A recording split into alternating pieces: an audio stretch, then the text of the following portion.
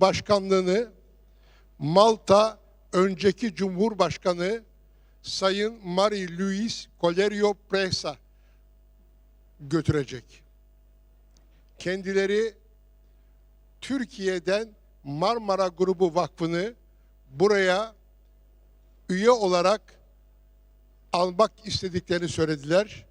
Bugün bu birlikteliğin iyi niyet protokolünü saygıdeğer Marie-Louise Colerio Presa ile imzalayacağız. Özür diliyorum. Marie-Louise Colerio Presa ile imzalayacağız. Sayın Marie-Louise Colerio Presa önceki Malta Devleti'nin Cumhurbaşkanıdır. Kendilerine bize gösterdikleri bu itimattan, alakadan dolayı minnetlerimizi sunuyoruz ve bu Akdeniz'de özellikle son 2 ay içerisinde meydana gelen babasız ve annesiz kalan çocuklar için çıkılan bu yolda kendileriyle birlikte olmaktan ve birlikte çalışmaktan mutluluk duyacağımızı da yüksek heyetinize arz ediyorum.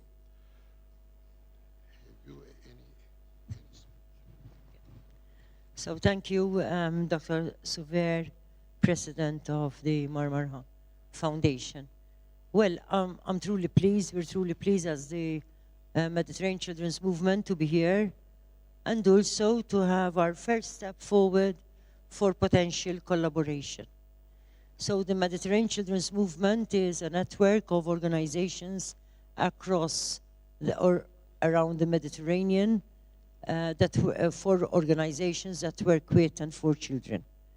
And the Marmara Group, to us, represents many of our values that we uphold very dearly.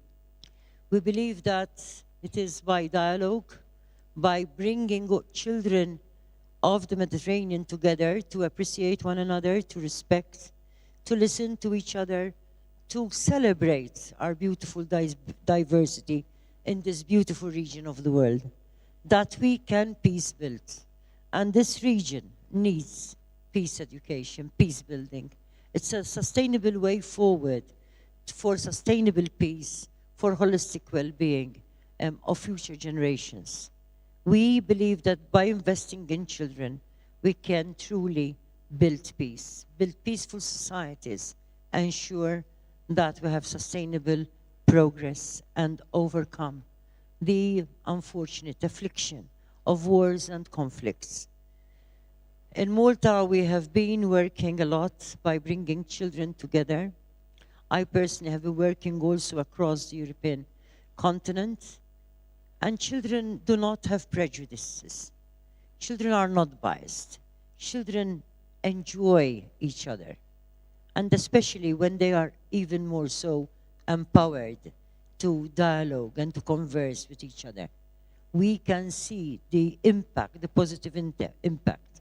And this is what we are trying to do on a Mediterranean level, in the Mediterranean region, to peace build so that our children can truly become the necessary ethical leaders for tomorrow, where they can join forces for the benefit of our peoples. We are truly pleased with the joining forces with the Marmara Foundation to explore all possibilities of dialogue, of creating safe spaces for soft diplomacy, as you are doing through this now Eurasian Summit, the 27th one of them. And I do thank you personally, Dr. Souver, for being such a visionary over these many years, that you have managed to create this safe space, bringing so many diverse stakeholders to discuss, to see what sort of collaborative possibilities there are to better our societies, our potential in our different societies.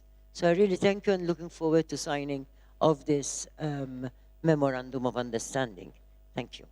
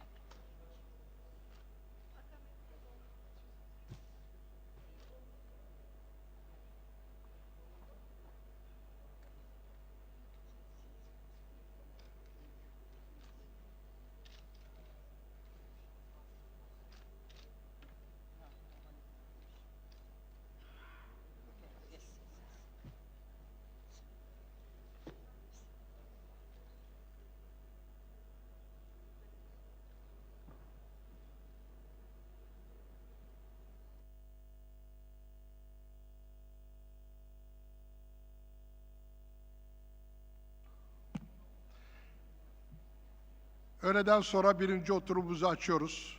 Bir başka deyişle 5. oturumumuz.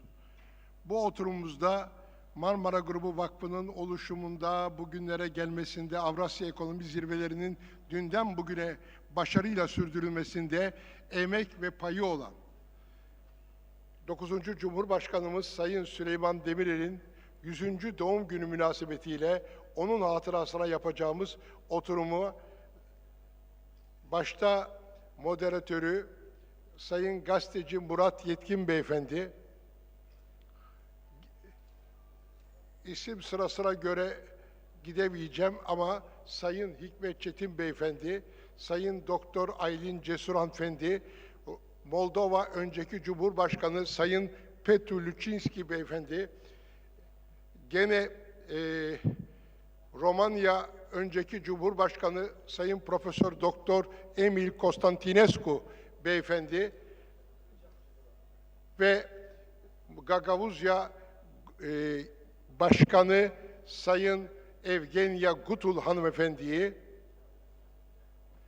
eksik kaldı mı Murat? İsimlere bak, bana söyle. İngilizce.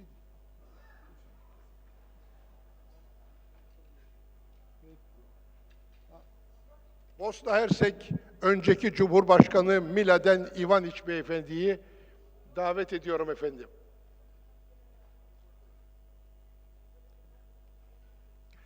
Sayın Peter Stoyanov, Bulgaristan önceki Cumhurbaşkanı, rahatsız oldukları için aramızda değiller.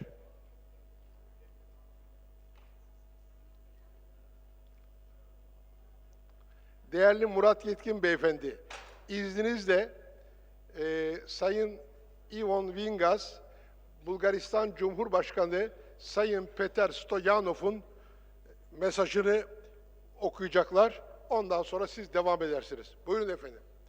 Sayın Ivan Vingas, Peter Stoyanov'un mesajını okuyacaklar efendim.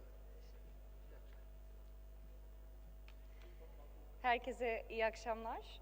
Geçen sene arkamda komisyon duruyordu. Sırtımı çevirdiğim için onlardan özür dilemiştim. Bugün yanımda Ada duruyor. Enteresan bir deneyim olacak benim için de.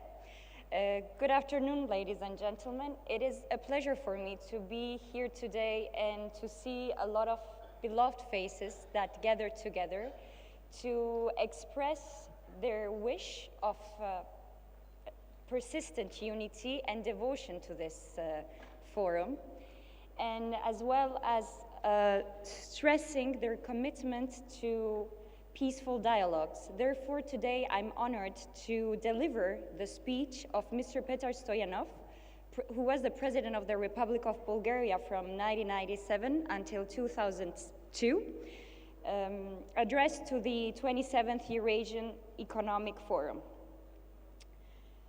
I start to quote, "Dear Dr. Suver, Your Excellencies, ladies and gentlemen, dear participants in the 27th Eurasian Economic Forum.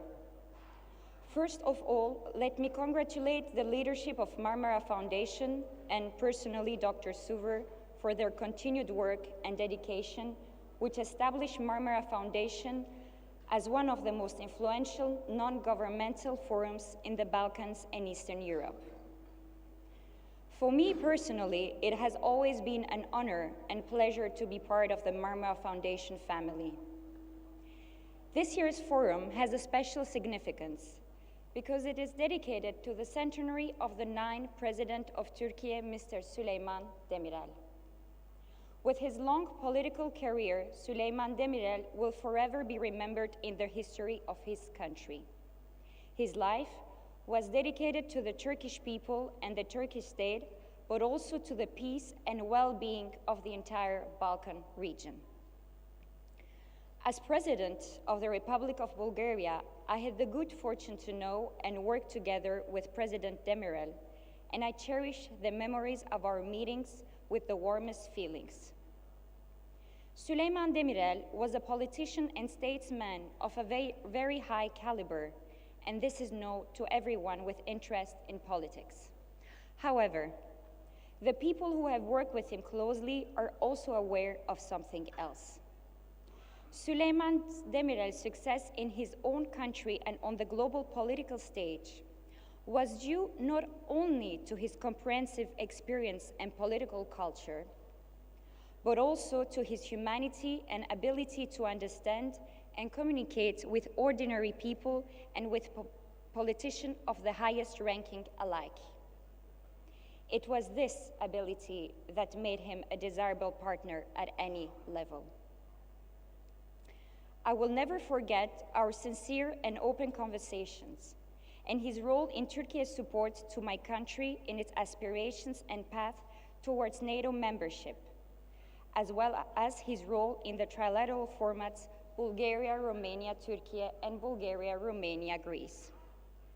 Mr. Demirel understood perfectly how important it is for Turkey and for the rest of the countries in the region to have an honest and friendly dialogue and close interaction and cooperation. This was extremely important in the complex and turbulent times after the collapse of the communist system and the tragic events in former Yugoslavia. The experience and wisdom of Süleyman Demirel was an example for us, the younger and more enthusiastic Balkan politicians. And to add something personal, the private conversations which my wife and I had with him and Mrs. Nazmiye Demirel were exceptionally warm and easy. That is why Mr. Demirel will remain in my memories as a great statesman, but also as a true friend in inspiration. End of quote, Petar Stoyanov. Thank you very much. Thank you very much for allowing us to deliver this message from Peter Stoyanov. We all have some memories, good memories with Süleyman Demirel. So it's very good for Mr. Akkan Suver and Marmara Foundation to make such a program. Thank you for that. Now, can I invite Evgenia Gutul, please, to the floor. If you like, you can use the stand, as you like. Buyurun.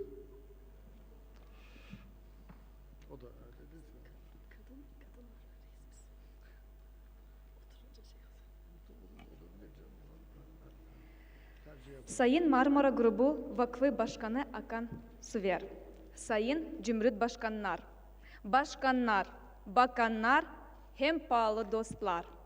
Avrasya Ekonomi Forumu önemli halklararası toplantılarında birisidir.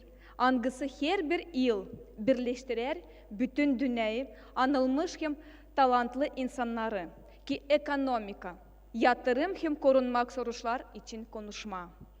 Bugün bizim diskusyamız adalı Türkiye'nin 9. Cumhuriyet Başkanı'na rahmetli Süleyman Demirel'e. Kimin adını bütün dünyada tanıyorlar. Hem kimin vakitinde önemli ekonomik reformalar yapıldı. Da Türkiye Avrasya en güçlü devletlerinde birisi oldu. Bugün de Türkiye'nin kavgaları hem cenkleri durgunmak, devletlerin arasında bağlantıları korumak soruşlarında büyük rolü var. Moldova Respublikası'nda hem Gagauzya'da Süleyman Demirel'i aklında tutar nice bir iyi dostu. Angısı toplamızda barış için çalıştı. Onun yardımıyla Moldova'da halklar arasında kavgalar bitti. Kan dökülmedi, usluluk peydalandı. Bu adamın otoriteti hem görgüsü için Gagauzlar Moldova'nın içinde otonomiya kazandılar. Kendi haklarını korumak için garantiyaları kabul ettiler. O buldu en uygun formulayı. Angısı göre Moldova'nın bütünlüğün korunacak. Hem de o hep o zaman Gagauzlar ekonomika, politika, kültüra uğrunda kalkınma kolaylık olacak. Dil boşuna Gagauzya için söylenir ki bu ilk hem bitki örnek Avrupa'da açan tartışmalar usulükle hem diplomatik konuşmakla çözüldü. Süleyman Demirel o insan angısı bizim küçük Gagauz halkımızı açıkladı büyük Türk dünyasına. ailesine, hem anlattı bizim için bütün dünyaya. O severdi bizi baba sevdasından, nice kardeşleri hem nice kendi çocukları. Sayın Demirel çok sıra Moldova'ya hem Gagavuzya'ya geldi. Her kere onu karşıladılar bütün yürekle. Nice bir en pahalı dostum. Gagavuzya'nın yaşayanları tutar aklısında o finans yardımı hangisi verdi Sayın Cumhurbaşkanı.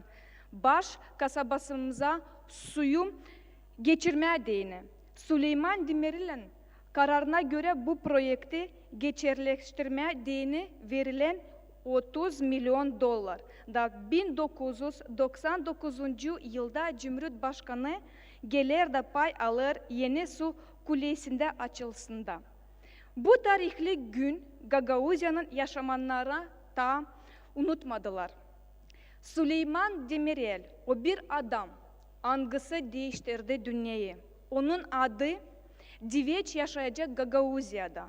Demirel'in adını taşıyor okul, Uşak Bahçesi, Moldova Türk Liseyi. Onun anmak taşı Gözeleder Gagavuzya baş kasabasını, Komrat'ın merkezine. Pahalı dostlar, bu yıl 30 yıl tamamlar nice kuruldu bizim Gagavuzya avtonomyamız. Bu yıllarda Türkiye çok yardım etti. İnfrastruktura, sağlık, öğretmek sferalarda. İsterim söyleme ki Türkiye'nin şimdiki Cumhurbaşkanı Sayın Recep Tayyip Erdoğan bu bağlantıları korudu. Hem başladı bize yeni önemli projeleri. Bitki 10 yıl içinde Türkiye'nin yatırımlarına Gagavuzya'da 1 milyar lirayı geçti. Avtonomyamızda düzüldü uşak bahçeleri, sağlık kurumları, spor kompleksi hem eğitim kulesi.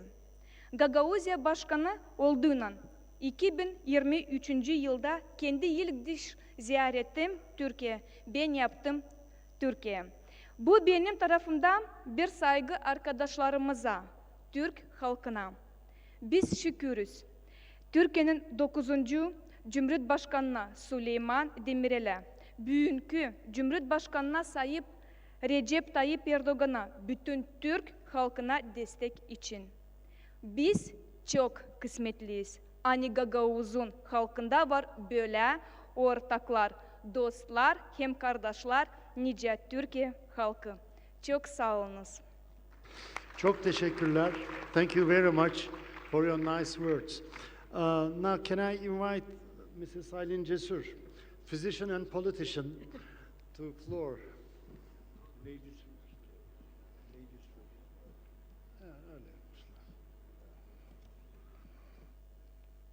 Saygıdeğer Cumhurbaşkanları, Sayın Başkan, şahsınızda tüm davetlileri saygıyla selamlıyorum. Değerli gazeteci Murat Yetkin'e çok kıymetli, saygıdeğer panelistlerle beraber bu toplantıda onlarla beraber olduğum için de şeref duyuyorum. Marmara Grubu Vakfı Başkanı Sayın Akkan Suveri ve vakfın değerli yöneticilerini Bir Ömür Suyun Peşinde isimli Avrasya Ekonomi Zirvelerinin 27.sinde böyle değerli, çok önemli benim için bir panel tertipledikleri için, saygın konuşmacılarla beraber beni de davet ettikleri için şükranlarımı sunuyorum. Evet, Sayın Cumhurbaşkanı Süleyman Demirel'in doktoru olarak başladığım kendisiyle mesaimde, doktorluğun yanı sıra Sayın Cumhurbaşkanımızın baş danışmanı olarak daha sonra görev yaptım. Ve daha sonra da kendisinin 40 yıllık siyaset hayatında kendi memleketi seçim bölgesi Isparta'dan da milletvekili seçildim. Bütün bu süreç içerisinde faydalı ömrümün bayağı önemli bir bölümünü Sayın Cumhurbaşkanı ile mesai yaparak geçirdim. Umarım buradaki çok değerli konuklar ve kendisinin hayatından muhakkak çeşitli zamanlarda, çeşitli yerlerde bir şekilde arkadaşlık yapmış, dostluk yapmış olan çok saygıdeğer konuklar benim takdimimden de memnun kalırlar efendim. Evet, bir tıp insanı olarak biraz Süleyman Demirel'den bahsetmek istiyorum. Yüksek zekası, eşsiz hafızası, Çok iyi bir eş, çok iyi bir baba, arkadaş, vefalı bir dost oluşunu gördüm onunla beraber geçen yıllarda. Ve milletin kendisine verdiği baba unvanını aslında neden verildiğini anladığım bu yıllarda müthiş bir devlet adamının milletine adanmış ömrüne, Atatürk sevdasına ve Atatürk'ün kurduğu cumhuriyete olan bağlılığına ve o cumhuriyetin olmazsa olmazının demokrasi olduğuna inancına tanıklık ettim. Ve bir ömür boyu süren demokrasi mücadelesinin de bir kısmına şahitlik ettim. İslam köyden çıkan bir köylü çocuğunu Cumhuriyetle yaşıt sayılacak olan ömründe Cumhurbaşkanlığına giden öyküsünde, kalkınma mücadelesinde yokluktan bitap düşmüş 13 milyonluk ve bütün sanayi ihtiyaçlarını dışarıdan ithal eden, tarıma dayalı, kişi başına düşen gelirin yıllık 50 doları olan bir Türkiye'den, Süleyman Demirel'in Cumhurbaşkanlığını tamamladığı 2000 yılında imar ve inşa edilmiş ve sanayi toplumu haline gelmiş bir Türkiye'ye gelişindeki aslında bir öykü bu. Ve işte o imar ve inşada o 50 yıl Süleyman Demirel'in büyük katkıları var. Cumhurbaşkanlığını 2000'de tamamladığında Türkiye dünyanın 16. büyük ekonomisiydi. Ve Süleyman Demirel köylünün sorunlarını bilmesi, köyden gelmesi, çok iyi bir mühendis olması, işte pozitif, akılcı, çağdaş, çok yönlü kişiliği bu 50 yıllık mühendislik ve kamu hayatında ve siyasi hayatında hizmetlerinde az önce bahsettiğim Türkiye'nin gelişiminde büyük katkıları olmasına çok gerçekten de etkisi oldu. Bitmek bilmeyen bir enerjisi vardı Sayın Cumhurbaşkanı'nın. Sizlerin pek çoğunun bildiği, şahitlik ettiği gibi. Ve çalışarak, son nefesine kadar çalışarak geçen bir ömürdü Demirel'inki.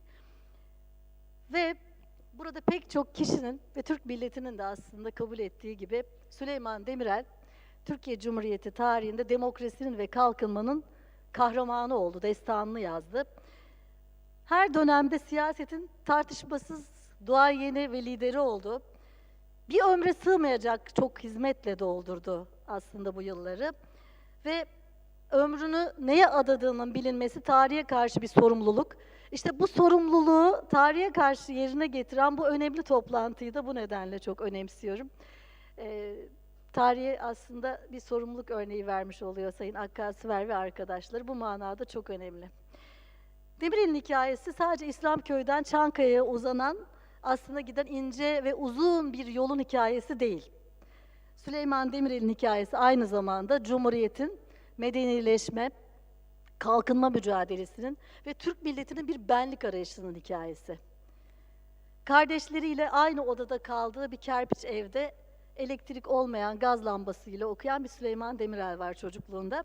Ve ortaokula gitmek için her sabah kilometrelerce yol yürüyerek okula giden bir Demirel. Ve okuduğu okulları çok iyi okuyan, çok iyi bir mühendis olan, kendisini mühendis olmaya iten şeyi de çeşmeden su taşıyan, anasının uzamış olan kolları olarak tanımlayan bir Süleyman Demirel var. Ve işte anasının uzayan kollarıyla mühendisliğe iten o Süleyman Demirel'in aslında kavgası, milyonları çatlamış toprakla mavi gökyüzü arasında sıkışmış olan kaderinden kurtarma kavgası. Ve bunu kendisine katkıda bulunmaya mecbur hissetti. Bir ömürde aslında buna gayret etti. Suyu aradı ve suyu buldu. Kendisini biraz önce Sayın Evgenya işte Gagavuzya ve sudan bahsetti. Evet, suyu aradı buldu. Sadece Türkiye'de değil, aslında dünyada suya ihtiyacı olan herkese suyu götürmeye çalıştı. Kardeşlerine götürmeye çalıştı. Kendisine çok teşekkür ediyorum az önceki takdimi için. Ve Türk köylüsünü kendisini siyasete eden bir sebep de olması gerekiyordu. İşte Türk köylüsünü içinde bulunduğu çaresizlikten ve yokluktan çıkarmaya mecbur hissetti kendisini ve ondan dolayı siyasete girdi. Demirel'in göreve başladığı yıllarda Türkiye'nin 35 bin köyünün sadece 13 tanesinde elektrik vardı. Bir yerden bir yere gidilemeyen ve gidilmesine asla ihtiyacı da olmayan bir Türkiye'ydi o zamanki Türkiye. Ve onun rüyasıysa Büyük Türkiye'ydi. Büyük Türkiye'ydi hayali. köyden gelen ve halkın ızdırabını iyi bilen biri olarak 65 seçimlerinde vatan için el ele diyerek yola çıktı ve halkın karşısına kavgada, dövüşte fayda yoktur diyerek yola çıktı. Gelin Türkiye'yi iyi günlere götürelim, aş bulalım, ekmek bulalım, Türkiye'yi imar ve inşa edelim dedi. Türkiye'yi kalkındıralım, çağdaş ülkeler seviyesine getirelim. Ne mi yapalım? Avrupa ile Asya'yı birbirine bağlayalım, Boğaz Köprüsü'nü yapalım, yaptı. Ne mi yapalım? Dicle ile Fırat'ın üzerine Keban Barajı'nı yapalım. Türkiye'ye elektrik bulalım, elektrikle fabrikalar kuralım, fabrikalarda çocuklarımıza iş bulalım, aş bulalım, okul yapalım, okumayan insan kalmasın ve geleceğe yürüyelim diye amacı ve bunları yaptı. Ve gayret yurt topraklarında verilecekti. Bilgi konacak, demir konacak, çimento konacak ve en önemlisi bu güzel topraklara sevda konacak dedi ve koydu. Ne yapmaya kalkışsa engellemeye çalışanlar oldu. Para yok, para bulacaksınız buldu. Proje yok, bulacaksınız buldu. Mühendis yok, bulacaksınız buldu. Barajlar geldi ard arda. Seyhan Barajı, bir ömrüm olsa bir tane daha veririm dediği büyük eseri GAP. Dünyanın incisi dediği Atatürk Barajı, Birecik Barajı, Karkamış Barajı, dağları değil çağları deldiği Urfa Tüneli ve sanayileşme. Kendisinin deyişiyle iğneden ipliği her şeyi dışarıdan satın alan bir ülkeden kendine yetecek inşa gücü ve sanayi tesisiyle eğitim kurumları olan bir Türkiye. Ve 2000'e gelindiğinde Türkiye 80 milyona varan nüfusuyla tüm sanayi ürünlerini ithal eden bir ülkeden bir sanayi toplumuna dönüşmüştü artık. Her alanda dev yatırımlar gerçekleştirmişti. Ve çağdaş Türkiye'nin en büyük şartı da eğitimdi. Okulsuz köy, ortaokulsuz, kasaba ve lisesiz ilçe kalmamalıydı. İlk hedef buydu. Cumhuriyet'in aslında en güzel eseri saydığı üniversiteyi de her yere götürelim. Demirel'in ömrü boyunca belki de en çok kalbinde göğsünde taşıdığı hedef oldu. 104 üniversitenin kurulmasına imza attı. Amacı ülkenin özgür olmasıydı. Hür devlet, hür toplumla mümkündü. İnsanların hür olması ise eğitimle mümkündü. Eğitimi bu yüzden hizmetlerinin en başında tuttu. Ve hür üniversite demokrasinin aslında Demirel'e göre en önemli kurumlarındandı. Ve adalet işlemeliydi ülkede, kurumlar işlemeliydi, anayasa işlemeliydi. Devlet pozitif hukuka dayanacaktı, Batı'nın kurallarına, kanunlarına esas alan bir devlet olacaktı. Cebinde taşıdığı anayasasını, diğer cebinde taşıdığı Kur'an-ı Kerim'le beraber hiç yanından ayırmadı. Hukukun üstünlüğüne inandı ve bunu hep dile getirdi. Devlet kavramını ve onun zedelenmemesini çok önemsedi. Ona göre devlet halkın devletiydi. Üstün irade ve her türlü yönetim yetkisinin kaynağı da millet iradesiydi. Derdi ki, hükümetler şapka gibidir, devlet baş gibidir. Hükümet eskirse, şapka eskirse onu değiştirirsiniz, atarsınız şapkayı, yenisi gelir. Ama başı eskitmeyin, yani devlete zarar vermeyin. Kıbrıs'a, Azerbaycan'a, Türk dünyasına, Gagavuzya'ya, Balkanlara, Amerika'dan Orta Doğu ve Rusya'ya uzanan iyi ve artan ilişkiler ve bir ömür inandığı davalarından biri olan Avrupa Birliği üyeliği. Burada çok değerli, kendisinin siyasi hayatında ve normal dost olarak çok iyi ilişkiler içerisinde olduğu cumhurbaşkanları var. Biraz sonra konuşacaklar. O yüzden dış politikadaki şahsi ilişkilerinin Türkiye'nin menfaatine nasıl geliştiği kısmına ben girmeyeceğim. Sayın Meclis Başkanımız var ve diğer cumhurbaşkanlarımız var. Sonuçta sözlerimi bağlayacağım efendim. Bir başarı hikayesi Demirel'inki ve Demirel işte bu 50 senesinde Türkiye Cumhuriyeti'nin hizmetle yer alıyor. DSİ Genel Müdürü olarak, mühendis olarak 7 kere hükümet kurmasıyla 12 sene başbakanlık ve 20 sene milletvekilliği yapmasıyla ve 7 sene cumhurbaşkanlığı yapmasıyla sürekli hizmet içerisinde olan ölünceye kadar hizmet eden bir Demirel var. Ve Cumhurbaşkanlığı dendiği yerde ülkenin her kişisini ve her köşesini kucaklayan bir cumhurbaşkanıydı Süleyman Demirel. Cumhuriyetin faziletini daha iyi anlatmak mümkün müdür bilmiyorum ama bana Cumhuriyet nedir diye sorarsanız Cumhuriyet benim işte. Cumhuriyet İslamköy'den çıkmış bir köylü çocuğunu Cumhurbaşkanı yapan çok önemli bir değerdir demişti. Ve işte bu öyküde eğer burada olsaydı defalarca kendisiyle beraber oturduğunuz sıralarda benim de oturduğum, şimdi de burada hitap etmekten şeref duyduğum bu kürsüde şöyle bir mesaj vereceğini düşünüyorum. Onun adına ben bir mesaj vererek sözlerimi aslında bağlamak istiyorum. Evet, pek çok ülke gibi Türkiye'nin sorunları var. hiçbir zaman sorunlarımızı küçümseyemeyiz. Yorgunluğa, bıkkınlığa, karamsarlığa gerek yoktur. Şevkimiz, kararlılığımız, kendimize güvenimiz bize yetecektir. Türkiye neye sahip olduğunun değerini çok iyi bilmelidir. Sorunlar ne kadar büyük olursa olsun devletten, rejimden, kendisinden güvensizliğe düşmeden sorunlarını demokratik zeminlerde çözmenin yollarını aramalı ve bulmalıdır. Türkiye demokrasi ve insan hakları idealine ve prensiplerine içtenlikle bağlıdır. Bu kimseyi memnun etmek için değil, kendi vatandaşlarını memnun etmek içindir. Türkiye'nin doğusuyla, batılısıyla, kuzeylisiyle, güneylisiyle tüm bireyleri kardeştir ve bu kardeşlik bozulmamalıdır. İç barışın temel şartı hukuktur. Hukuktan önce geleni de birbirimizi doğru anlamaktır. Devletimizin hedeflerini doğru anlamaktır. Şehit kanlarıyla sulanmış olan bu güzel vatanda ay yıldızlı bayrağımız sonuna kadar dalgalacaktır. Ve Türkiye dünya devleti olmaktan vazgeçmemelidir. Dünya ile kucaklaşmaya devam etmelidir. Bu toplantıda olduğu gibi çok değerli dünyanın her yerinden gelen davetlilerle. Ben yöneticimizin sabırsızlandığını farkındayım.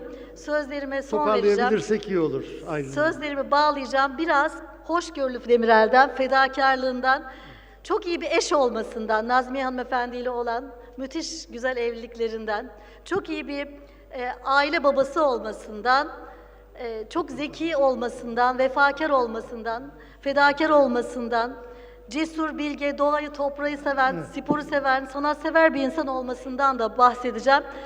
Ve bu duygularla adını tarihe altın harflerle yazdıran Türkiye Cumhuriyeti'nin 9. Başkanı Süleyman Demirel'in aziz hatırası önünde ihtiramla eğiliyorum. Kendisine Allah'tan rahmet diliyorum. Tekrar bu toplantıya beni davet eden Marmara Grubu'nun başkanı Sayın Akkan Süver'e ve değerli yöneticilerine ve siz değerli katılımcılarına çok teşekkür ediyorum. Şükranlarımı sunuyorum. Çok teşekkür ederiz. Thank you very much, Mrs. Aylin Cesur. Now, can I invite Dr. Ebul Constantinescu, former president of Romania, to take the floor.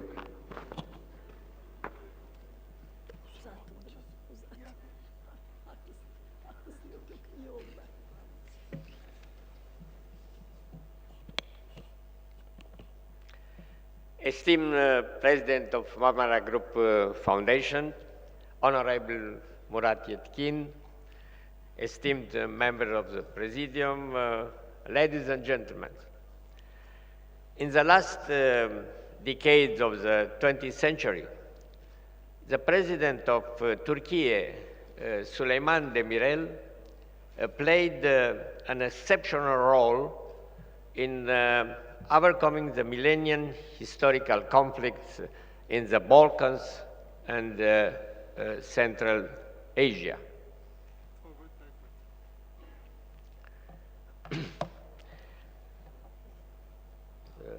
One moment.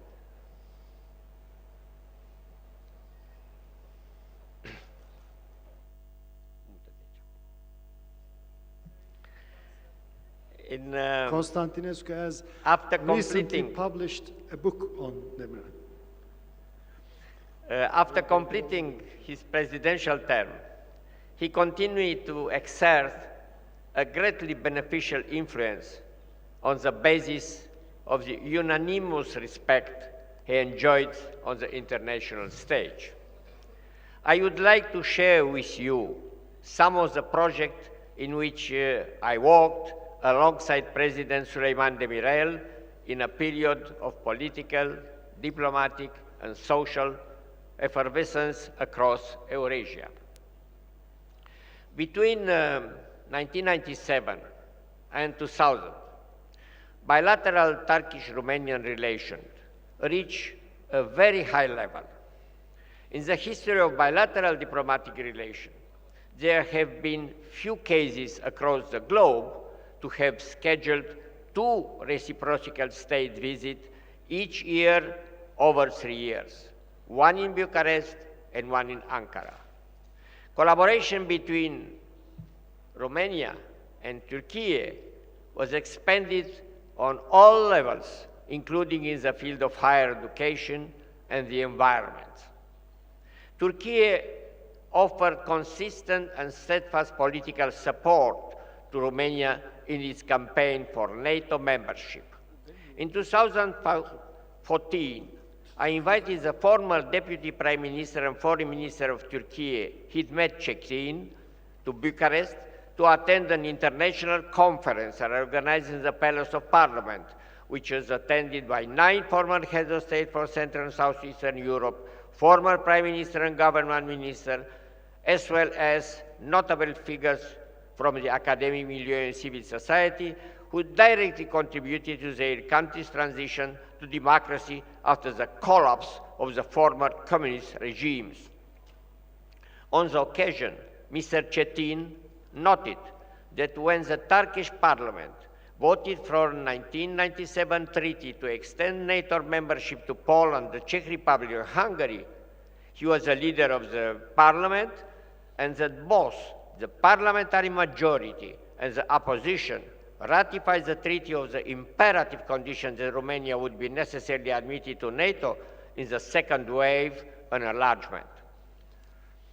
Our close cooperation continued throughout our presidential terms within the framework of the Turkey-Bulgaria-Romania trilateral, of economic cooperation of the Black Sea, of the Organization for Security and Cooperation in Europe, and on the rebirth of the Silk Road. It also continued after we left our term of office behind the 2000 as part of the Balkan Political Club, the Global Baku Forum, and the Eurasian Economic Summit. Testimonies of our collaboration, object gifted by President Süleyman Demirel, can be found in the permanent exhibition titled Artifacts of the Balkans, the Caucasus, the Middle East, and the Northern Africa, hosted by the Institute for Advanced Studies in Levant, Culture and Civilization in Bucharest. In my address, given in that same city in November 2023, on the occasion of the 100th anniversary from the proclamation of the Republic of Turkey, hosted by the Romanian-Turkish Chamber of Commerce, in the presence of the Honorable Dr. Yalcin Topçu, President Advisor of the President Recep Tayyip Erdogan, I paid homage to the personality of President Süleyman Demirel. I have written at length about all these memories in the book that I prepared for this event, titled Süleyman Demirel, Leader of Peace and Sustainable Development in the Balkans and Eurasia. Some of the headlines of that book have been scrolling past across the screen behind me. The personality of Süleyman Demirel has often been evoked as part of the extensive research on Romanian-Turkish relations carried out in Bucharest by the Institute for Advanced Study in Levant Culture and Civilization in partnership with the Marmara Grubu Foundation. In closing, please allow me to relieve the emotion of 2 days I spent in Sparta in 2014 on the occasion of celebrating 9 decades of Süleyman Demirel's eventful life. During the dinner, President Demirel honored me by asking that I give a toast on behalf of attending foreign guests. At the table sat alongside his brother Şevket and several close friends. The smile that lit up his face was marked only by the sadness of his beloved wife Nazimia's departure, who had been by his side for his entire life.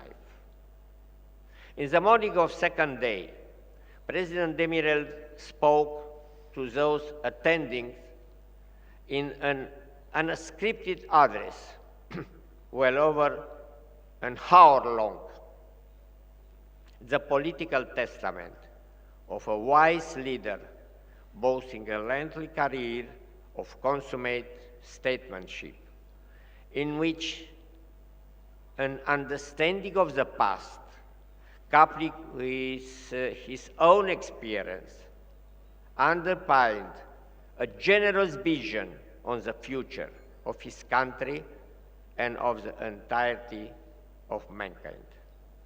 He then invited me to accompany him to the Museum of Democracy and Development, situated within the Süleyman Demirel complex in Islam Khoi, built with the aid of his brother Şevket and other long-time collaborators, a testimony to a life dedicated to the good of his country and his people.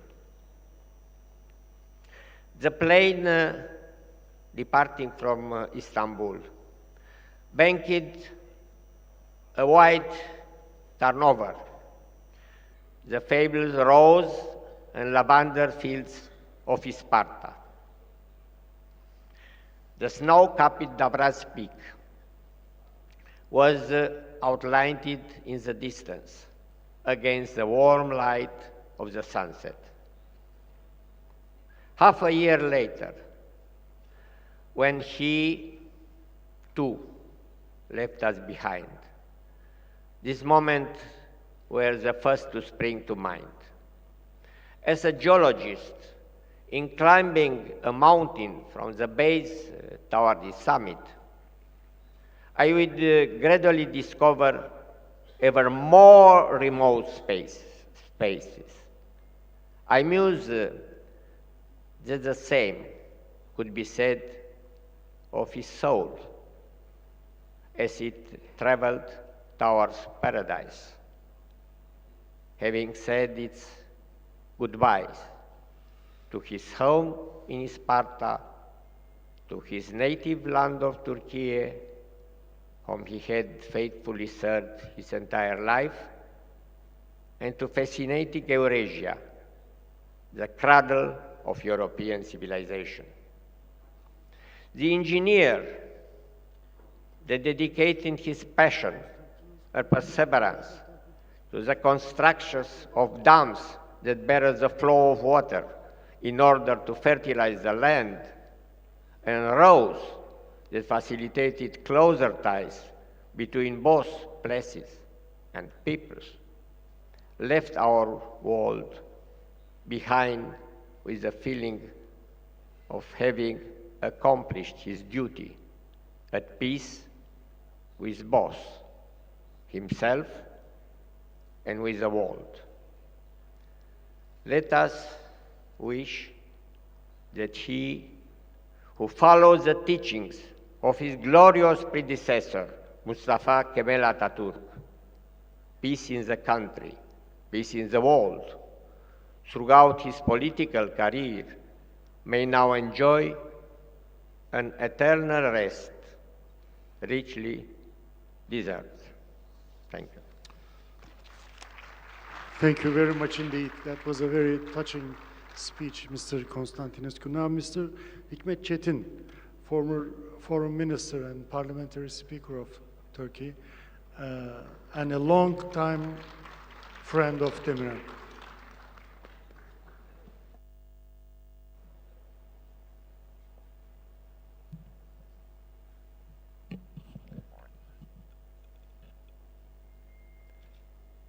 Öncelikle Hakan Süver ve arkadaşlarını kutlamak istiyorum. Böyle yüksek düzeyli bir toplantıyı 27 senedir sürdürüyor. O bakımdan da kesinlikle çok kutluyorum. Emil Konstantinescu'yu kutluyorum. Bana biraz önce kitabını imzalı olarak verdi. Süleyman Demirel kitabını yazdı. Ve kitabın isminin altında yazdığı bir ifade var. Süleyman Demirel'i çok iyi izah ediyor. Leader of Peace and Sustainable Development in the Balkan and Eurasia. Again, I congratulate Emil Konstantinescu. Ben Süleyman Demirel'i üniversiteyi bitirdiğim yıllarda 1961'de tanıdım. 1961'de 60'ta Devlet Planlama Teşkilatı kurulmuştu. Kanunun bir maddesinde yedek subaylık talebe dönemi bittikten sonra planlama alabiliyordu. Çünkü Süleyman Demirel o çok erken yaşlarda, 30 yaşlarda Türkiye'nin en önemli kurumunun genel müdürüydü. Devlet Su İşleri'nin. Devlet Su İşleri, enerji ve sulamanın en önemli kurumuydu. Askerlik yapmadığı için de hep ertelenmiş galiba o dönemde. 61'de tanıma fırsatını buldum.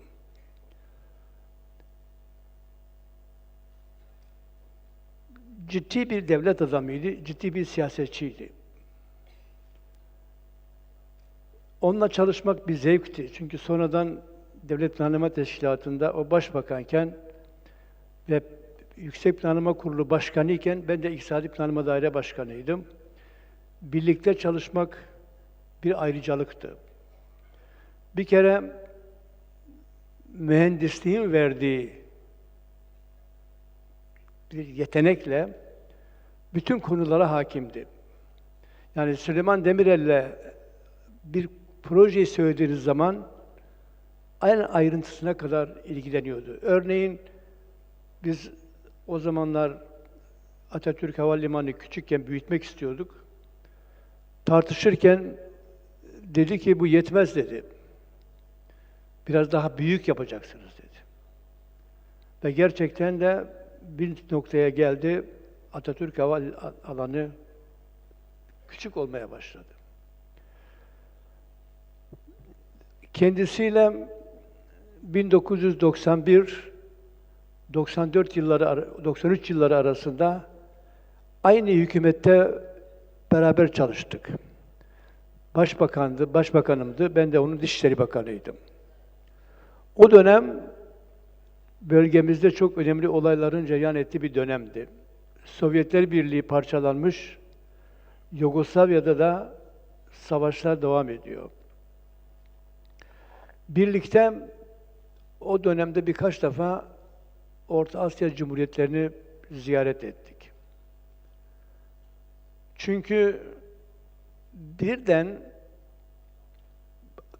komşumuz Büyük Sovyet Birliği gitmiş, yerine Türkiye Cumhuriyetleri dediğimiz 15 yeni cumhuriyet ortaya çıkmıştı.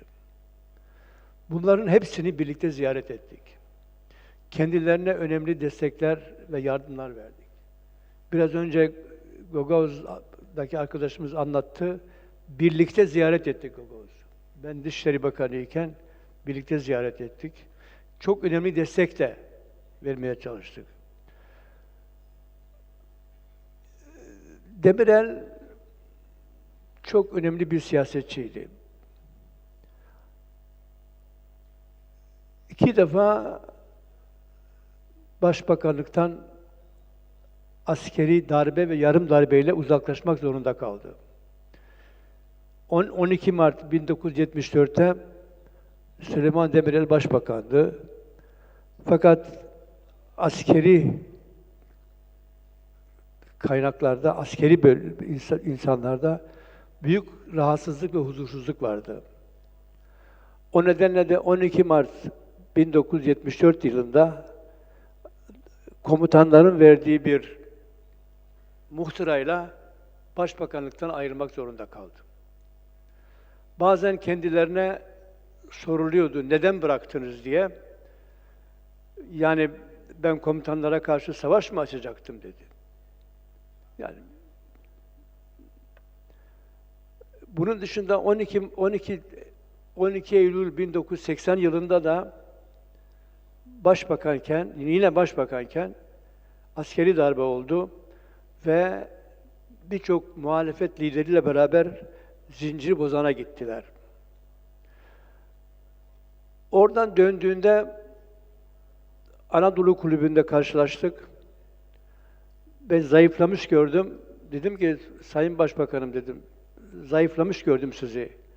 Gamdan, kederden değil dedi. Ben beraber çalışmaktan çok büyük mutluluk duydum. Yani barış severdi, devlet adamıydı, siyaset adamıydı. Türkiye'nin bana göre gelmiş geçmiş en önemli siyaset adamıydı. Bana bir gün dedi ki, Cumhuriyet, Cumhuriyet diyorlar dedi. Hikmet dedi, Cumhuriyet benim, Cumhuriyet sensin dedi. Ben İslamköy'den geldim. İslamköy'den geldim. Başbakan oldum, Cumhurbaşkanı oldum. İşte bu Cumhuriyettir dedi. Sen Diyarbakır'ın bir kasabasından geldin. Dışişleri Bakanı, Meclis Başkanı oldun. İşte bu Cumhuriyettir dedi. Cumhuriyet budur dedi. Atatürk budur dedi. Cumhuriyete çok bağlıydı. Cumhuriyetin ilkelerine bağlıydı. Layıktı, demokrattı ve çok önemli bir siyaset adamıydı. Ben umarım 1 Kasım 1924 yaş günü olacak, 100. yaş günü olacak. O yaş gününü daha görkemli bir şekilde kutlayacağımızı umuyorum. Hak ediyor, fazlasıyla yapmak gerekir. Hem içeriden hem dışarıdan bazı değerli konukları da davet ederek kendisine yakışır bir 100. doğum yılını kutlamamız gerekiyor. İyi yaşadı, güzel yaşadı ama sonunda hayat bir şekilde sona eriyor ve 1913'te Süleyman Demirel'i kaybettik. Allah rahmet eylesin. Umarım 100. yılını çok daha görkemli bir şekilde kutlarız. Bir Balkan sevdalısıydı. Jölev Balkan Kulübü diye bir kulüp kurdu. O kulübe Demirel'le birlikte ben de üyeydik biz. Çok önemli toplantılar oldu. Ölmeden önce dedi ki bu kulüp devam etmelidir dedi. Kiminle devam edebilir dedim. Emir Konstantinescu dedi. Yani Emir Konstantinescu ile konuşun dedi. O devam ettirebilir dedi. Bir müddet beraber konuştuk ama maalesef mümkün olmadı. Ve o çok önemli bir kulüptü. Bir araya geliyordu Balkan ülkeleriyle birlikte. Çok önemli görevler yaptık zannediyorum. Örneğin Makedonya'nın isminin tanınması için çok çaba gösterdik. Yunanistan'ın itirazı vardı.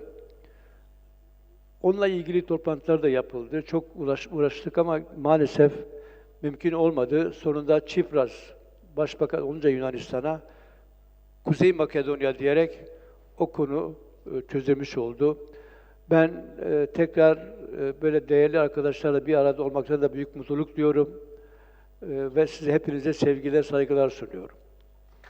Çok teşekkürler. Thank you very much, Mr. Çetin. Now, please, Mladen Ivanic, former President of Bosnia and Herzegovina. Could you please take the floor?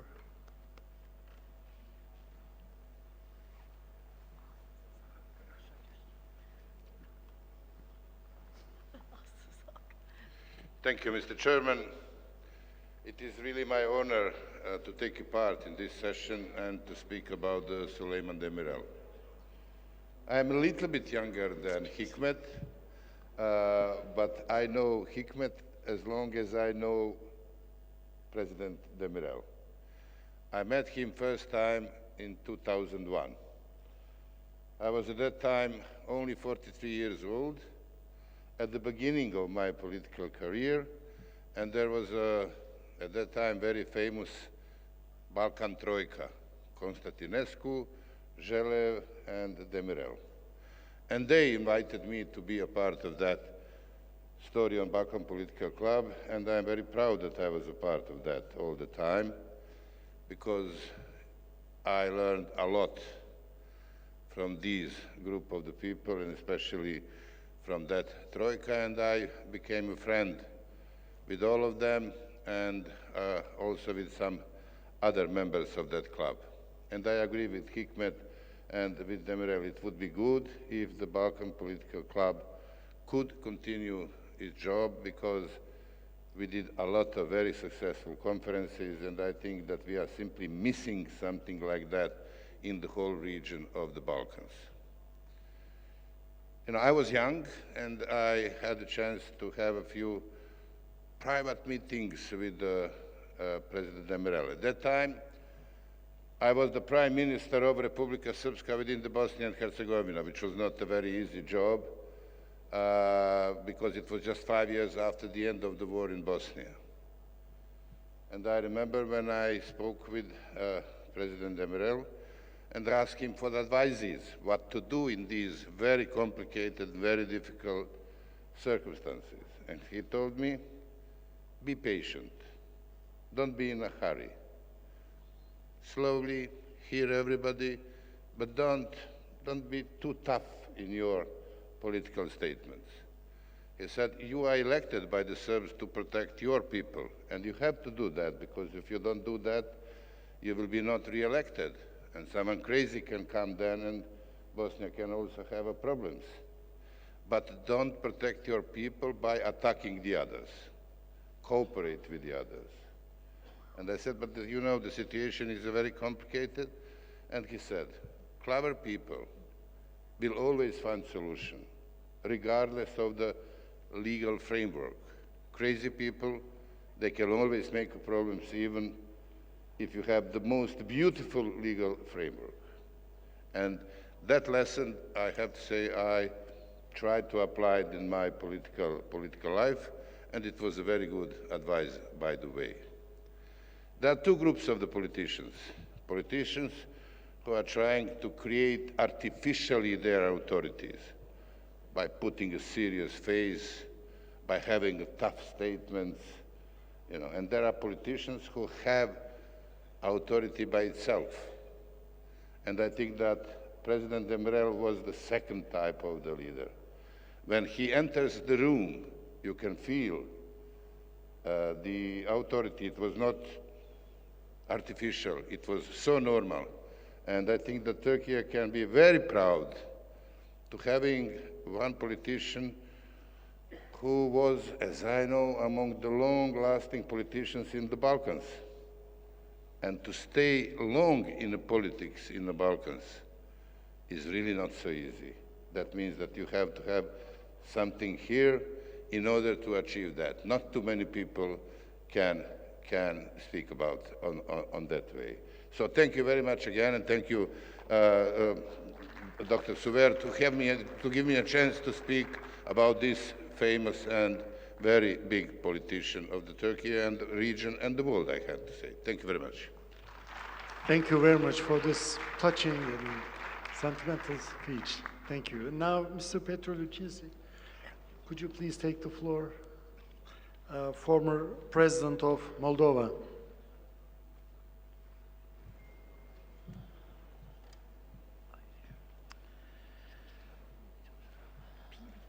Suleiman Demirel este o figură istorică semnificativă nu doar în contextul istoriei Turciei, ci și la nivel mondial.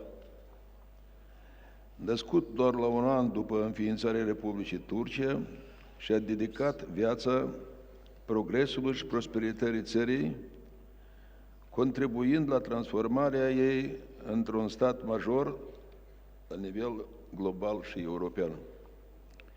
De menționat faptul că în rândul președinților de atunci, Demirel a fost unicul care a participat la semnarea actului de la Helsinki din 1975, având o istorie personală notabilă și 7 mandate de prim-ministru a Turciei. În afara funcției sale oficiale de președinte al Turciei, se evidenția prin amabilitatea și ospitalitate. Problemele discutate erau rezolvate rapid, datorită abilităților sale de comunicare remarcabilă. El era nu doar o figură istorică, ci și o sursă de respect datorită vârstei și înțelepciunii sale. Pentru prima oară m-am întâlnit cu domnul Demirel în 1993, în calitate de președinte Parlamentului. Ulterior, în calitate de președinte a Republicii Moldova, am colaborat strâns, având nenumărate întâlniri. În primii ani de independență ai țării mele, am gestionat conflicte și tensiuni, în special în regiunea Găgăuzia, unde existau dorința de autonomie pentru dezvoltarea identității naționale, în aprecierile precum limbă, cultură și administrație. Trebuie să se evite transformarea situației într-un conflict militar, asemănător cu cel din Transnistria. De aceea Turcia și îndeoseb Demirel au acordat un sprijin semnificativ în această situație. Anume, în această perioadă, cu sprijinul direct al lui Demirel, în Găgăuzia a fost înființată universitatea, au fost implementate proiecte pentru dezvoltarea regiunii și atragerea de investiții. Mai mult ca atât, în centrul Găgăuziei, Comrat, care de atunci nu avea apă potabilă, a fost acordat un credit de milioane de dolari pentru construcția conductei de aprovizionare a localității cu apă. Adesea întâmpinam probleme în relațiile bilaterale cu Turcia și care le discutam atât de la întâlnirile obișnuite, cât la evenimentele specifice. De exemplu, în primăvara anului 1993, în Ankara, ne-am întâlnit imediat după ce a fost ales ca președinte al Turciei și am conlucrat la formarea adunării parlamentare a cooperării economice al Mării Negre, stabilind statutul organizației acestea. Aceasta a fost prima noastră întâlnire și colaborare. În repetate rânduri, subliniez, încă o dată, la început, am stabilit relații extrem de prietenoase. În 98, la aniversarea 75 a Republicii Turcia, în calitate de președinte al Moldovei, am participat la festivități, unde am remarcat atitudinea oamenilor față de Demirel și am discutat diverse probleme. În august 98, cu ocazia aniversării a 60 de ani la președintele Ucrainei Kuchma, m-am aflat la Crimea, unde el a avut o întâlnire prietenească cu mai mulți președinți din țările CSI. Domnul Demirel m-a invitat la odihnă în Turcia și a trimis după mine și soția mea avionul prezidențial. Pe fotografii se văd imagini de la această întâlnire prietenească. În 99, cu ocazia celebrării a 50 de ani de la înființarea NATO, am spus o glumă în timpul unei discuții la Washington cu Demirel și cu Heydar Aliyev. Am subliniat simbolismul faptului că la 8 ani de la destrămarea Uniunii Sovietice s-a întrunit în Washington o ședință comună între NATO și Biroul Politic din Moscova, la care au participat Shevardnadze, Aliyev, Nazarbayev și eu ca membri ai fostului birou politic. Aceasta reflecta schimbările semnificative și fundamentale din această perioadă. Amintirile legate de relațiile cu Demirel sunt cele mai plăcute. El a fost un om al cuvântului dat și a acordat atenție și chestiunilor mai mici legate de activitatea noastră. Niciodată nu am întâmpinat probleme cu promisiunile sale sau nerespectarea cuvântului. Ca un exemplu, poate servi stabilirea companiei Turkcell în Moldova, care a venit după o înțelegere mea cu Demirel. Turkcell, care astăzi este Molcel, este un agent economic serios în Moldova. Președintele Demirel era orientat spre viziune de termen lung. De aceea, îți dați seama față de s-a păstrat chiar și după am părăsit funcțiile de președinte, păstrând relațiile noastre. La 100 de ani de la nașterea sa, îi aducem omagiul pentru recunoștința noastră pentru totul ce a făcut pentru dezvoltarea relațiilor prietenești Moldo-Turcia. Rolul esențial al lui Demirel în această evoluție este consemnat prin amplasarea bustului său în Comrat, în aleea personalităților care au contribuit la dezvoltarea poporului găgăuz și la relațiile actuale, semn că a fost o personalitate respectată iar amintirile despre rămân întotdeauna frumoase și pentru totdeauna. Vă mulțumesc! Thank you very much, Mr. Lishinsky. We are over. I hope you enjoyed and intellectually enriched because of these great speeches delivered by honorable members of the panel discussion. I also pay respect to Mr. Demiral, which I respected much when he was alive. And I hope, as Mr. Chetin said, we can have a better, like this one, celebration for his anniversary, 100th anniversary. Thank you.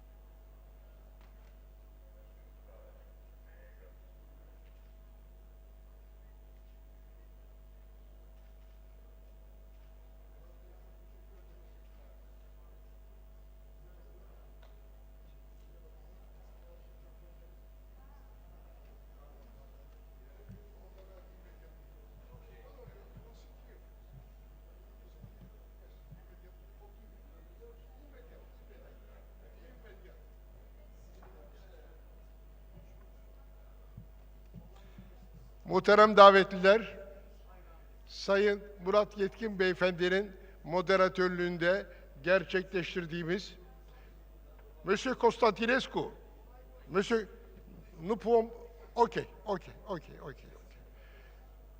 Sayın Murat Yetkin'in moderatörlüğünde gerçekleştirdiğimiz Süleyman Demirel oturumunu tamamladık. Katılımcılara teker teker Sayın Petr Luçinski'ye, Sayın Doktor Aylin Cesur'a, Sayın Evgenya Kutul'a, Sayın Miladen İvaniç'e, Sayın Hikmet Çetin'e ve Sayın Emil Konstantinescu'ya ayrı ayrı teşekkür ediyoruz. Şimdi Cumhurbaşkanları oturumuna geçiyoruz. Bir bana program versenize. Program. Ben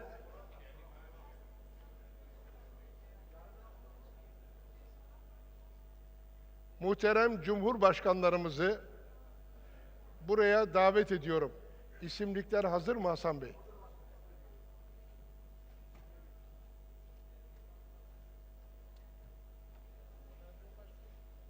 Efendim?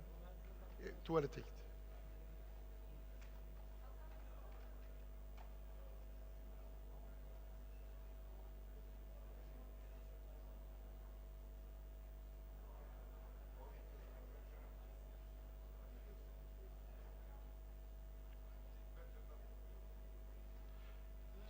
Sayın Marinko Chavara. His Excellency Marinko Chavara.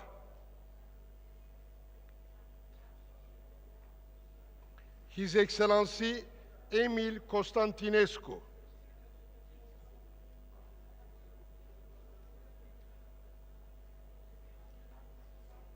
Hasan, en başa al. En başa al Sayın Çavara'yı. Sayın Nambar Enkbayar. His Excellency Nambar Enkbayar. His Excellency Dr. Miladen Ivanic. His Excellency Ivo Josipovic. His Excellency Vaclav Klaus. His Excellency Petru Luczynski.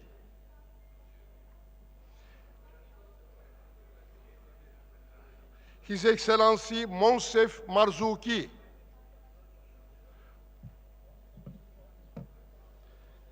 His Excellency Stefan Mesic. His Excellency Ilir Meta.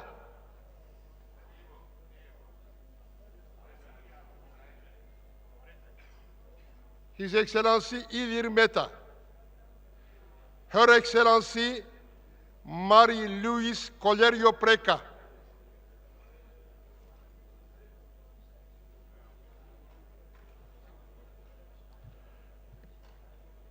His Excellency Borut Pahor.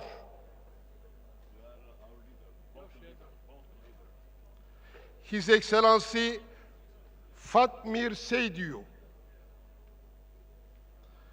His Excellency Boris Tadic. His Excellency Ersin Tatar. His Excellency Bamir Topi. His Excellency Danilo Türk. His Excellency Filip Vijanovic. His Excellency Valdis Zatlers.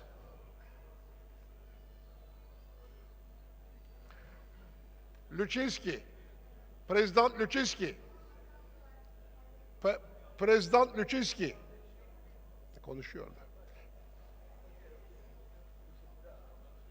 Kim gelmedi? İlir Meta burada. İlir Meta ayrı bir yere oturdu herhalde.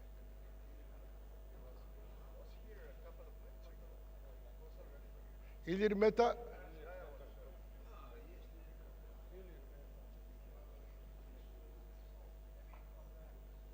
Who is absent?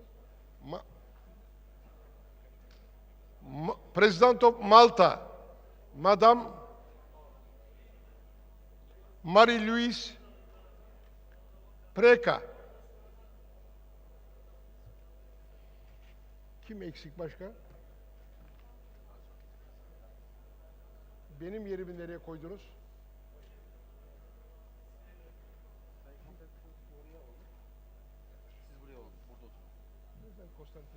Passer là-bas parce que je veux que ça soit ici. C'est plus mieux.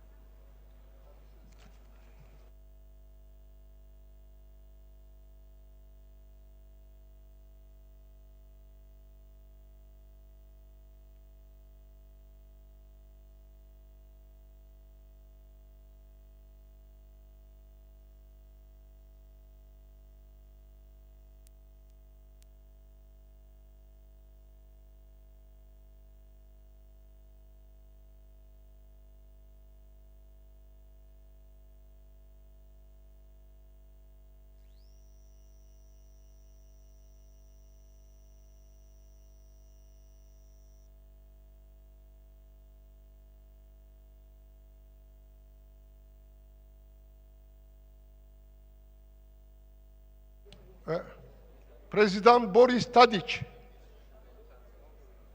Çocuklar, Prezident Boris... Burada ismi, var ismi. Prezident Boris Tadic. Okay.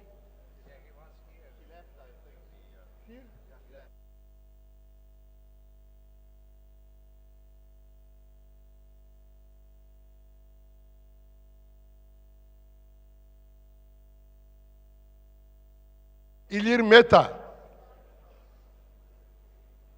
Okey. Geldi. Meta is here. Meta is here. Bana bir el mikrofonu verir misiniz? Okey.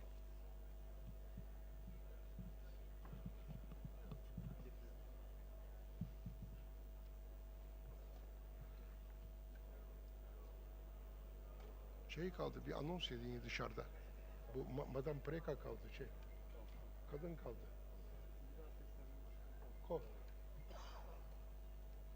El mikrofonu veriyor musunuz bana? Burada konuşacak.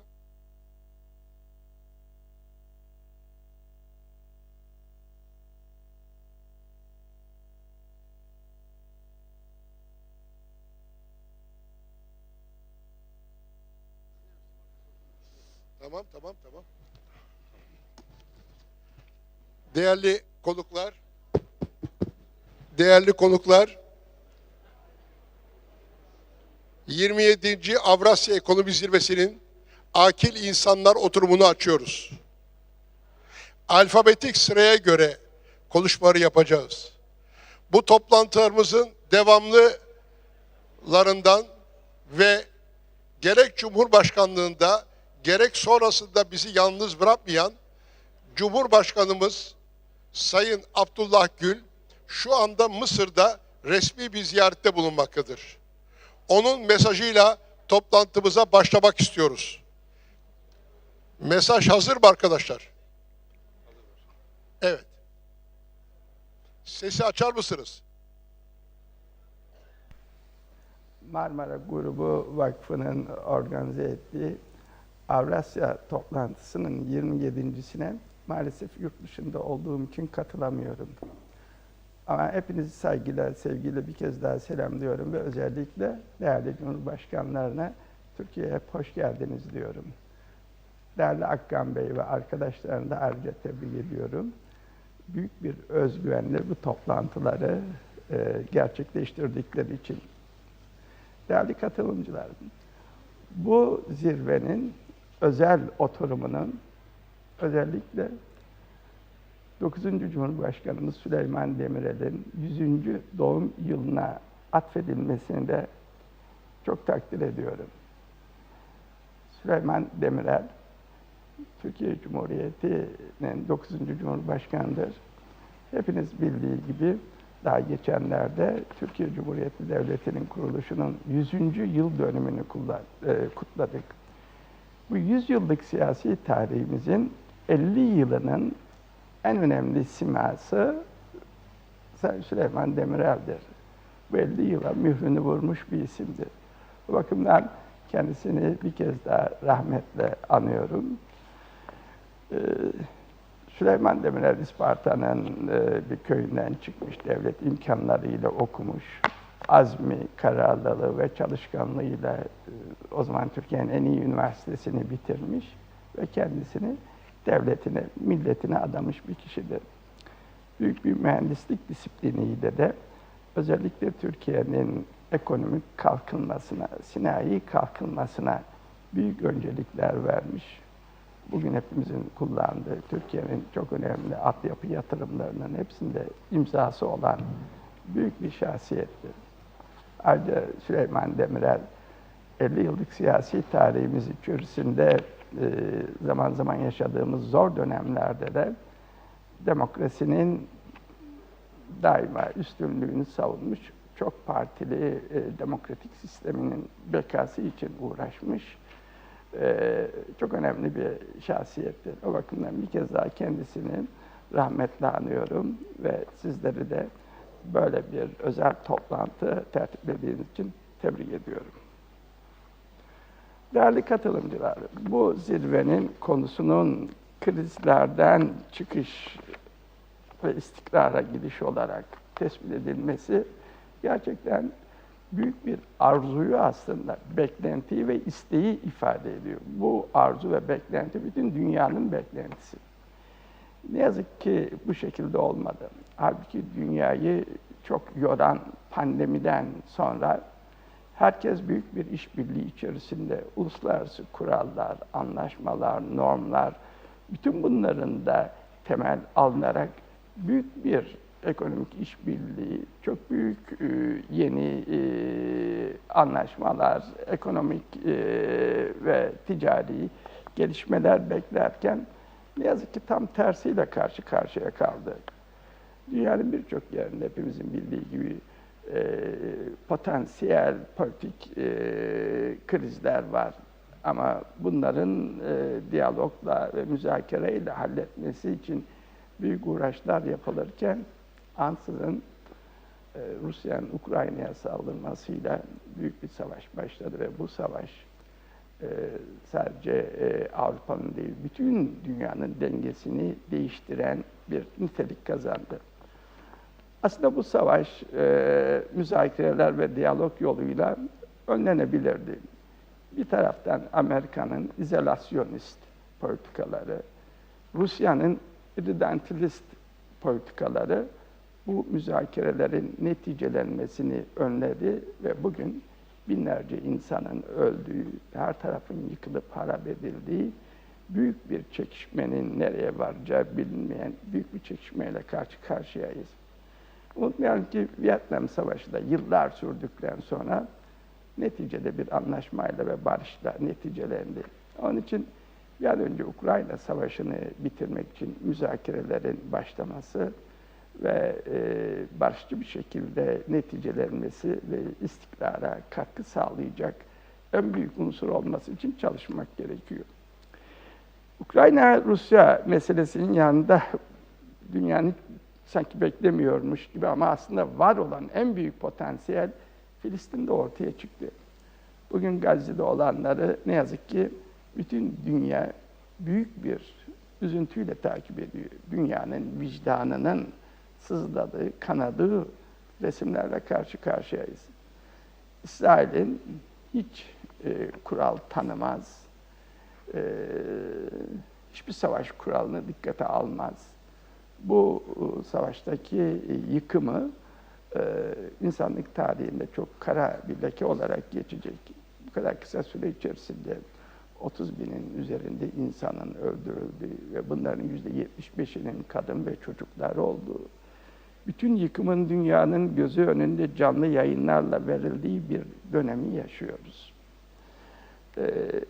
Tabii ki 7 Ekim olayları bu savaşı başlattı.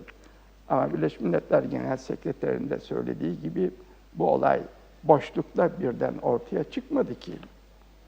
İşgalin devam ettiği, Birleşmiş Milletler Güvenlik Konseyi'nin kararlarına rağmen işgalin devam ettiği, işgaldeki illegal yerleşim yerlerinin devam ettiği, Filistinlilere ambargonun devam ettiği ve Filistinlilerin onurunu yerle bir eden uygulamaların devam ettiği bir dönemde başka bir şey zaten beklenemezdi. Şüphesiz ki sivillerin ölümü kim olursa olsun bunları onaylamak doğru değil. Ama unutmayalım ki bunların revanşını çocukları öldürerek, kadınları öldürerek, her yeri yerle bir ederek almak bir politika değil. Bugün aslında İsrail'in yaptığı tamamen dini ve ideolojik motivasyonla hareket etmek. O da işgal ettiği topraklardaki bütün Filistinlileri sürmek, nüfusu boşaltmak, illegal yerleşim yerlerini daha da genişletmek, sonra ilhak etmek ve bu şekilde toprak genişliği. Buna bugünkü dünyada dünyanın müsaade edeceğini hiçbir şekilde inanmıyorum. İnsanlık tabii müsaade etmeyecek. Onun için Londra'dan Paris'e, Almanya'dan Washington'a kadar dünyanın her tarafında halklar ayaklanmakta, kendi hükümetlerinin politikalarını hep tenkit etmektedir. Burada da aslında kalıcı barışın yolu gayet açık. Buna en iyi Arap Planı diye bildiğimiz 2002 yılında açıklanan ve İslam Konferans Teşkilatı'nın İran'ın da onayladığı plan, İsrail'in bütün güvenlik sorunlarını çözen, İsrail'le full-fledged ilişkileri, her alanda işbirliğini başlatan ama bunun karşılığında da Filistinlere kendi toprakları üzerinde devlet kurma hakkını veren bir anlaşma. Elinde sonunda buraya varılacak. Ama güvenin daha çok sarsılmaması ve ölümlerin daha çok olmadan yapılması önemli olan. Değerli katılımcılar, bütün bunlar devam ederken tabii ki olumsuzluklar çok. Bir taraftan Pasifiklerde Çin ve Tayvan arasında herkesin nefesini tutarak takip ettiği gerginlik bugünküne benzer bir savaşa dönüşmemesi lazım. İşte bütün bunlar için diyalogla, müzakereyle ve sağduyuyla hareket etmek gerekiyor. Yoksa bugün olduğu gibi yüz milyarlarca dolarlık bütçeler sadece savaş makinelerine harcanır. Bugün görüyoruz ne kadar büyük askeri harcamalar yapıldığını, insani yardımlar beklerken Afrika'da, Asya'da, başka yerlerde büyük insanlık dramları çekilirken, başka bölgelerde ekonomik kalkınma, canlanma, ticaretin daha da genişlemesi, bütün bunlar beklerken bu kadar büyük miktarlarda kaynağın, paranın savaşa ve askeri harcamalara ayrılması insanlık için büyük bir utanç. Bunları en iyi şekilde bu toplantılarda dile getirileceğine eminim. Bu vesileyle bir kez daha aranızda bir fiil bulunamadığım için üzgünüm ama saygı ve sevgilerimi hepinize sunuyorum. Sayın Abdullah Gül'ün konuşmasını dinledik. Şimdi alfabetik sırayla devam edeceğim. Sayın Marinko Çavara, Bosna Hersek Meclis Başkanı, önceki Bosna Hersek Federasyon Cumhurbaşkanı. Yes, sir. Oh, yes, okay.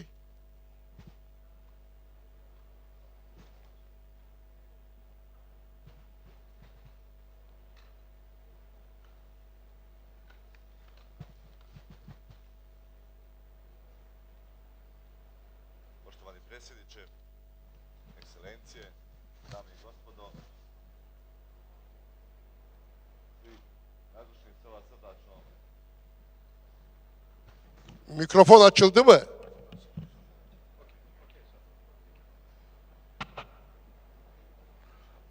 Ponovit ćemo. Poštovani predsjedniče Akan, uvažene ekscelencije, dame i gospodo, sve vas srdačno pozdravljam. A vama posebno predsjedniče Akan, okupiti ovakav red predsjednika je veliki uspjeh. Zato stvarno traži napora i da vas prihvate svi na takav način da možete to napraviti.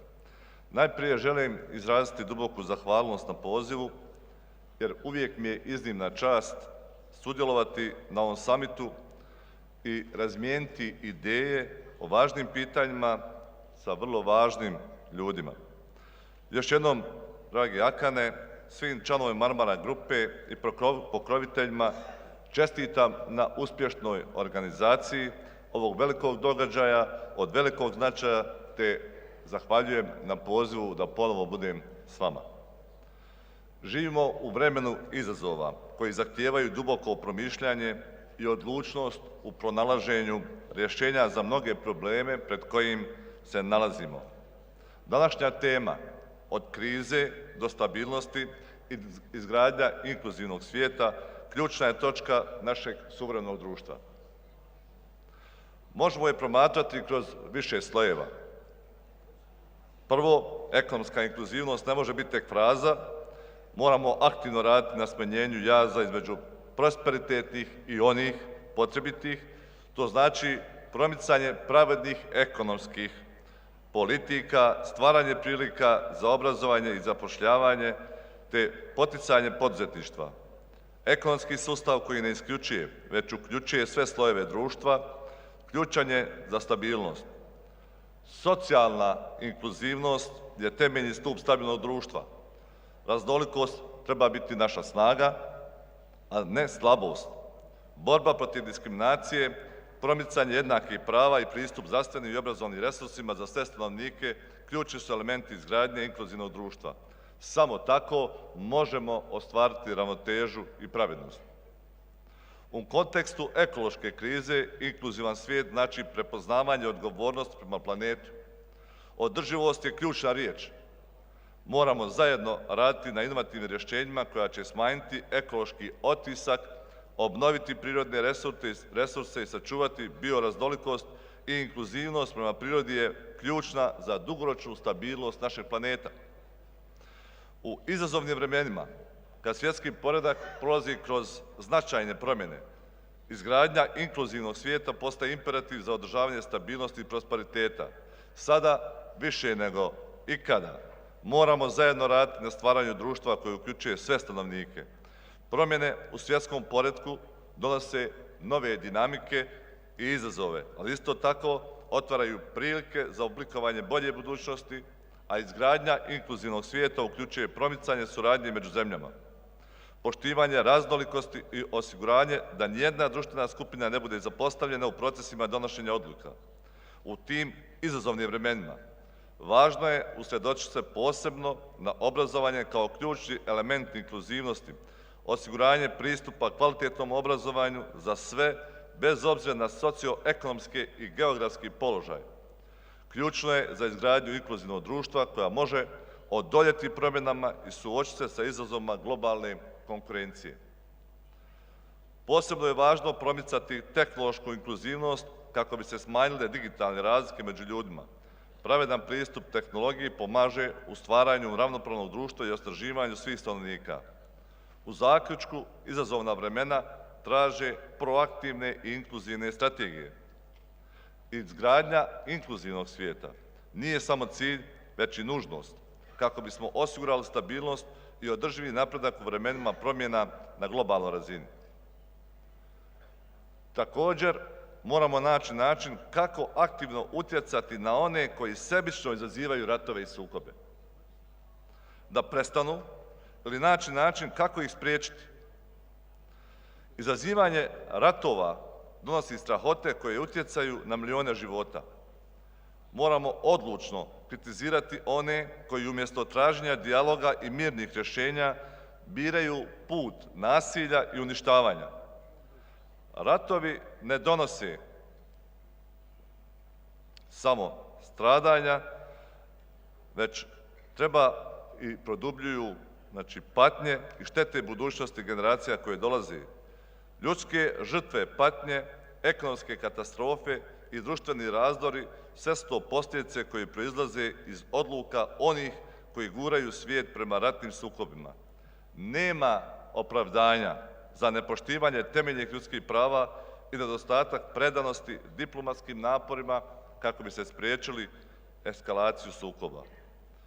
Suočeni smo sa izazovom mijenjanja svjetskog poretka, ali to ne znači da trebamo prihvatiti put nasilja kao odgovor. Umjesto toga, tražimo zajedničke vrijednosti koje nas povezuju, radimo na jačanju dijaloga i suradnje, te gradimo svijet u kojem će prevladati razum, a ne oružje. Neka naša kritika bude snažna poruka onima koji izazivaju ratove, a mir i stabilnost su ciljevi koje moramo predano tražiti zajedno. Također, stabilna demokracija igra ključnu ulogu u izgradnji stabilnosti inkluzivnog svijeta. Stabilne demokratske institucije pridonose općoj političkoj stabilnosti. Kroz vladavinu prava, odgovornost i transparentnost, institucije grade povjerenje građana i smanjuju rizik od političkih previranja. Demokratski sustavi često idu ruku pod ruku sa poštivanjem ljudskih prava, osiguravaju slobode i jednakosti i pristupa pravdi, jača društvenu koheziju i sprečava potencijalne sukobe. Stabilna demokracija potiče inkluzivnost u političkom procesu, kroz demokraciju gradi temelje inkluzivnog društva. Slobodu i neovisni mediji ključni su za informiranje građana, iznošenje različitih perspektiva i nadzor vlasti. To pridonosi transparentnosti i sprečavanje koncentracije moći. Stabilna demokracija potiče dijalog između različitih političkih struja, društvenih skupina i građana. Tolerancija prema raznolikosti jača socijalno tkivo, smanjuje podjele i potiče zajednički cilj stabilnosti. Edukacija o građanskim pravima i odgovornostima igra ključnu ulogu u izgradnji svijesti o demokratskim vrijednostima. Građani koji su informirani i obrazovani ključni su čimbenik za održavanje stabilne demokracije. Aktivna borba protiv korupcije održava povjerenje u demokratske institucije, transparentnost i odgovornost ključni su u sprečavanju zloupotrebe moći i podržavanju pravednosti. U konačnici, održavanje stabilne demokracije nije samo unutarnji izazov za države, već i doprinos globalnoj stabilnosti i inkluzivnosti. Zajedničkim naporima i poštivanje demokratskih načela možemo izgraditi svijet koji promiče mir, pravdu i jednakost za sve. Ovo je poziv za djelovanje.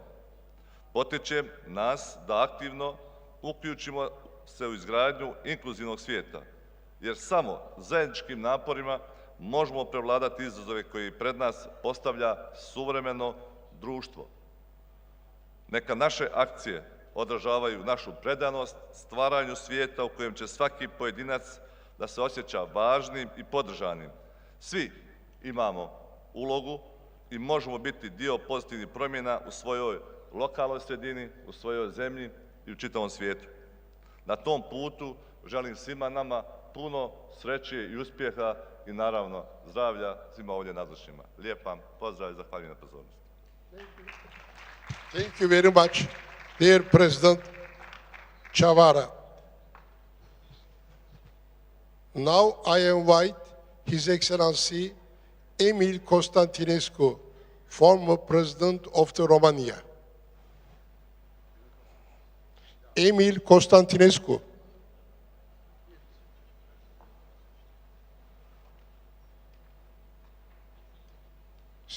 Si vous désirez, vous pouvez parler là-bas aussi. À votre place aussi, si vous désirez. D'accord.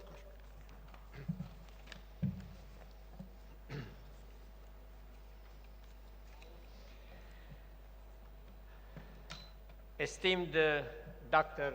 Akan Suver, esteemed member of the Presidium, honored speakers and guests, ladies and gentlemen.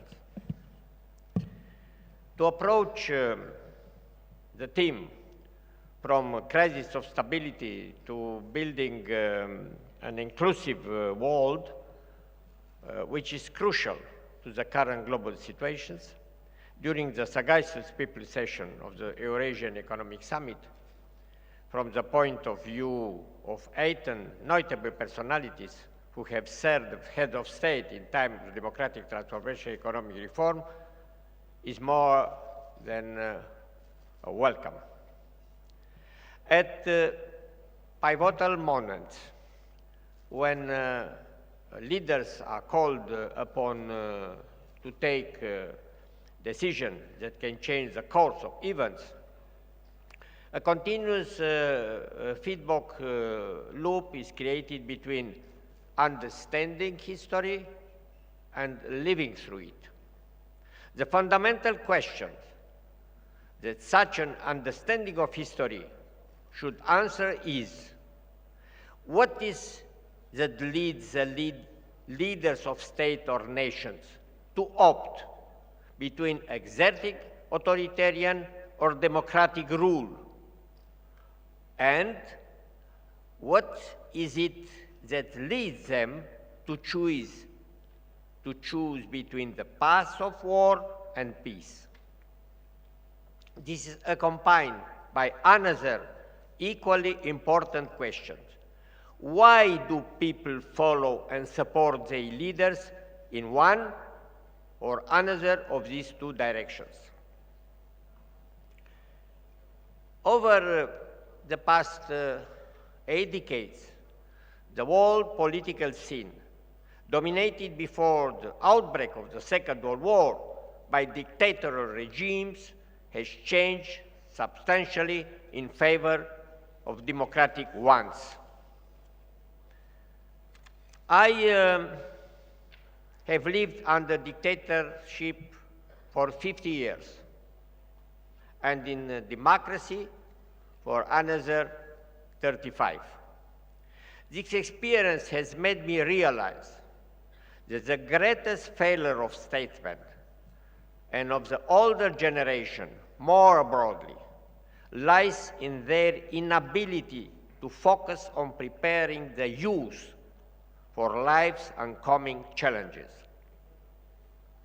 While we'll train them to become excellent professionals in their chosen fields or specialty, we must also strive to teach them respect for the law, for our institutions, and for our moral values.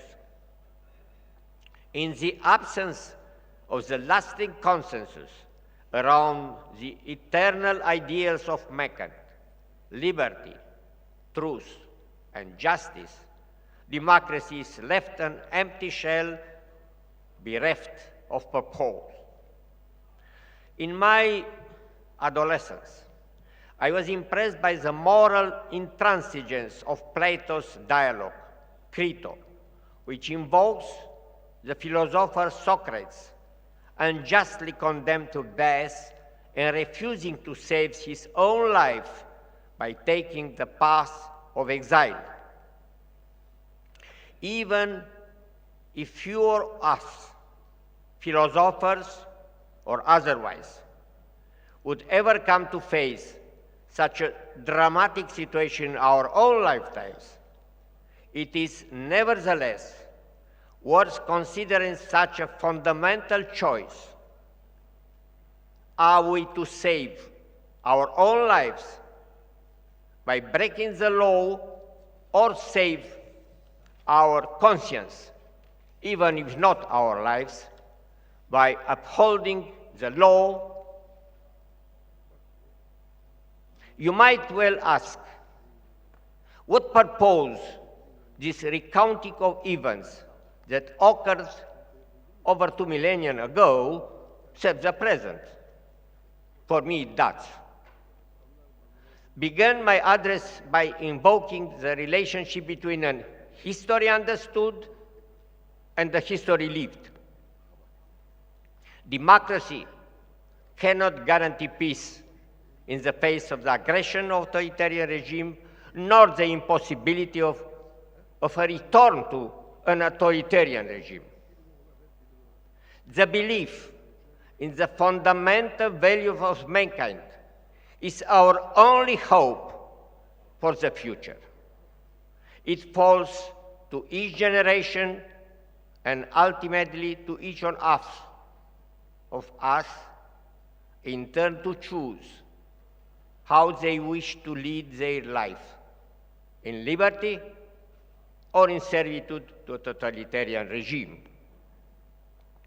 My hope is that in each generation there will be some individuals, albeit perhaps few, who are willing to fight for these ideals, as was the case of the youth who stood alongside us in the task of building democracy over the course of the last 3 decades after 1990.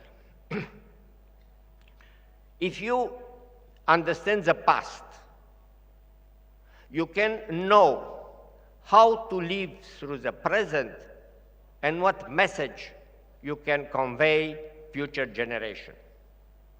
In 1990, the dictatorships that had spanned an enormous space across Eurasia for 73 and 43 years, respectively, collapsed in only 2 years thanks to peaceful revolution, the first of their kind in the history of the world. The sole exception was my own country of Romania, where the dictator Ceausescu ordered that the army fire upon the people, arresting, torturing, and killing thousands. In University Square in Bucharest, several hundred people, including my son and my students, chanted, "We will die and we will be free."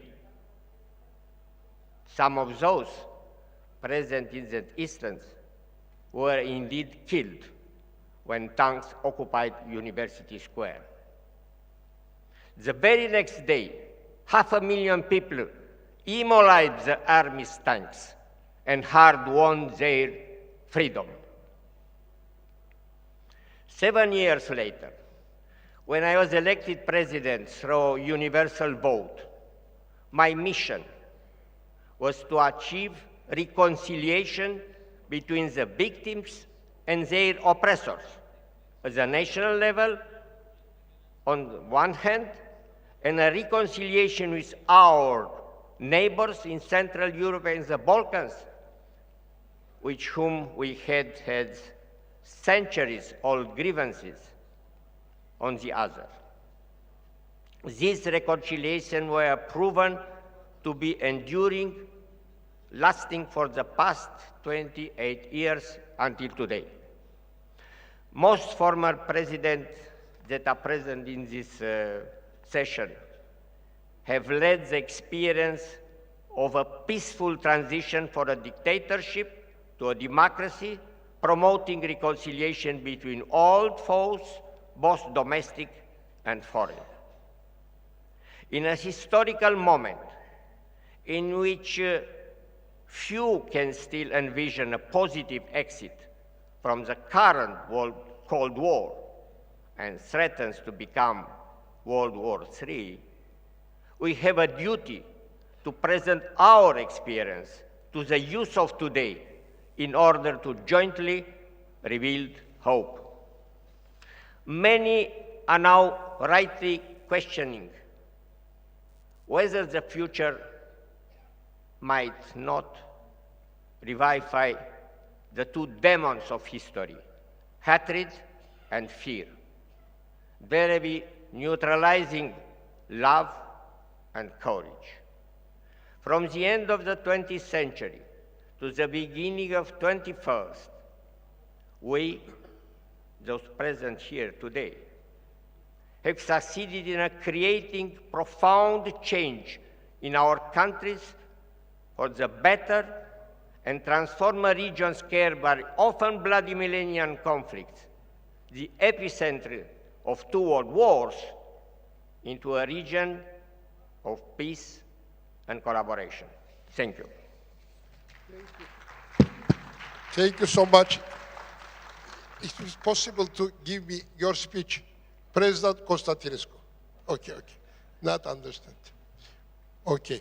Now I invite President Nambar Engbayar, former President of Mongolia, şimdi Moğolistan önceki Cumhurbaşkanı Sayın Nambar Engbayar'ı kürsüye davet ediyorum.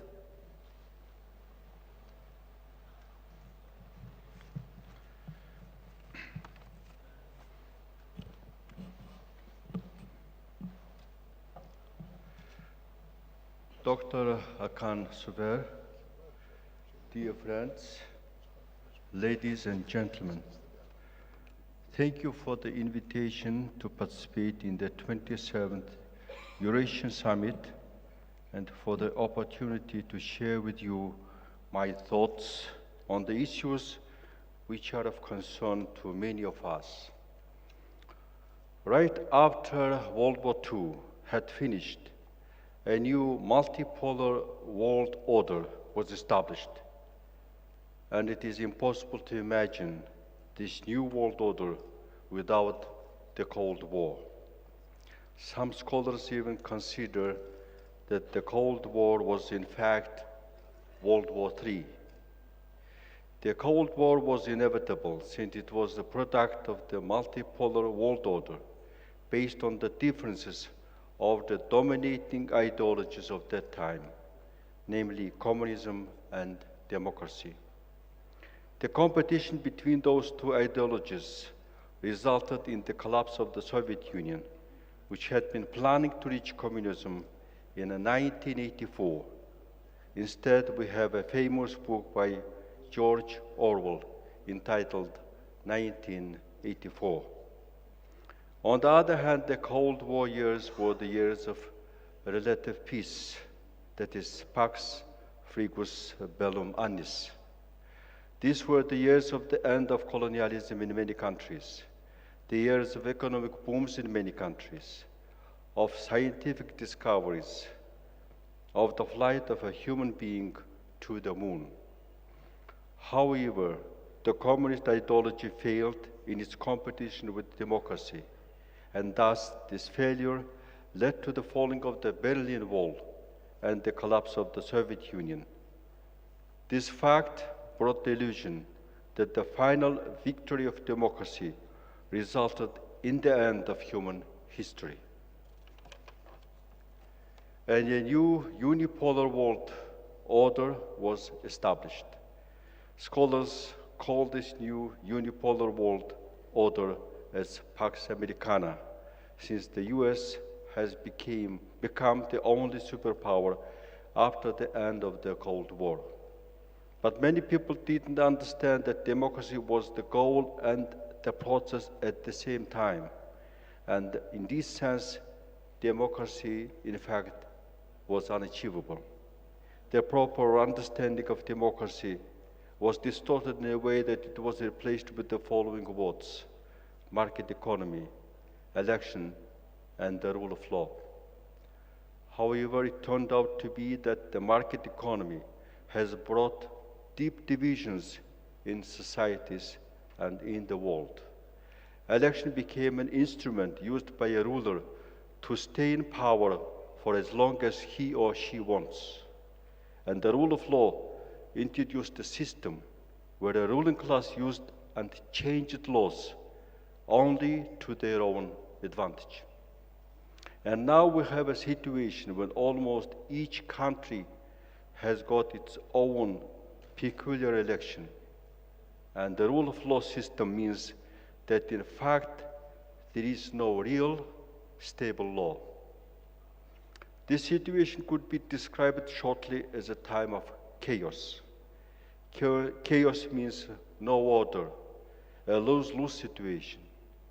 However, according to the theory of chaos, there is a hidden order in it, and we must find it. There is the effect of butterfly in the theory of chaos. A small change in a given situation could result in big changes afterwards. The effect shows that everything and everyone is interdependent on each other in our world.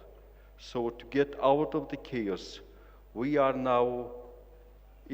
must ensure that everyone is involved in this difficult but important process. We should understand that everything and everyone has a purpose in life. As it is said in the film La Strada by Fellini, that even a stone has got a purpose. Purpose is life. Purpose is to live. Purpose cannot be death. Purpose cannot be to die or to kill. It is as simple as this. Life with purpose is meaningful.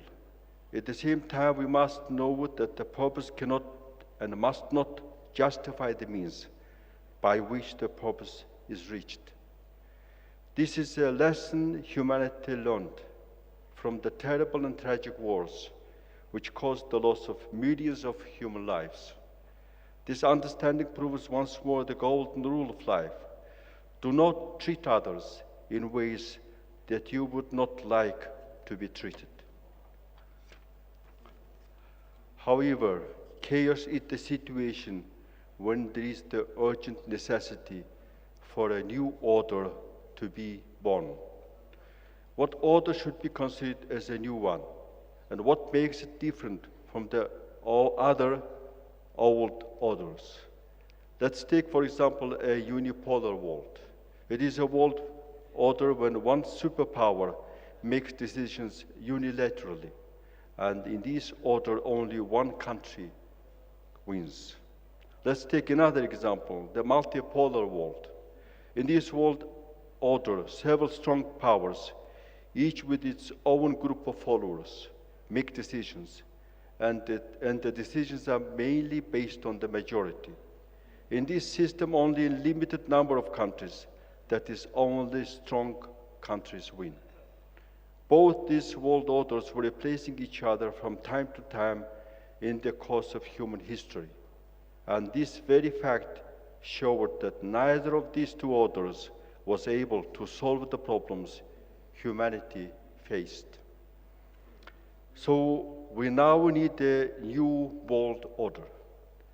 However, let's not call it by overused words as a unipolar world or multipolar world. It should have its own distinct name, that is the complex world order. The complex world order is a system where each country takes part in making decisions, and the decisions are made based on consensus. This is the world order where everyone wins. The complex world order is a win-win system. This is a system based on peace. Some people might criticize that it will take too long time to make a decision based on consensus reached by all and everyone. However, when we watch how the United Nations Security Council, the system based on multipolar world order, functions or rather dysfunctions, we understand that it's time for us to find a better system when everyone is involved in decision-making process, when everyone feels its responsibility. Both unipolar and multipolar world orders were based on strong armies, big governments, and wealth. However, the complex world order will be based on the strongest power, the power of natural right of everyone to exist, to live. The complex world order will be based on human rights, on everyone's purpose to live. It will bring harmony to societies, to the whole world. The complex world order will not be coming on its own. We all have to work together to bring this world order into existence. Taking advantage of addressing this esteemed audience, let me put forward two initiatives which, once launched, would play the butterfly effect and contribute to making the process of bringing the complex world order develop faster. The first initiative would be to call to make the Black Sea one of the cradles of human civilization, a peace zone, free of military bases of wars.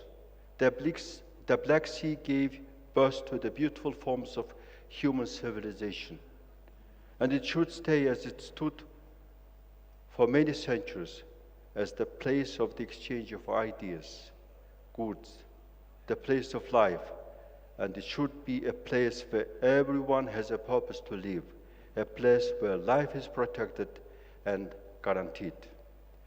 Scholars consider that the 21st century will be the Asian century. This means that Asia should be leading the whole world in finding solutions to the problems we all face and be a good model for others to learn. Strong economy, strong army, sophisticated weapons, wealth are not enough today to make Asia a leading continent in the 21st century. We need much more to be considered as the real leader of humanity in its quest to find a better purpose in life, thus better life. The fundamental basis of the new complex world order will be the power of everyone's natural right to live, to life. Asia should become an example of protecting this most important human right. And therefore, I would like to put forward the initiative of setting up the Asian Human Rights Court. This institution, once set up and starts properly functioning, will be one of the key means for Asia to really become the leading continent of the 21st century. I hope that the initiatives I have put forward in my speech at the distinguished Eurasian Summit will be further seriously considered and discussed. Thank you all for your kind attention. If it is possible, thank you. Thank you very much, dear President Enkbayar. Now I invite His Excellency Mladen Ivanic, former President of Bosnia-Herzegovina.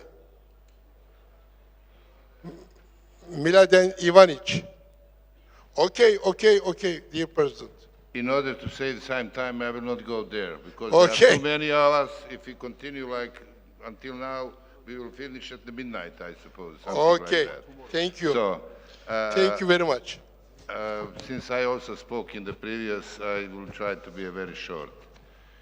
We are living in a very, very difficult world with unpredictable development. Few things which are for me very significant.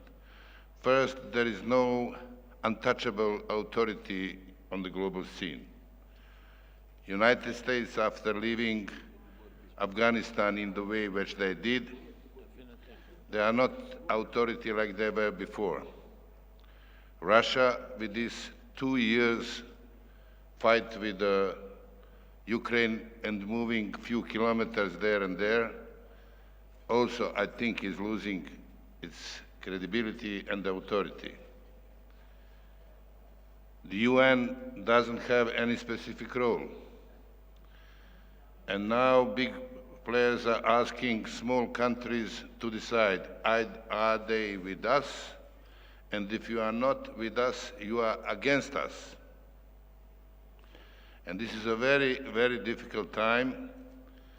And I really believe that it's time for especially countries which are majority, trying not to be involved directly in all these conflicts, to be a little bit more loud, to try to bring back the basic rules of the international order and to apply these rules in any case, in every case. That is the only way how this world can be stable. I know that from time to time, if you have this approach, if you are not in the mainstream, you can be in a very difficult situation. Somebody can say that you are pro that or pro that side. But honestly, I believe that this is the only way for the world to be stabilized. If it continues like the last few years, I am honestly very worried, because there is enough crazy people everywhere. It's enough small group of the crazy people to start something which can not have a positive outcome. So the countries which are now majority, which are relatively silent, without having a clear, I think that they finally have to make pressure on the big players to start to apply the same rules in every case. Thank you. Thank you very much, dear President Ivanic. Now, I invite His Excellency Professor Dr. Ivo Josipovic, former President of Croatia. I strongly support my friend Mladen Ivanic trying to speak as short as possible. Firstly, I have to thank very much Dr. Suver and organizers of this nice conference to inviting me, and I'm always happy to be here in Istanbul. Thank you. I am not clever enough and I'm not powerful enough to resolve these big international problems like war in Ukraine or relation between China and the United States. I can just recommend, yes, let's obey international law, but we witness that no one is obeying international law, almost no one. From the other side, as a law professor, I would like to speak about something that's very important for any society, especially for those societies that would like to be democracies. It's independence of justice. It's a very important problem, especially for countries in transition, European countries. There are several presidents, citizens, prime ministers here from countries wishing to join European Union. And one of the important topics is independence of justice and the rule of law. It's not an easy question. Baron Montesquieu, who lived in 18th century, 17th, 18th century, He was French judge, historian, politician, and philosopher. He was academician as well. He is father of theory of separation of powers, milestone of Western democracy, till these days. He influenced not only European continental politics and organization of states, but was inspiration for American Constitution and British political system. His masterpiece, The Spirit of Law from 1748, was published anonymously. Why? It was very well accepted, widely spread, but it was not in concert with wishes of powerful kings and Catholic Church, who put the book on so-called Index Librorum Prohibitorum. That means that this book should not be owned, that book should not be read, and the destiny of that book was to be burned. In many cases, the author as well was burned together with the book. But he survived. He survived because he had many friends, and his idea are living even today. His idea was to have liberty for every single member of society by separation of executive, legislative, and judicial powers. They should be independent, but mutually controlled. Transformation of idea was to make change to then-time monarchies. Idea of check and balances is very important. And now, of course, we have to see what is the application of this idea together. Now, especially from 90s, it's a very important topic in European Union, and especially new candidates were somehow pressured to find the best solution, how to ensure judges themselves and judiciary in the whole to be independent from executive and legislative power. And then someone came to an idea that's widely spread to organize judicial councils under different names. It's separate independent body taking care of election of judges, taking care about finances, taking care about functioning of judiciary, and regulating personal status of judges. The idea sounds very beautiful, but unfortunately realization was not always very good. Why? Because of course it's functioning in some countries, but not in all. And what's very interesting, not all the European countries accepted this idea, but they pushed this idea to new members and to candidates, because the idea was widened, requesting the states to have state judicial council with majority of judges sitting there. They started these ideas promoted by Council of Europe, by European Union, also by Venice Commission. Unfortunately started from wrong idea. The wrong position was that politicians are naughty guys. They're trying to overrule judiciary, and judges are honorable, honest people, not subject to corruption, not subject to any acts against democracy. But they forgot the people are similar, from same political and legal culture, and judges can be even similarly evil as politicians or, I don't know, members of legislative power. So what happened? It happened that in some countries, unfortunately in my country as well, happened that we have separate body deciding on elections of judges. That means judges are electing judges, judges are evaluating judges, and judges are judging judges if they break the law. Now the judiciary became state in the state. And many countries, it happened in Italy as well, it happened in Croatia, in Slovakia, Czech Republic fortunately refused to involve this system. It shows that we missed the idea of mutual control. Yes, we separated powers, but we missed the idea of mutual control and check and balances. And now we have political problem not only because we have too many kids from recent judges being elected as judges, too many lovers, too many wives and friends, neighbors being new elected judges in different countries, including my country as well, but also irresponsibility of judiciary. The cases are, some of cases are older than judges. They are very slow in procedures and no one can do anything against this because they are controlling themselves.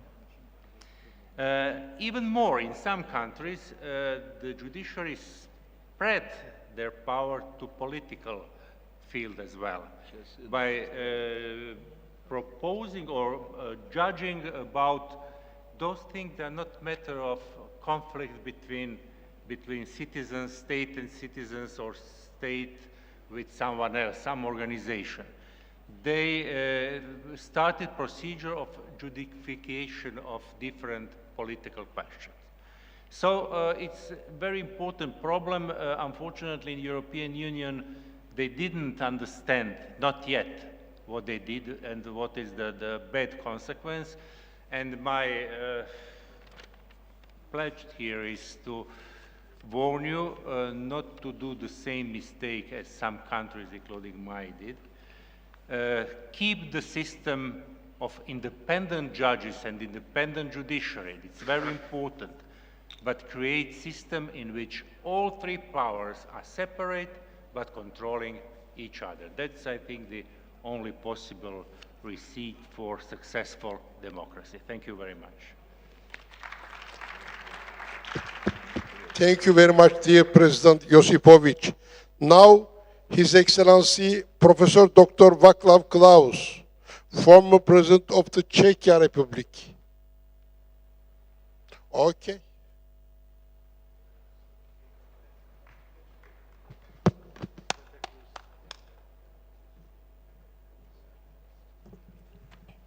Thank you very much for giving me the floor. I prefer, when talking, to stand, not to be seated, you know, so let me accept this. Professor Suver, distinguished guests, ladies and gentlemen, many thanks for bringing me to Istanbul again, and many thanks for including me in this final session of the forum, where I have a pleasure to be together with many of my former colleagues and collaborators.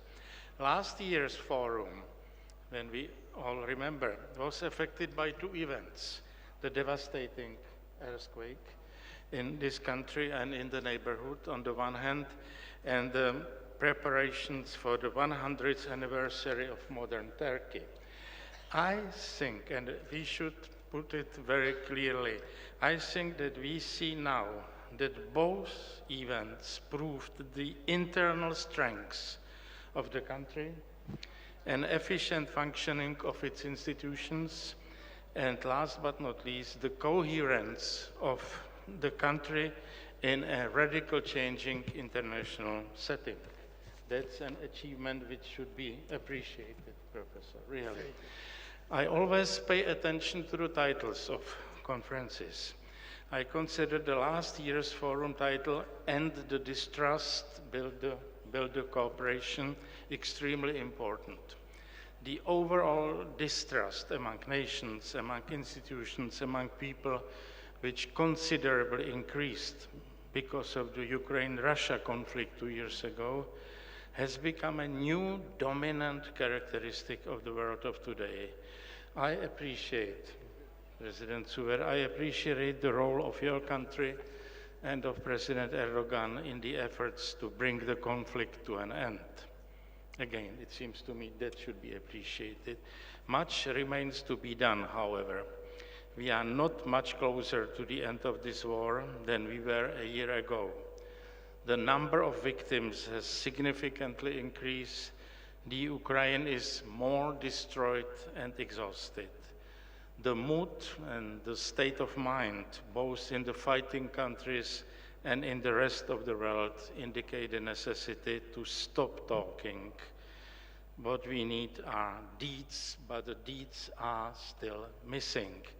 I am convinced the international community and especially its main players, is co-responsible for the absence of much-needed deeds. Regretfully, a new tragic conflict broke 4 months ago in the vicinity of Turkey. The Hamas attack on Israel, and as a retaliation, the merciless destruction of Gaza. Both the brutal attack on Israel and the wiping out of the whole city are qualitatively new phenomena in the world of today. Both will not be forgotten for decades and will certainly influence relationships among countries in the Middle East region for years to come. The international community doesn't have to passively wait for a miracle. Miracles exist only in fairy tales. The international community has to act, and I am convinced has to act now. When looking for a solution, or at least for a way to a solution, one shouldn't pay attention to the first day events of a conflict only. The Arab-Israel or Israel-Arab conflict didn't start on October the 7th, 2023. We all know it. The conflict didn't start all of a sudden. The title of this year's forum, From Crisis Build Stability, is a correct one in many respects, but not in this case. We are still in the middle of the crisis. We are far from moving from it. The acute phase of the crisis must be solved first. We in Central Europe are afraid of a possible extension of the conflict and of its not fully imaginable consequences. When I look around here, I discovered I am the only one from Central Europe here, you know. And not only that, I discovered that I am the most Western and the most Northern participant in this forum. Mr. President, it's a pity that there are no other participants from the countries in the west of Europe and in the north of Europe here. Again, the responsibility of the international community and of its main players is crucial. What is going on in Gaza is neither defendable nor excusable. It asks for a large-scale peace initiative conference aimed to find a new model for dealing with the Arab-Israel dilemma. Last sentence, I speak about the international community, but I am aware of the fundamental role which Turkey plays in it. Your country is the biggest and the most important player in the region. Your country shouldn't wait for the initiatives of the superpowers. They don't belong to this region and don't significantly feel and understand it. They advocate their own solutions, their own priorities, their own interest. And in this respect, Mr. President, I wish your country success in your efforts to stabilize this region. Thank you very much for your attention. If it is possible. Yes. Thank you. Thank you. Uçakları olduğu için iki Cumhurbaşkanımıza önce söz vereceğim. Onlar kısa bir konuşma yapmak istediklerini belirttiler bana. Ben önce Sayın Madam Preka'yı davet ediyorum. President of the Malta, Madam Preka. You can speak if you want. Okay.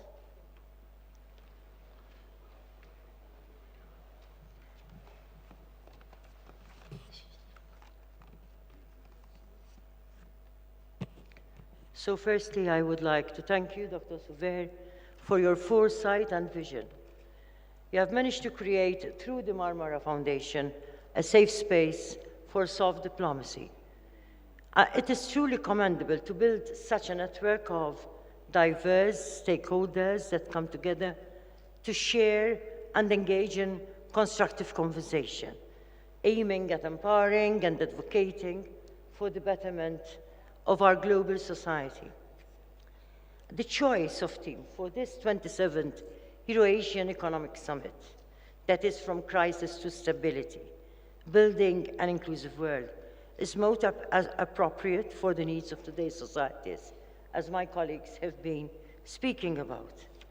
We stand at a crucial moment in history, where the challenges we face are truly unprecedented. Yet, I am convinced that there are huge opportunities for transformative change. However, this will depend on working together and the reignition of an effective multilateral system. I believe that to successfully navigate through the many challenges of the crises we face, our collective resolve must be unwavering, our vision clear, and directions decisive. And I have hope, as from my colleagues, former presidents, yes, we are former ones, but we are still alive and kicking, and we are still also very influential. And therefore, we should also be part of this whole resolve, which needs to be truly unwavering, and offer and advocate for a clear vision and decisive actions. I also believe that the negative impact of the crisis enlighten us to build stability, resilience, and inclusion that will shape a brighter future for generations to come. And as the English say, history is the mirror of the future. And yes, what we have passed through can give us enlightenment to what is to come, and therefore we are forewarned. Nonetheless, this journey requires courage, collaboration, and a commitment to leaving no one behind. We cannot overcome an economic crisis without addressing in parallel the social crises that are engulfing the world. We cannot have the economy taking over all that human rights and human dignity stand for. We need a global economy for the people and not the other way around. Therefore, in our pursuit for stability, resilience, and inclusion, we must address the root causes of inequality, poverty, and injustice. Unfortunately, these adversaries have plagued our societies for far too long. Wars and conflicts have become the order of the day for our global and regional community. Right now, as we speak, as we have been mentioning, in Gaza and in other parts of the world, children are being robbed of their future, their potential, their prospects. Children must be an integral part of our endeavors for stability to overcome the challenges. Wars, conflicts, and the relentless onslaught of the COVID pandemic have left a trail of devastation in their wake, testing the resilience of nations, communities, and individuals like never before. Today, as we gather to address the pressing issues of our times, let us not forget that the most vulnerable and the most often overlooked groups affected by crises are children. Investing in children is essential for sustainable stability and progress to be achieved. We need to give visibility to the needs of children. Children are rights holders and essential stakeholders for the present and the future stability of our nations.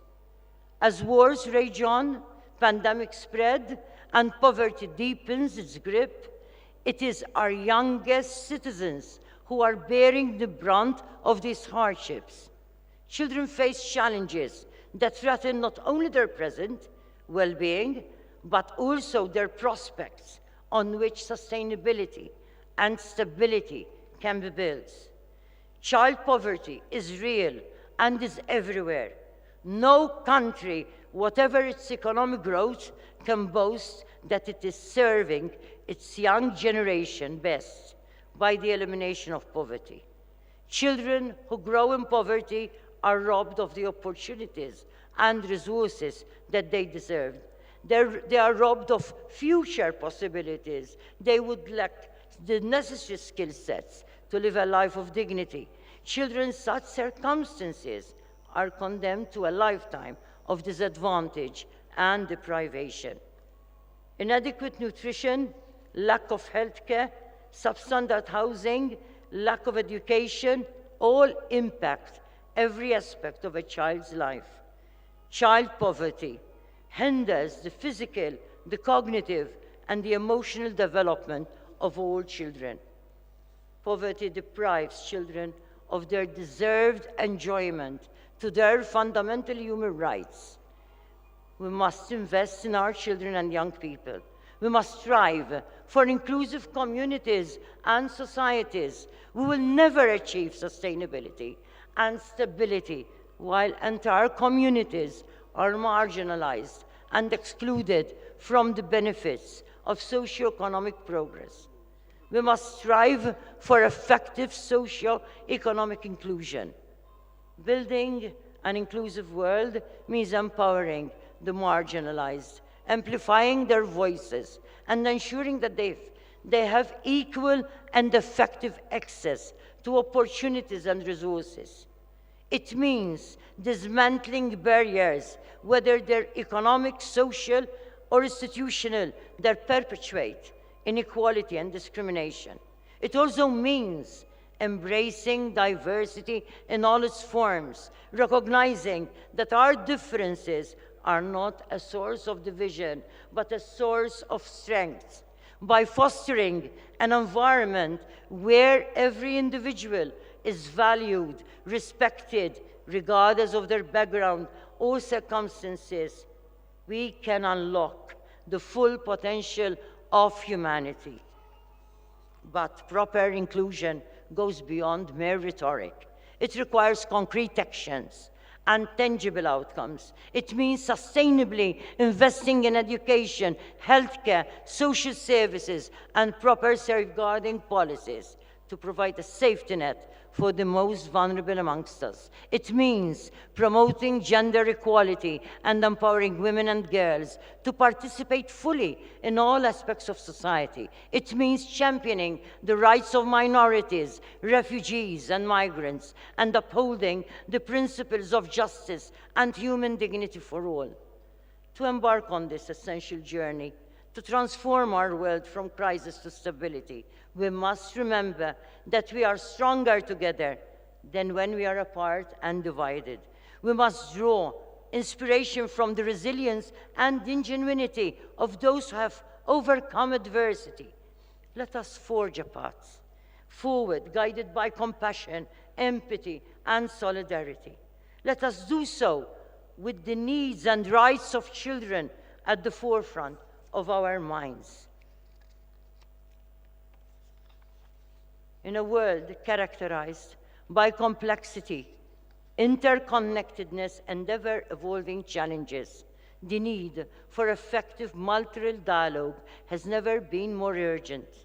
Whether we are addressing climate change, nuclear proliferation, global health crises, or economic inequality, no single nation can hope to tackle these challenges alone.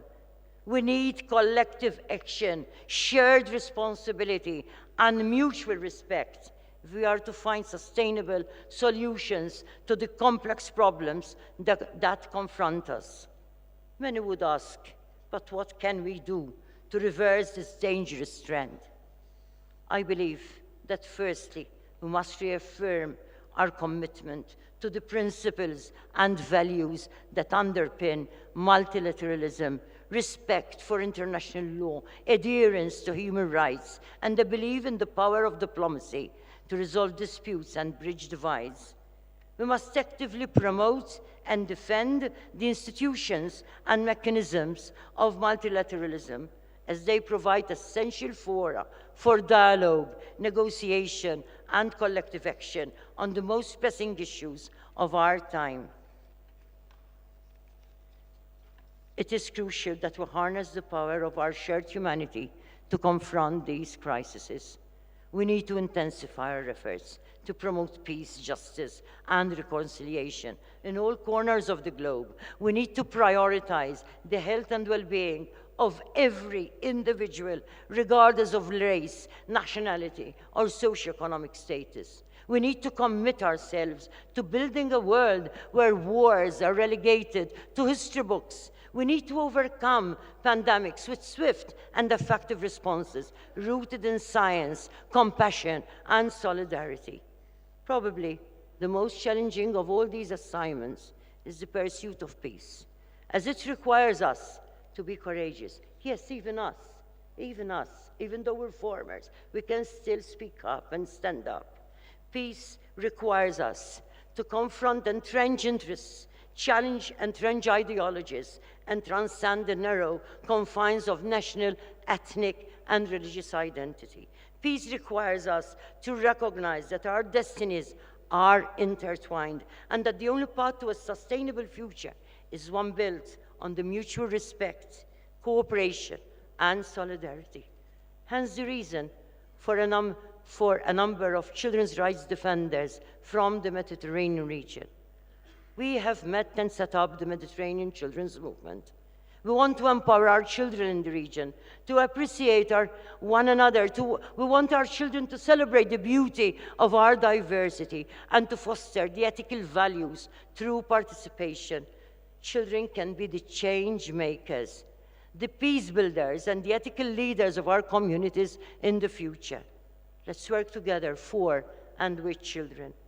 As Mahatma Gandhi has said, peace is not the absence of conflict, but the ability to cope with it. That is what we want our children to be empowered with. The needed resilience to be able to cope with the challenges that we face for sustainable peace. In our world today, afflicted with so many raging conflicts, this would seem too much of a tall order to undertake. However, I'm a believer of Nelson Mandela's words. It always seems impossible until it is done.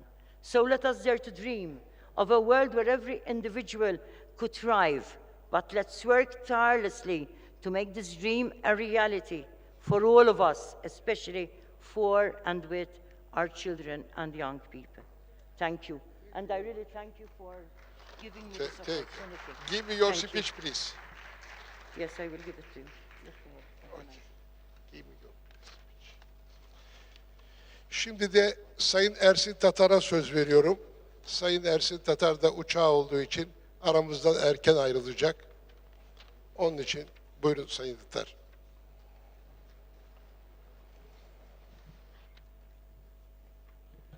Dear Chairman Akkan Sir, so many distinguished guests who are here today at Marmara Foundation's very important 27th General Assembly with regard to many issues that are in the world facing us today, facing humanity.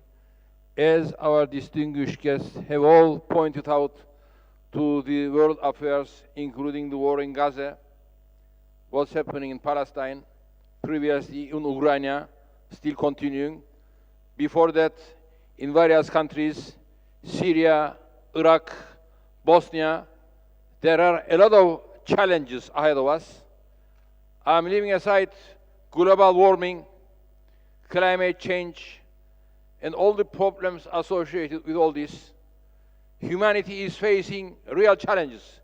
Because when you look at the numbers, the world population was just 1 billion people 100 years ago. Now we are talking about 8 billion people living in this planet.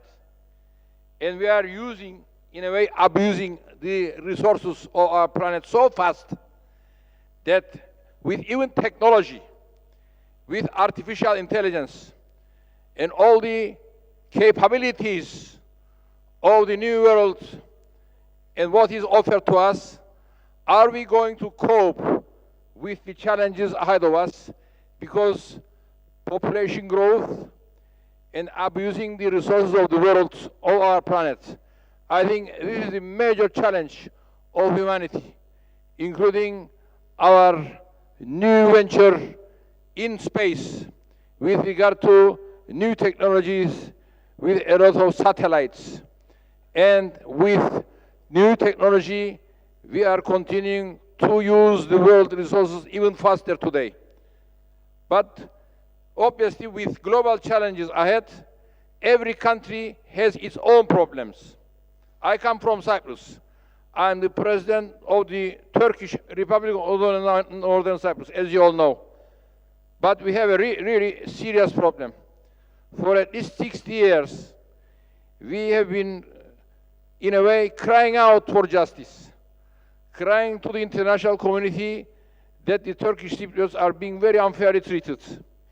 Cyprus is now a member of Europe.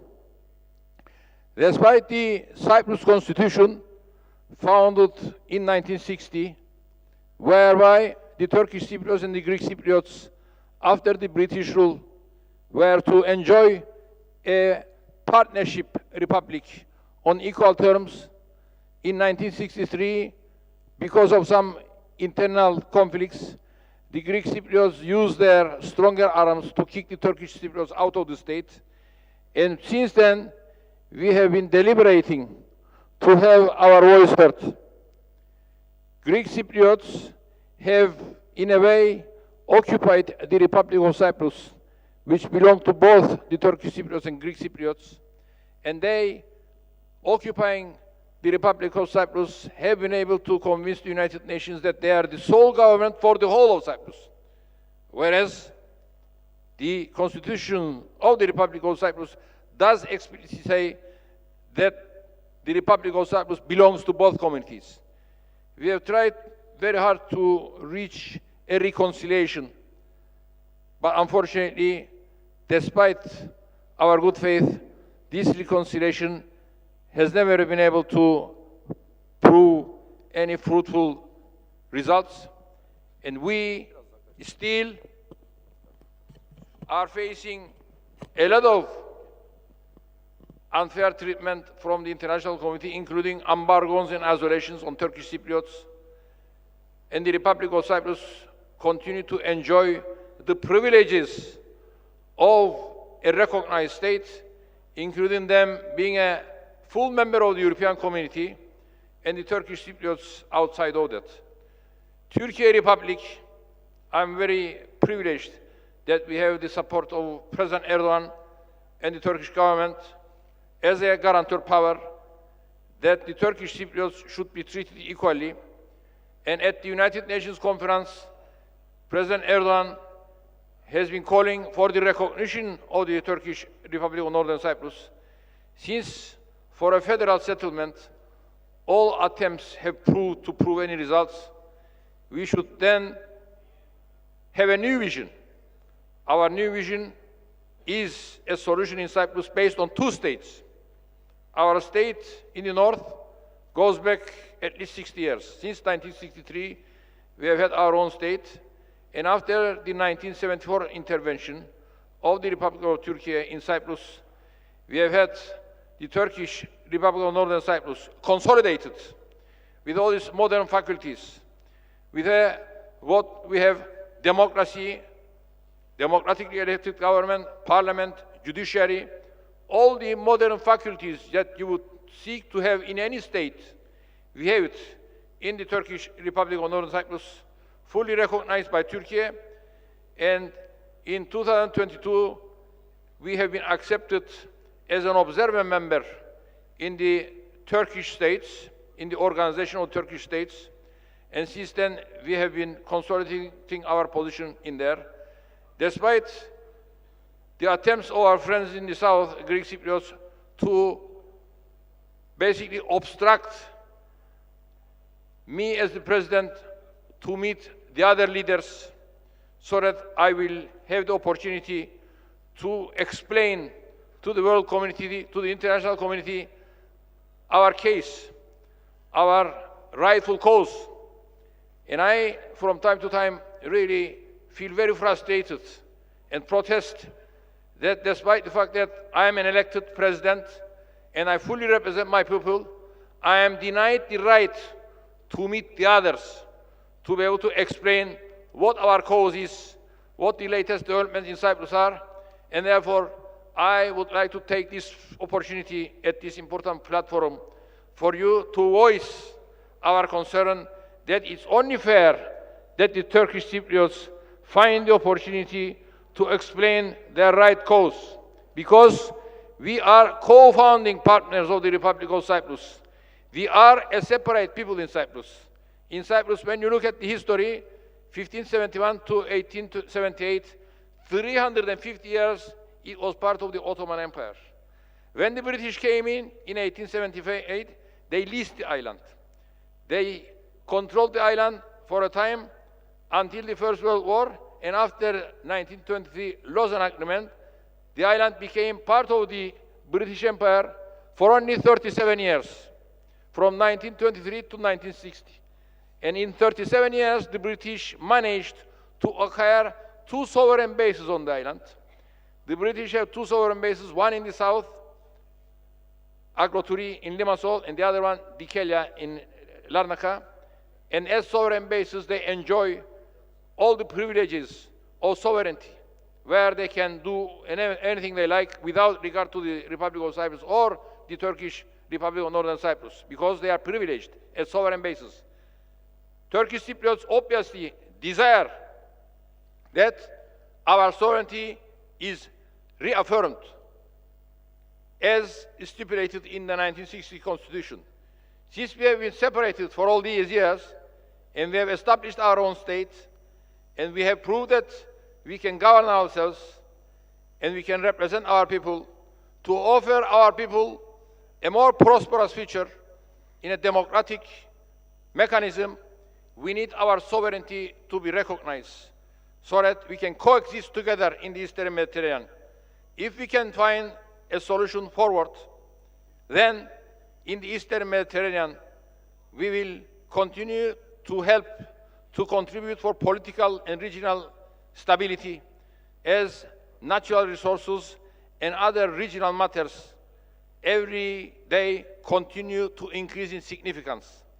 With increasing significance of the Eastern Mediterranean region, with natural resources and other security arrangements, Republic of Turkey, Greece, and the others obviously can work to find out a better future for the region, where the Turkish Cypriots and Greek Cypriots can coexist in peace and stability. Therefore, I once more take this opportunity, this platform, to reiterate that our new policy, new vision, is a 2-state solution in Cyprus. A federal structure has been very desperately disillusioned us. For 50 years, we have had several attempts, including the Annan Plan, nearly 20 years ago, to which the Turkish Cypriots said yes, but overwhelmingly Greek Cypriots said no. Therefore, there could not have been a solution to the Cyprus problem on the basis of this very comprehensive Annan Plan. As you would remember, that was supported by the European Union, by the UK, and by the Americans. Unfortunately, we were promised that if we had said yes to the Annan Plan, which we did, then isolationism and embargoes on the Turkish Cypriots would have been lifted, so that our economic endeavors to help develop our economy for a better future. Unfortunately, we have been denied this right, despite promises, and the Greek Cypriots, despite having said no to the plan, they were awarded by being accepted into the European Union as a full member. Since then, because they have become a full member of Europe, the complications have increased even more, and now to find a fair and lasting solution to the Cyprus problem has become even more difficult. And therefore, we have come up with a new policy, as I say, a 2-state solution. If we are going to achieve this, then we can work together for a better Eastern Mediterranean, where the Turkish Cypriots and Greek Cypriots can coexist in prosperity and offer their people a much more prosperous future. And this would help, as I say, the European Union, Turkey, and other states who have interest in the region. I once more would like to thank Hakan Suer for his efforts to organize this important platform. Once more, congratulations to all those ex-presidents and very influential people who have joined us in this meeting.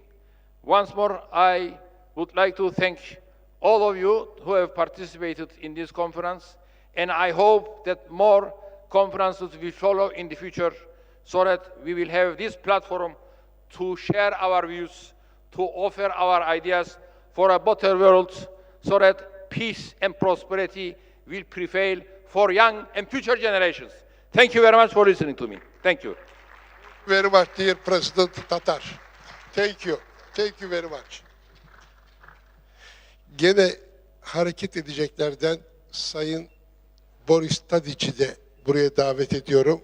His Excellency Boris Tadic, former President of Serbia. Okay, no problem.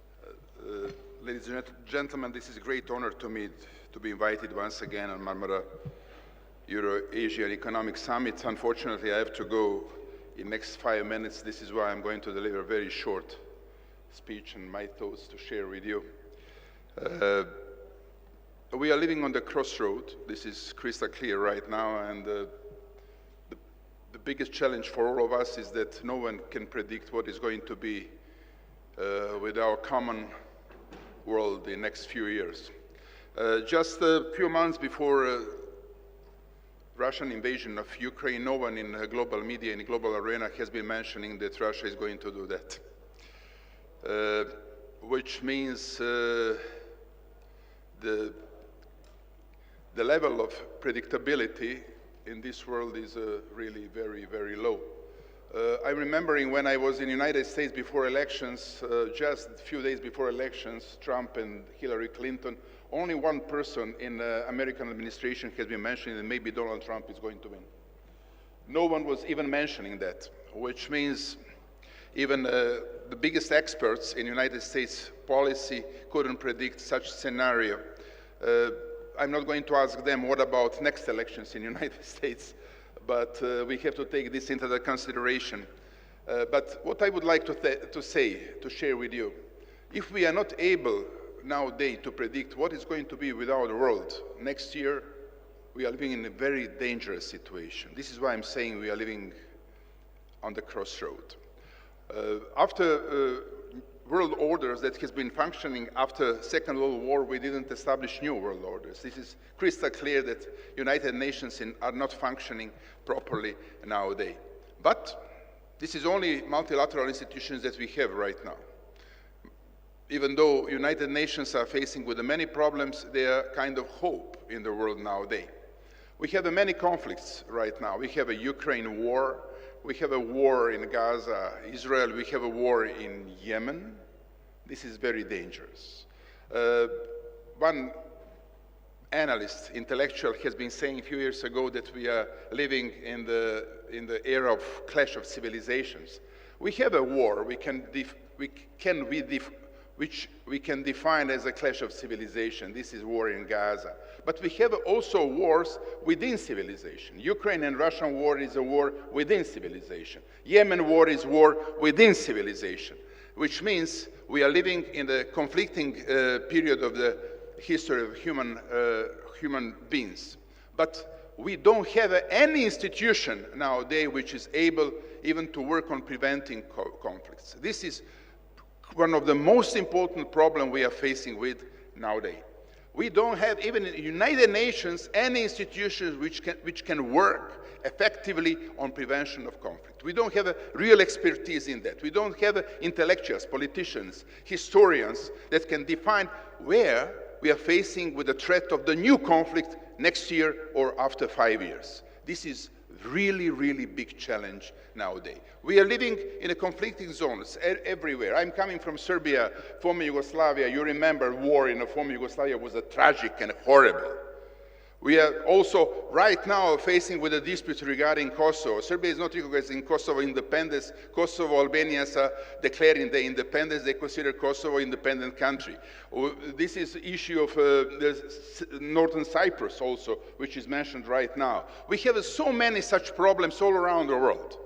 But all those problems can be exploded next year in the form of the new conflicts. And this is very dangerous nowadays. We don't have many politicians that are able even to understand the situation in the world in the current world. We don't have so many people that are working on peaceful solutions, that are working on prevention of conflicts nowadays. We have a majority that are only following the agenda of conflict.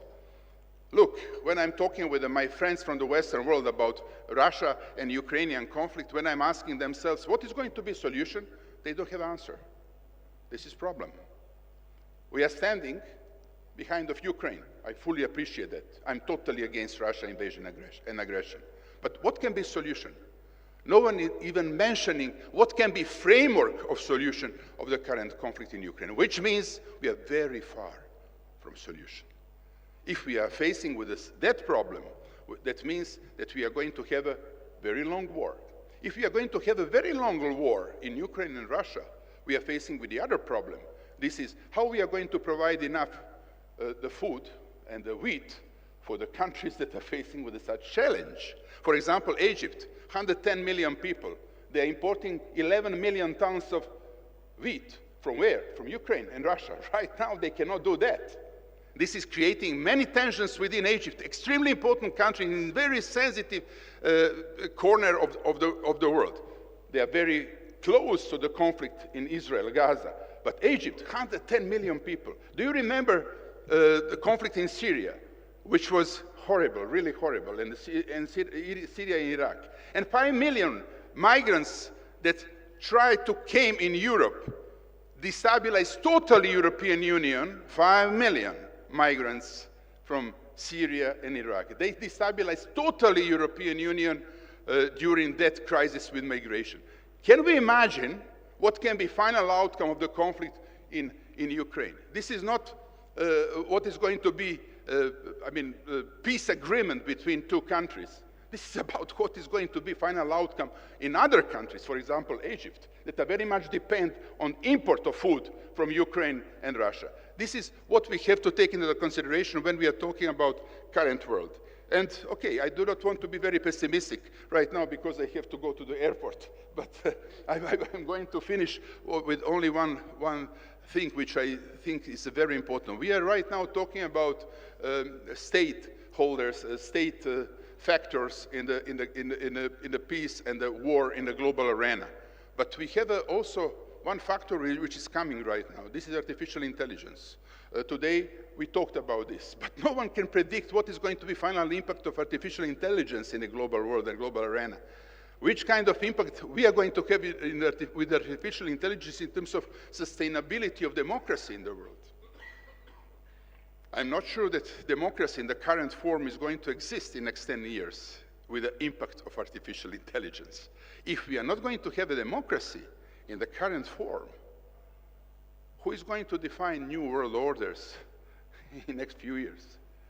This is what we have to take into consideration right now, but I'm going to finish with that. Whenever we've been facing as a mankind with such challenges in the history, we found this solution. Right now we don't see solution, but I'm sure that if we are working together, if we are organizing such forums, if we are sharing views, we can find solution. Let's work on that. Thank you very much for your patience.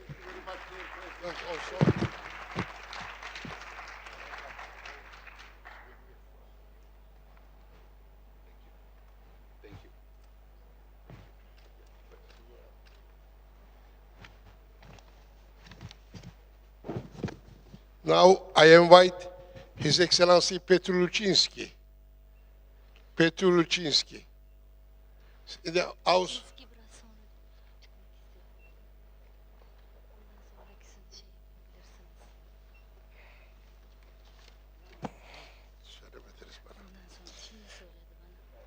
President Marzuki.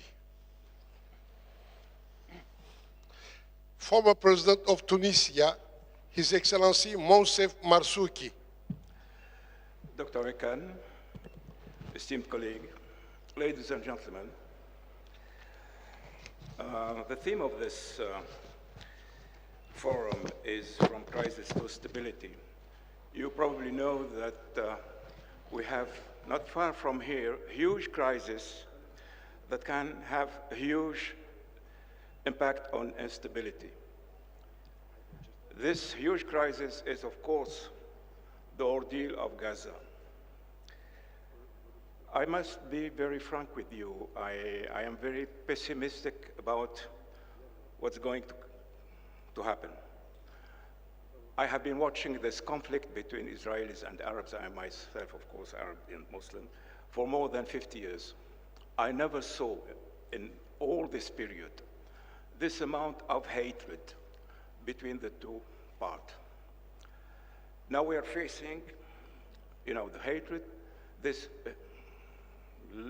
extremely high level of hatred among Israelis because what happened on the 7th of October. They're saying, look what's happened, children abducted, civilian killed, and so on. But you have also the same amount of hatred, even worse, within the Arab population saying, look what happened before the 7th of October and after the 7th of October. The massive killing now in Gaza, half of the population is starving. We don't know exactly how many children will be killed this night.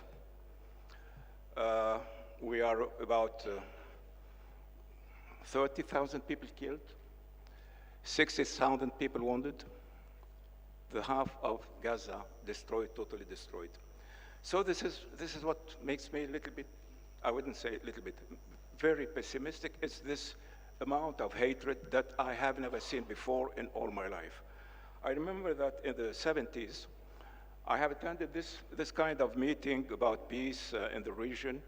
In the 90s, there was hope, because at that time, you remember that there was a solution for the apartheid problem with the South African, and there was also the Accords of Oslo. And I remember that at this period of time, I said to myself, look, the Accords of Oslo are not very good, but at last we have a choice between endless war and peace, and the two-state solution.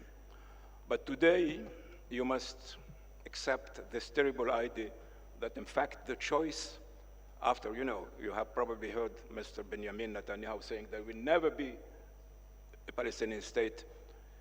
And when you consider this level of hatred and the decision of Israeli government, never a Palestinian state, then you know that, in fact, now the choice is between endless war and war forever.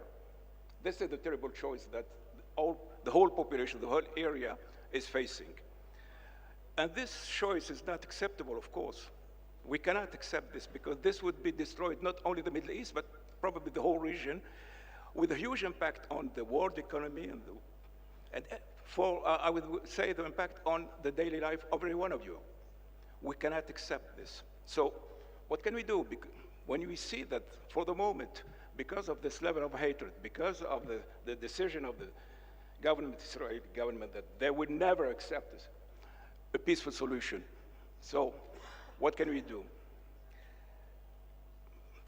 I think that everywhere, everybody has something to do, to solve the problem, to avoid that we go to the kind of chaos, not only instability, but a kind of chaos in the whole region, once again with an important impact on the whole world, not only on this Middle East region.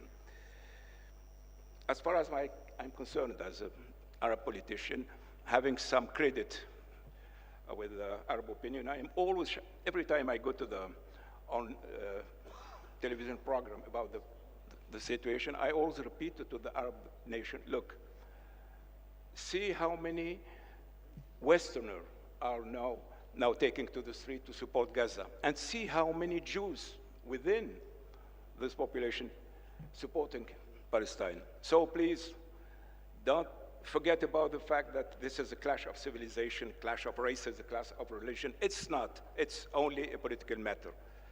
And I'm very happy also to know that many Jews now are supporting the same view, that they are trying also to explain to their public opinion that what's going on in Gaza is not acceptable, and stop talking about taking revenge, because the only thing you are doing is, to promoting more hatred, and you will have millions and millions of young Arabs who would like to be like Hamas. You're not destroying Hamas, you are promoting Hamas by this kind of policy. This is what I'm repeating all the time. Something also that it must be done, to lower this level of hatred, not only against against Jews, but sometimes against Westerners. I would like to say to the government of the Western country, mainly the democratic country, look, you are all the time talking about the right of Israel to defend itself. Okay, but what about the right of Palestinians to defend themselves? Do they have to accept eternal siege in Gaza? Do they have to accept eternal occupation in the West Bank? Do they have to accept eternal apartheid within Israel? You have to look to the situation. Yes, okay, Israel has the right to defend itself, but Palestine also has the right to defend itself. This is the only way, to solve the problem. Otherwise, once again, the choice will be between endless war and war forever, with the risk of destroying the whole situation. So now what we can do here, I think we have here in this panel a lot of distinguished men and women who can give the support for the solution of two states and for the, for the cessation of the ceasefire, immediate ceasefire, because half of the population of Gaza is starving, and this is not acceptable because 70% of the victims of this war are children, are women, and this is not acceptable. So, yes, the situation seems grim, but we have to tackle this crisis very seriously, and we have to accept that no one is exactly right, no one is totally wrong, that we have to listen to each other, that we have to do everything to lower this wave of hatred, because otherwise it could engulf all of us, and it won't be very nice for anyone. So please try to do what you can. I always say it may be naive to try to change the world, but it's criminal not to try. So please try again. Thank you. Thank you very much, His Excellency Marzuki. Now I invite His Excellency Stefan Besic, former President of Croatia. His Excellency Mesic.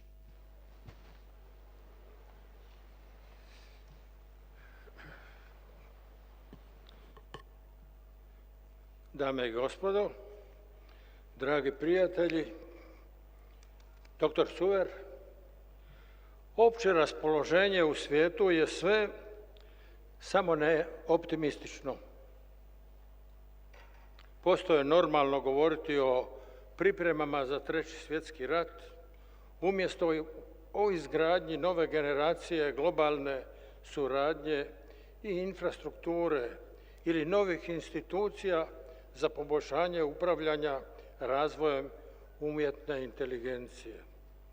Dragi prijatelji, duboko sam zabrinut jer nezamislive stvari postaju vrlo zamislive u današnjoj svjetskoj politici i u tome vidim elemente nekog ludila. I nešto je u svijetu prijeko potreban glas razuma u ovim danima tako mračne stvarnosti. Mislim da je jednostavno užasno da se o budućnosti međunarodnih odnosa ne govori s pozicije kako izgraditi novi, bolji i stabilniji globalni svjetski poredak, nego iz perspektive priprema za doba prije svjetskog rata. Nadajmo se da u sljedeća 2 desetljeća nećemo živjeti u predratnom svjetskom poretku, odnosno pripremajući se za globalni sukob velikih sila. Obični ljudi traže suradnju i mir, nego podržavaju opciju da najgore može tek doći. Građani to moraju prihvatiti. Poslušajte, molim vas, narativ visokih dužnosnika iz NATO pakta, visokih političara Europske unije, pa čak i nekih medija. Sada se njihov ratni narativ više ne odvija niti iza zatvorenih vrata. Dame i gospodo, imam puno razloga vjerovati da svi vi ovdje jako dobro znate koliko je negativni geopolitički razvoj naštetio globaliziranom svijetu. Čini se da su dobrobiti međusobno povezanog svijeta brzo zaboravljene. Želim istaknuti da je i nedjelovanje diplomacije Pariza i Berlina također proizvelo fenomen kaosa i straha. Političari u Europskoj uniji trebali bi se zalagati za vrijednosti Europske unije i znati da su u međunarodne odnose uključeni stvarni ljudi, čiji su životi važniji od bilo kakvih strateških ciljeva velikih sila. Europski stupovi, Pariz i Berlin, imaju resurse za postizanje mira u Ukrajini, čiji rat ulazi u 3. godinu. Kao što je Turska mnogo puta rekla, ako Rusija ne bude uključena u razgovore, male su šanse za rješavanje sukoba. Dragi prijatelji, čast mi je što sam danas ovdje s vama, s ljudima koji se protive ovom trenutnom kaosu koji nosi visok rizik da preraste u veće sukobe. Hvala vodstvu ovoga samita na njegovom fokusu na izgradnji stabilnosti i inkluzivnijeg svijeta, što mi daje nadu da će Turska i mnoge druge zemlje i njihovo političko vodstvo i tenkovi nastaviti raditi na vraćanju mira, suradnje, multilateralizma u međunarodnim odnosima. Drago mi je što je na dnevnom redu Eurazijskog gospodarskog samita kineska inicijativa Pojas i put, koja je prošle godine obilježila svoju 10. godišnjicu. Bio sam u Kini i u Europi na mnogim konferencijama o prednostima i izazovima ovog značajnog projekta, koji je sjajna neogeopolitička priča našeg vremena i daje dodatni poticaj suradnji s partnerima iz Azije, Europe i Afrike. Jedan pojas, jedan put nije bio toliko iznenađenje za Tursku kao za druge zemlje, jer su postojeći i novi megaturski projekti usmjereni na povezivanje Europe i Azije. Bolja budućnost svijeta ovisi o projektima kao što je Pojas i put, pa treba razvijati takav multilateralizam u međunarodnim odnosima koji će podržati suradnju svake zemlje i s istokom i sa zapadom. Već smo bili na takvom putu suradnje i hitno mu se moramo vratiti i jačati ga. Hvala vam što ste me saslušali. Thank you very much, His Excellency message. Now I invite His Excellency Ilir Meta, former President of Albania. Teşekkür ediyoruz. Arnavutluk önceki Cumhurbaşkanı Sayın İlir Meta.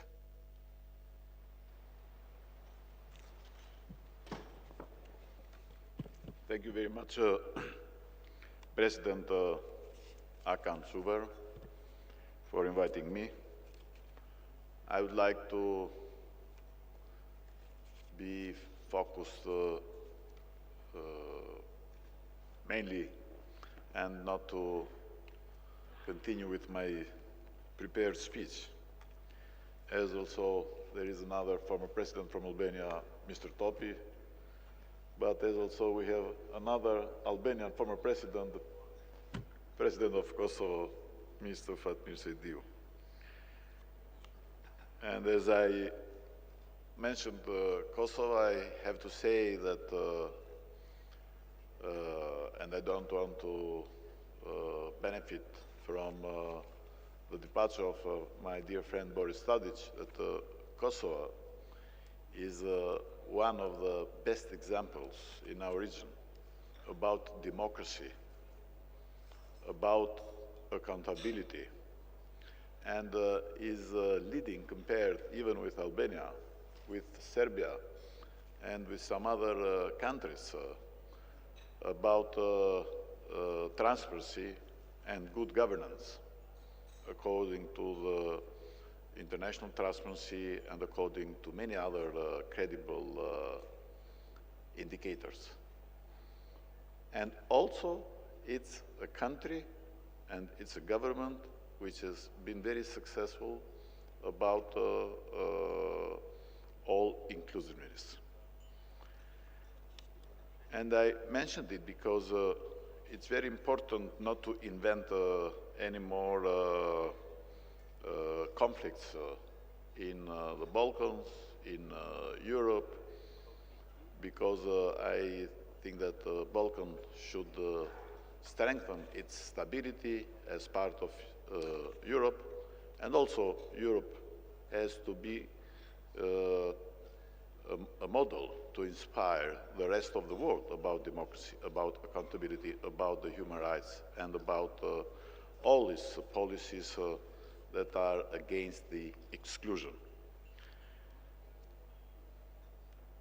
But anyway, I would like to say that the situation is not very optimistic, because crises, pandemics, the growing geopolitical tensions have had a very negative impact on increasing insecurity and inequality, increasing poverty, increasing the price of food products, and also reducing economic growth, and also increasing migration and social exclusion. And those trends have worsened global inclusive growth indicators. And according to the United Nations CTAD, the latest edition shows that while significant disparities remain, developed economies' average overall score on inclusive growth is nearly double that of developing ones. For countries hoping to recover back from the devastating losses of the COVID-19 pandemic, the battle has been made tougher by the compounding threats of climate change, fragility, conflicts and violence, or food insecurity, to name a few that make it difficult for economies across the board to fully recover.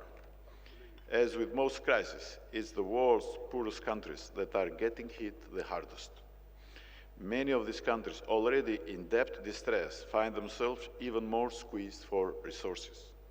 As we end the year, shifting our focus to our new mission and vision, and how we can best address the concerns facing people, planet, prosperity, digital, and infrastructure, let's look back and see how we have failed in addressing some of our most pressing development concerns and priorities. And inequality remains unacceptably high around the world and is growing. Income losses of the world's poorest were twice as high as the richest. The poorest also face large setbacks in health and education, which, if left unaddressed by policy action, will have lasting consequences to their future income prospects.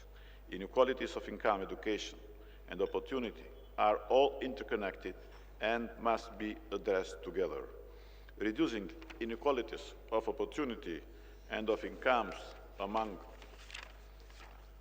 individuals, populations, communities, and regions can foster social cohesion and boost general well-being. Poverty in the poorest countries and countries affected by fragility, conflicts, or violence is still worse than before the pandemic. The persistence of poverty in these countries makes other key global development goals much harder to be achieved. And also, I have to say that global growth was slowing sharply in the face of elevated inflation, higher interest rates, reduced investment, and disruption caused by Russia's invasion of Ukraine. Forecasts in 2023 were revised down for 95% of advanced economies and nearly 70% of emerging market and developing economies. Falling long-term growth prospects. The World Bank's report unfolding long-term growth prospects, trends, expectations, and policies, offers the first comprehensive assessment of long-term potential output growth rates in the aftermath of the COVID-19 pandemic and the Russian invasion of Ukraine. And these rates can be thought of as the global economy's speed limit, and the findings from this year are concerning and more concerning. Commodity Markets Outlook report that an escalation of the current conflict in the Middle East, coming on the top of disruptions caused by the Russian invasion of Ukraine, could push global commodity markets into uncharted waters. Furthermore, conflict is a major cause of the reversals in economic growth in many low and middle income countries. And there are about 55 conflicts or frozen conflicts throughout the world, actually. If current increasing trends of violent conflicts continue, the OECD estimates that by 2030, more than half of all the world's poor people will be living in countries affected by high level of violence, and as a consequence, they will be even poorer. While geopolitical contestation is at its highest peak, as we see, since the end of the Cold War, a wave of transformation processes can be observed in many countries across all regions of the world, such as the decline of quality of democratic regimes, rise of nationalist and often authoritarian movements and leaders, increasing restrictions on civil society actors, shrinking civic spaces, etc. At the moment, unfortunately, it is estimated that nearly 3/4 of the world's population live in countries with an autocratic regime. Furthermore, we are living in a world where environmental degradation and resource scarcity can exacerbate conflicts, particularly in resource-rich but economically marginalized regions. The climate is heating up every year, and unfortunately, we all feel the impact of climate change in our countries. 2023 has been a year with extreme heat waves, sea level rise, flooding disasters, hurricanes and storms, which have affected millions and millions of people around the world, but especially those in developing countries. While according to the World Health Organization, as many as 828 million people, or about 10% of the global population, are affected by hunger. Economic shocks, extreme weather events, and conflicts that we see around have restricted global food supplies, in particular this conflict, the invasion of Russia against Ukraine, driven up prices and presented a threat to vulnerable populations and countries. The future, unhappily, seems grimmer. It is estimated that climate change and biodiversity loss will increase food prices by 20% for billions of low-income people, which, as a consequence, will create more instability and insecurity, not only within these countries, but for the rest of the world too. There is no dispute that peace and stability is one of the main pillars of the United Nations Agenda 2030. But this agenda, which states that without sustainable development, there can be no peace, and without peace, there can be no sustainable development. But if we see the data shows that the situation is really very critical, because it seems like only 15% of the sustainable development goals agreed in 2015 are due to be met by 2030. So only 15% of the predictions. There are some reasons for this, which include violent conflicts around the world. I'm not mentioning all these conflicts that we know, but all these consequences about energy, about food insecurity, about COVID-19, which slow down the economic development, environmental degradation, and climate change, that are all affecting in growing of insecurity and in stability. But once again, it's very important to to discuss all these challenges and trying to discourage this spirit of division, of arrogance, of conflict, and trying to reform also, to make more effective the United Nations that are going to have their own difficulties when we see such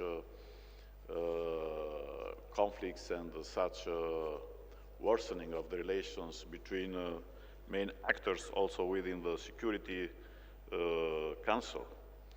And as I'm coming from Egypt, from Cairo, where also President Gül was there, I was hearing a lot about this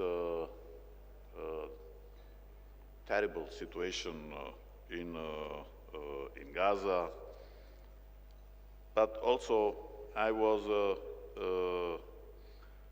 reminding the book of a very known American diplomat who is still working in the White House and who has been coordinator in the White House for the Middle East, Phil Gordon, Losing the Long Game, the false promise of regime change, where he was accepting that despite of good intentions to promote democracy in many countries in that region,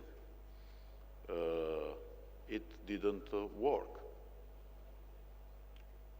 And it's fundamental to increase the accountability of all decision makers today and the spirit of cooperation, and not to rush about the coming elections and to try to affect with decision polls, because the consequences are going to be long-term for many countries, for the people, and for all of us. Once again, dear President Akan, thank you very much for this invitation and trying to push all of us to contribute for a more inclusive world and to contribute for peace, for stability.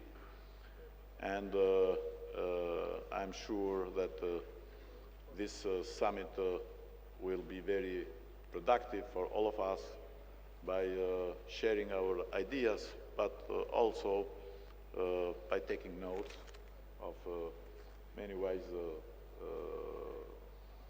ideas that we heard here. Thank you. Thank you very much, dear President. Now, I invite His Excellency Borut Pahor, former President of the Slovenia, önceki Slovenya Cumhurbaşkanı Sayın Borut Pahor'u kürsüye arz ediyorum. Thank you. Ladies and gentlemen, colleagues and friends, as it has been already said many times, today's political image of the world is different from of the times following World War II, in the aftermath of which the political and legal architecture of the international community was built. Above all, the balance of power has changed. Today, the world is multipolar. The rules and customs of international relations, however, have remained from the times past, now long ago, gone. Above all, it seems that some institutions entrusted with the care for world peace have become obsolete. Confidence that the current United Nations system, with its current Security Council arrangement, in particular its permanent seat arrangements and veto rights, will be a credible guardian of peace, is dwindling at an alarming rate. In short, the international political and legal order is built on a balance of power that has changed. Until now, major changes in the aftermath of great wars have been historically impossible. Is it finally possible to achieve the necessary changes? I I'm speaking about structural changes, without a global conflict. Answers of this awareness of the necessity of it is more present than ever before. For now, this and everything else is enough to prevent a global conflict, but there are not enough convincing guarantees that it will not happen. Worry and fear of it reduce international trust and increase worry and fear and the arms race. Expenditure on military needs is again increasing significantly. It is necessary to restore confidence in the power of dialogue, peaceful conflict resolution, and fair compromise. In the short run, everything must be done to limit the danger of expansion of the existing conflicts and their peaceful resolution. And in the long run, it's necessary to finally swallow the bitter pill that is the necessity to change the United Nations and, in particular, the Security Council. Above all, more needs to be done to prevent the risk of new discord and conflicts. I would like to use this important conference to warn that, in my estimation at least, the political situation in the Western Balkans is deteriorating. In the 1990s, there was a brutal war and genocide in the region. When peace came, hope arose that it would be permanent.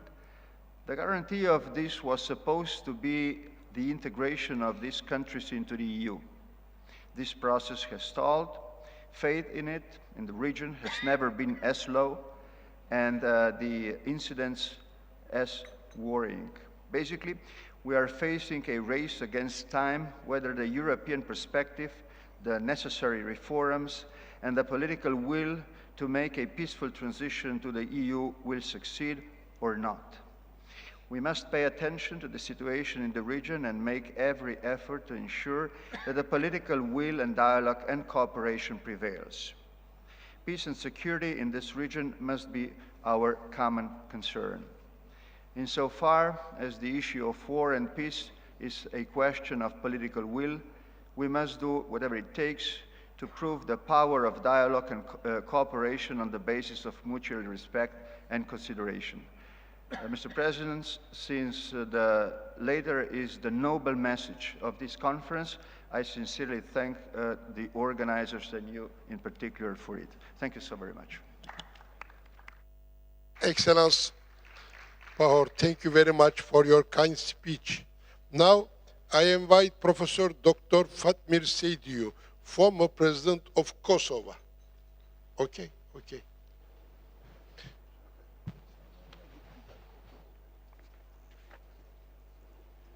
Merci beaucoup. Merci à vous.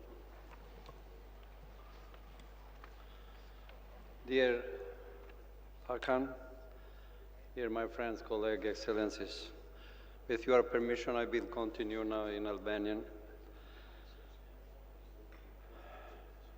Dije me privilegj që sot gjendemi bashkë me ju për trajtimin e një teme tepër të rëndësishme, kushtuar paqes dhe stabilitetit, kushtuar paqes dhe zhvillimit, përkatësisht ecjes drejt stabilitetit në një botë gjithëpërfshirëse. 2 vite më parë, pas fillimit të agresionit rus ndaj Ukrainës, kur në valën e madhe të luftës vriteshin qytetarët e pafajshëm të Ukrainës, sikur që vazhdon të ndodhë dhe sot, një reportere nga Mariupoli e friksuar nga ajo që po ndodhte në vendin e saj do të shkruaj. Citoj: "Jam e sigurt se do të vdes shpejti. Është çështje pak ditëve në këtë qytet. Të gjithë presim vazhdimisht vdekjen. Unë thjesht dua që të mos jetë shumë e frikshme." Është kjo një dëshmirë nëqese edhe tepër e dhëmshme një gruaje që e donte jetën, si për vete dhe për bashk qytetarët e saj. Nuk e di nëse është gjallë apo jo, por e di se atje janë vrarë dhe po vritën për ditë shumë njerëz të gjitha moshave. Fëmijë, gra dhe njerëz të gjitha. Atje janë bërë dhe po ndodhen shkatërrime të mëdha për të vrarë jetën në shtëpitë dhe pronat e tyre në shtetin e tyre paqësor. Asnjëri nga ne nuk do të dëshironte sot të dëgjoj këto fjalë. Megjithatë, ky është një realitet sa i dhëmshëm, po aq edhe i frikshëm. Me apo pa dashje, ngjarjet e tilla prekin secilin nga ne, prekin të sotmën dhe të ardhmen tonë dhe të pasardhësve tonë.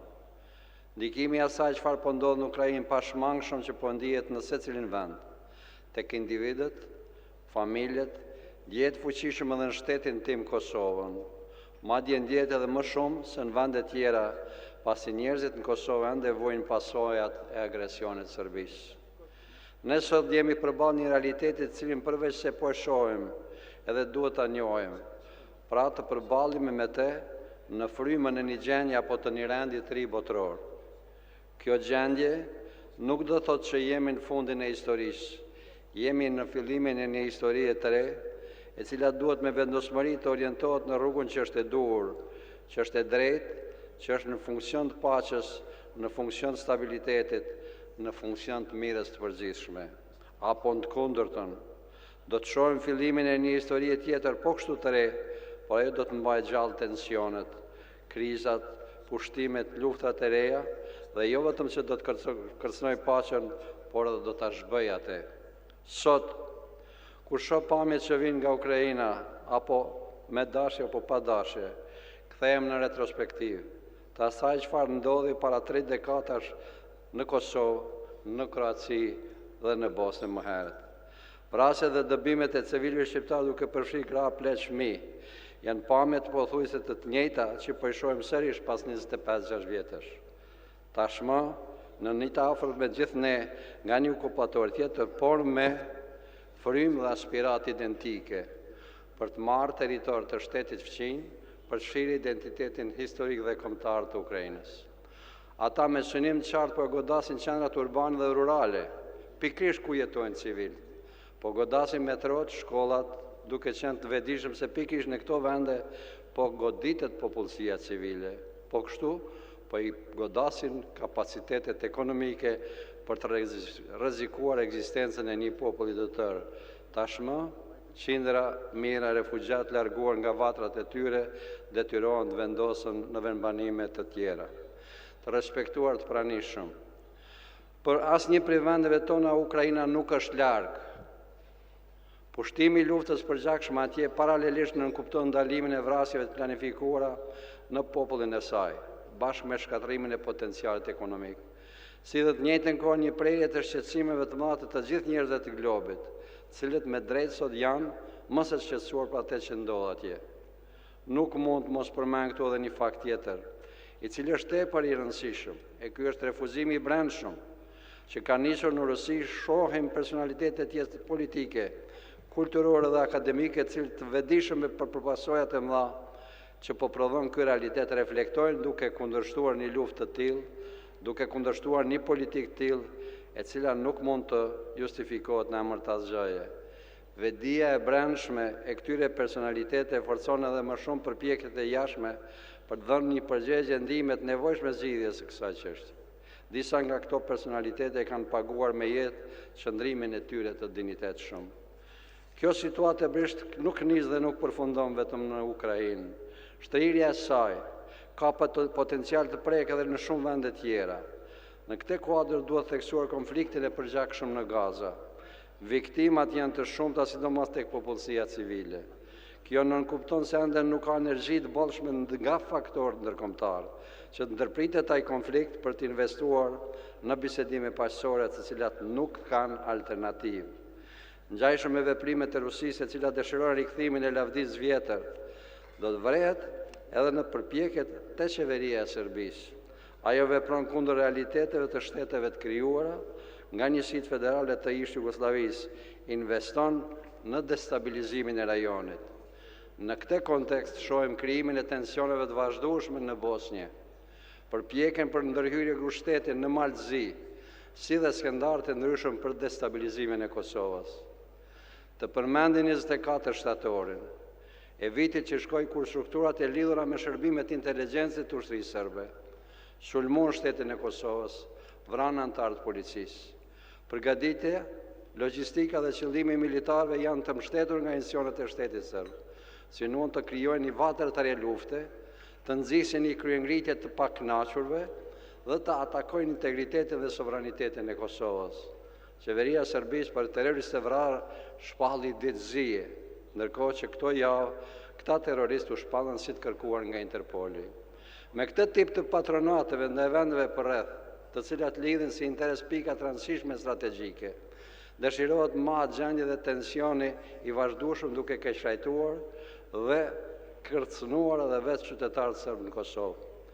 Zonja dhe zotëri, sot është vonë në raport me dje, por nesër do t'jetë shumë vonë në raport me sot. Prandaj është e rëndësishme që terrenet e tilla inflatore, acarimesh të mbyllen një herë dhe përgjithmonë. Dhe përveç se më të kujdesshëm të jemi edhe më veprues duke mos i lënë hapësirë një rreziku të ri i cili mund të rikthejë luftrat në Ballkan. Ne i përkasëm gjeografikisht Evropës, por duhet jemi politikisht pjesë e saj.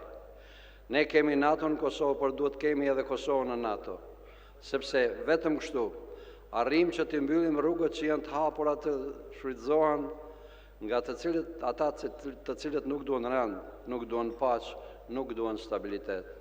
Frika e asnjërit prej nesh nuk duhet të jetë nga vendet që janë vënë plotësisht shërbim të paqes. Bashkërisht me to, duke krijuar hapësi dhe perspektive atyre, u krijojnë pa perspektivë tendencave destabilizuese. Ka tendenca që nuk janë më pak kërcënuese as në Bosnë dhe as në Malzi. Është imperativ i kohës që të krijohet një frymë e re në marrëdhëniet ndërkombëtare, cilat do të ishin në shërbim të përmbylljes temave të hapur, dialogu që përstëzgjatet si pasojë e trajtimit të kujdesshëm që bëhet të pakujdesshmeve, atyre që përmes kërcënimit mbajnë gjallë idetë dhe projektet e vjetra. Prandaj, përveç se të udhës e shoh edhe të domosdoshme që Kosovës duhet t'i japën dyert me njëherë në NATO, atë siç thash më herët. Të dashur pjesëmarrës, Kosova dhe Serbia të ndihmuara nga BE-ja përfundimisht dhe të mbështetura nga Shtetet e Bashkuara të Amerikës gjenden një proces të bisedimeve për normalizimin e marrëdhënieve dhe me shpresë të hyrjes në një etapë tretë raporte midis dyja vendeve sovrane. Duam dhe shpresojmë se sa i përket Kosovës dhe raportet të saj me Serbinë është duke zhvilluar një proces serioz i mbështetur nga Bashkimi Evropian dhe Shtetet e Bashkuara. Të dashur miq, ekuilibrat e botës sot nuk janë dhe nuk mund të përcaktojnë luftrat dhe konfliktet e reja. E ardhmja e njerëzimit, paqja dhe stabiliteti nuk mund të ndërtohen me kërcënime nukleare, as me garda militare të paramilitare. Andaj, të punojmë dhe të shpresojmë se gjykimet e urta do të shtensionojnë raporte casaruese gjithkund aty ku ende mund të jenë të tilla. Ju falenderoj. Thank you very much. Your speech. Okay. Okay. Thank you. Thank you. Now, I invite His Excellency Bamir Topi, former President of the Albania, Arnavutluk önceki Cumhurbaşkanı Sayın Bamir Topi. Thank you. Thank you, sir.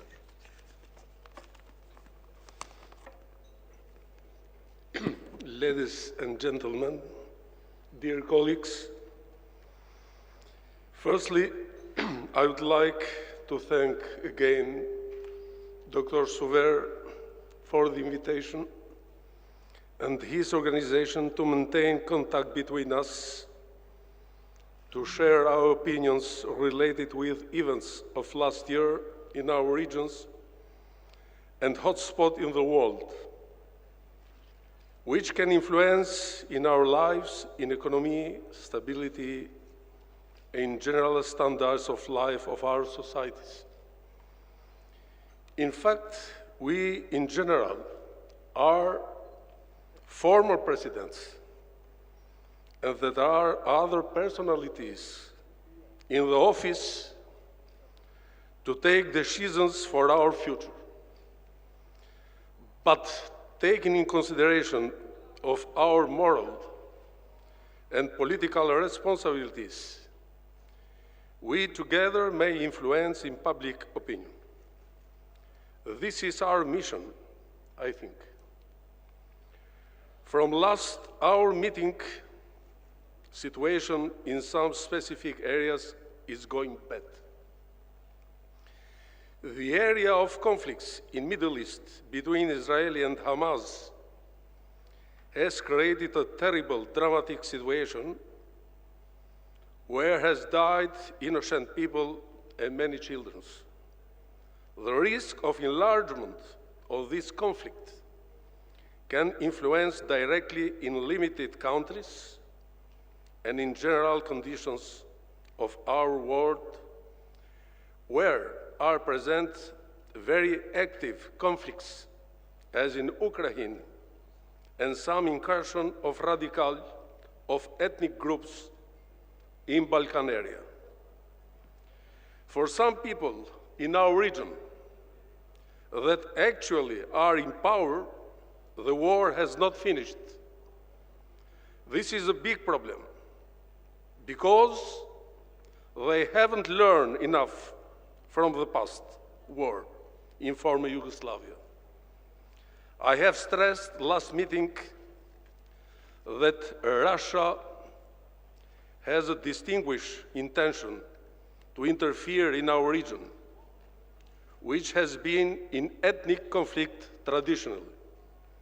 I think that exists a paradox situation concerning the mentality of some Balkanic leaders, which in their political rhetoric speeches are promoters of European integration, but at the same time are actors of nationalism in the area and creating the possibility of concrete isolation conflicts. I think to be in line with the meaning of Eurasian Summit, we need political stability and economic relation between us. In one area where pass all the corridors of energetic necessities and food materials. We together have seen the problems with cereals in Black Sea, related with the war in Ukraine.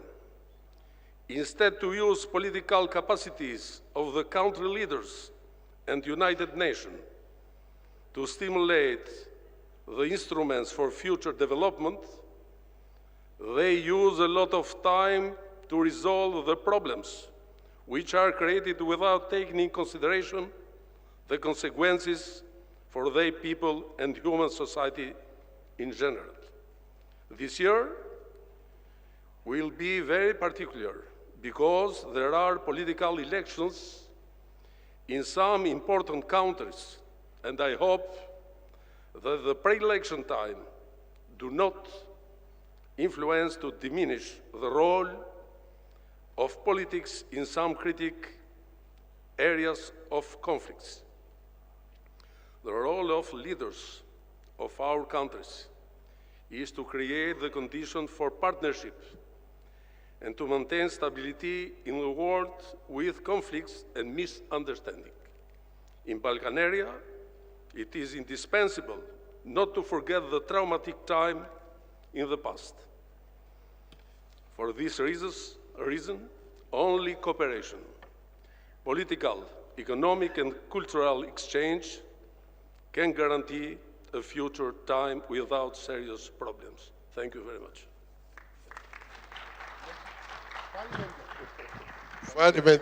Falimender. Now I invite His Excellency Danilo Türk, former President of Slovenia.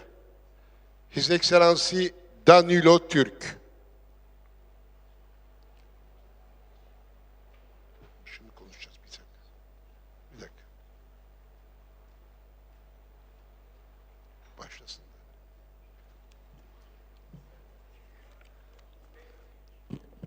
Well, dear friends and colleagues, ladies and gentlemen, it's a great honor and privilege to be here again and to be part of a discussion involving the largest number of former presidents assembled in a single space. I belong to a number of organizations which bring together presidents from different parts of the world, but there was no occasion like this when we had 20 presidents, ex-presidents discussing an important international issue. So this is a special occasion. And this is also an occasion at which we think about what is being discussed within our circle, within former leaders. Because obviously we all follow the media, and I guess we are more or less informed about the level of discussions and the nature of discussions among the actual leaders. But do the former leaders have something to say? And if that is so, what should the message be? Now, one of the proposals which I've seen relatively recently was a quest, a suggestion that the world should look for what was called long view leadership. The central argument there is that, in fact, leaders always have to take decisions, and most of those decisions are short-term decisions. But what is really needed is a long view leadership. Now, the problem with this approach is that the way to establish long view leadership is to solve short-term problems. Because all people who became known in history as long view leaders, like Franklin Roosevelt, for example, made themselves as leaders after they have already solved a critical short-term problem. And that remains a challenge for all leadership today as well. We have heard in this discussion a large number of very wise thoughts about various issues, including international security, economic, humanitarian problems, everything that we described with the general word challenges. And then, of course, we have heard also quite a number of suggestions as to the way forward.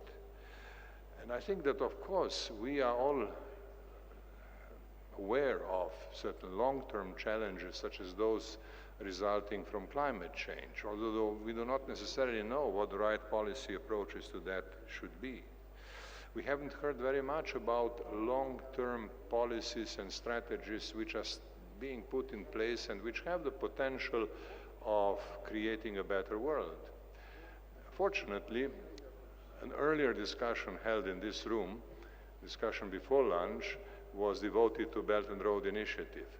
And in fact, if one looks at what is happening and where there are ideas for long view leadership, also capable of addressing mid-term and short-term problems, we can find them. Belt and Road Initiative is one of them. And then there are, of course, three basic initiatives suggested by President of China, the Global Peace Initiative, or Global Security Initiative rather, Global Development Initiative, and Global Civilization Initiative. So there are long view leadership experiences, but they will be tested in a short term, with the short-term problems. Without solution of the immediate problems, it would be very difficult to move towards a long view leadership at all. Now let me say what I believe are important conditions to see a change towards practical, effective, real long view leadership. I think that one of the immediate conditions is to apply international law in a consistent way with a consistent interpretation. Now this is doable because international law is a well-established discipline with several hundred years of history. And what we are now seeing in the world are selective, inconsistent, and politically motivated interpretations and applications. There should be a moment of greater seriousness, and rules and principles of international law should be applied in a more consistent, more serious, more equitable way. And appeals to that effect have already been made this afternoon here. Secondly, it is important that the key powers of the world recognize that we live in a multipolar world already, and that the way they interpret and apply international law is important for global security. Now that means that the major powers of our era will have to come behind a coherent interpretation of international law at some point. The sooner they come to that point, the better. And then, of course, a bit of an aspiration here. Could the major powers of our era start thinking about a minimum consensus, a minimum agenda that would make the world more stable, a minimum agenda relating to the basic issues of security, economic prosperity, human well-being. Right now, this doesn't seem possible, but I think meetings like this and advice from former leaders can help in moving the political discussion in that direction. Now, of course, nothing that I've said diminishing the extreme importance of moving towards peace in Ukraine, of solving the problem of Gaza, starting with a humanitarian ceasefire and then moving into two-state solution. All that is clearly there, and all that has to be addressed. But there is a larger agenda behind this, and that larger agenda is something that we former leaders can articulate. And if we do so sufficiently clearly and with sufficient persistence, we might perhaps be able to help. Thank you very much. Thank you very much, Mr. President. Thank you. Thank you. Now, I invite my president, because I am citizen of Montenegro. President Vujanović. Montenegro Cumhurbaşkanı. Aynı zamanda benim de Cumhurbaşkanım. Çünkü ben Montenegro vatandaşıyım. Dear my friend Dr. Akasuver, I would like to express the greatest appreciation for everything you have done concerning excellent relation between Montenegro and Turkey. Everyone in Montenegro knows for your contribution, and I am so proud having such connection with you. All the best. Responding of the title of our session, it is convenient to analyze the example of the Western Balkan. Historically, the Western Balkan is crossroad of world empires and religions. That is why, in the last century, there were two Balkan wars. It was part of two world wars, and at the end of the century, the terrible disintegration of the former Yugoslavia took place. Experience has shown that the best way out of crisis and to achieve stability in the Western Balkans is through the joint action of the Western Balkans countries and the countries of the European Union, with Croatia and Slovenia playing a particular role. After Croatia entered the European Union, on the initiative of the President of Croatia and President of Slovenia, a regional initiative of presidents of the Western Balkans was formed with the name Brdo Brijuni. After two summits in Slovenia and Croatia, 2013, the summit was held 2014 in proposal of Chancellor Merkel, a partnership between European Union and Western Balkans. In that occasion was established in Berlin. The most valuable goal of this partnership was and is common regional market of Western Balkans. This market will ensure the economic cooperation of the Western Balkan countries based on the same principles on which the European Union operates. The common regional market of the Western Balkans was finally agreed upon the European Union summit of the Western Balkans in November 2020 in Sofia. The common regional market of the Western Balkans is both guarantee and condition for permanent stability in the region. Three conditions are necessary for the common regional market to achieve its goal. First, the common regional market should be coordinated by a regional initiative, not by one or more Western Balkan countries.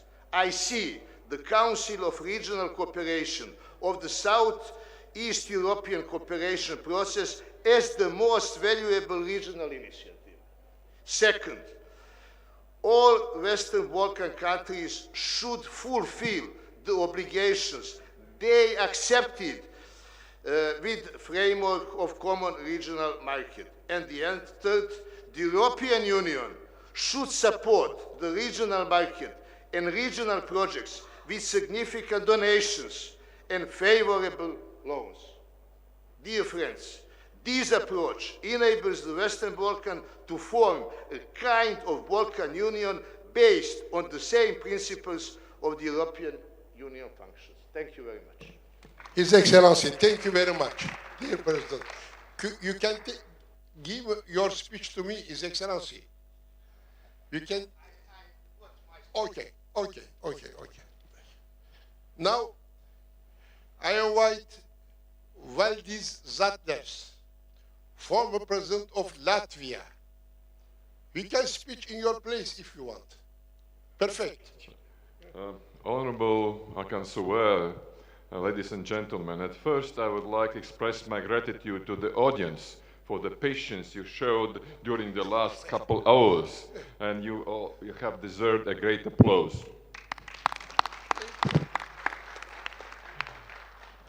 I'm going to talk about the question of war and the question of peace. In many conferences, since the world order has disappeared, and we are talking about the possible new world order, and nobody knows what the new world order will be. We are talking about the legitimacy of war. We are talking about the legitimate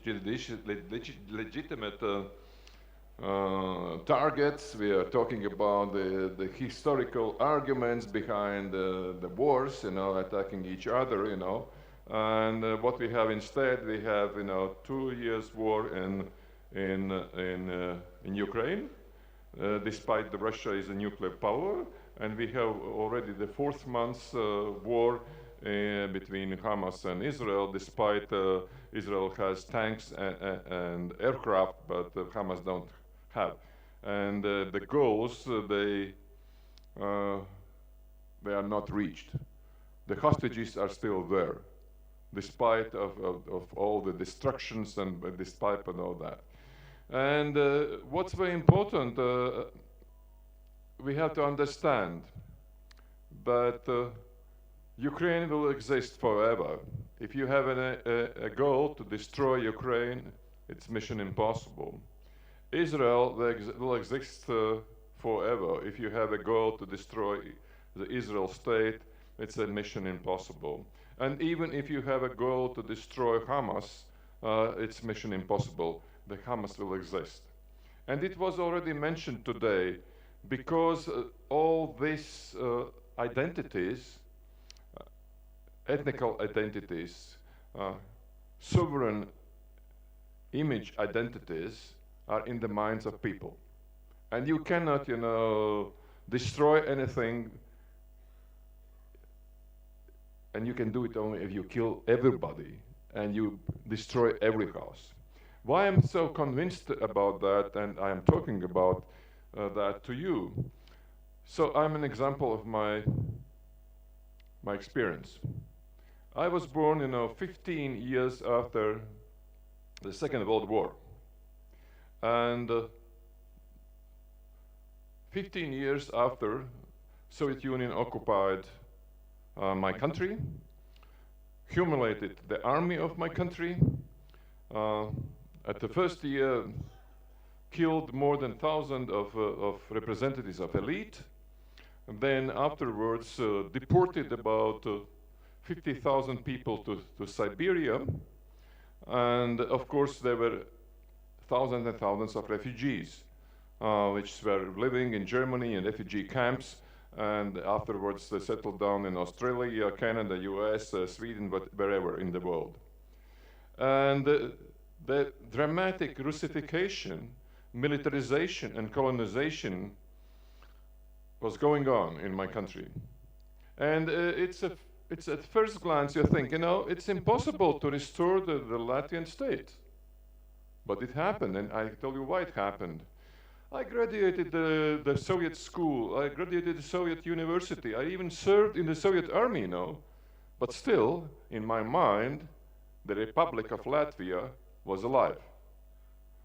Because of silver coins from my grandmother, with nice two words, Republic of Latvia, because of post stamps with the same two words, Republic of Latvia.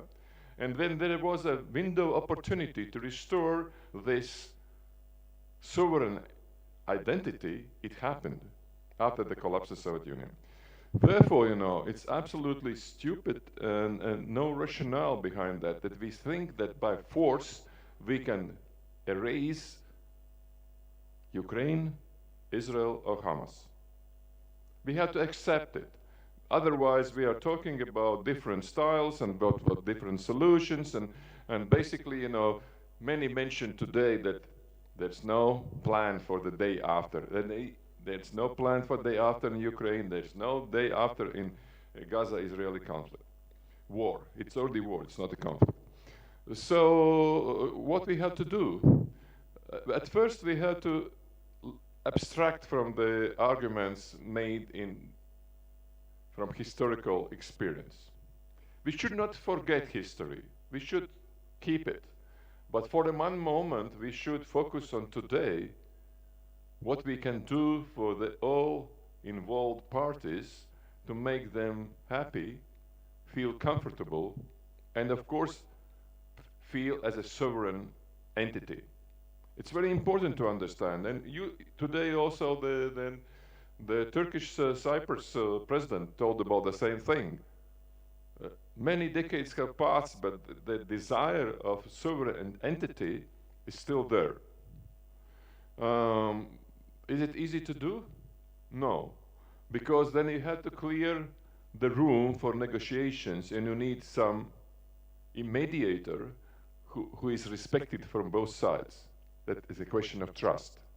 Unfortunately, we have lost trust all over the world. And now I want to point to another question. Everybody is talking about bipolar world, and everybody is happy that now we have multipolar world, you know, instead of bipolar world. 35 years of my life I spent in Soviet Union, one of the two poles. Of course, I have all this experience that after the Cuban crisis, which was a real crisis, very close to global war, both United States and Soviet Union understood that they are responsible for peace in the whole world. And there were treaties, a lot of arm control treaties signed. Like the first one was a nuclear non-proliferation treaty. Good, very good. There were, let's say, treaties about, you know, conventional arms treaty in Europe. There was a mid-range missile control treaty. And there were even treaties which were like strategic arms reduction treaty. Not only having balance, but having reduced disarmament. And that was during the Cold War. I would say the Cold War was a controlled confrontation between two poles, United States and Soviet Union. What we have today, we have multipolar world. That means at least 5 poles, maybe even more. But this world is not divided in 2 parts. It's divided in many parts. And what's the problem? The problem is that now it's not enough to just call Moscow or Washington. You have to call many capitals to agree on some agreements about arms control and nothing to say about arms reduction. And many people today start to remember Putin's speech in Munich 2007, but everybody has forgotten Obama's speech in Prague 2009 when he offered initiative of nuclear disarmament. Who is talking today about the disarmament? So we are facing a very difficult task, and there are 2 ways out. One way out is that this multipolar world will gradually concentrate in 2-polar world, sooner or later.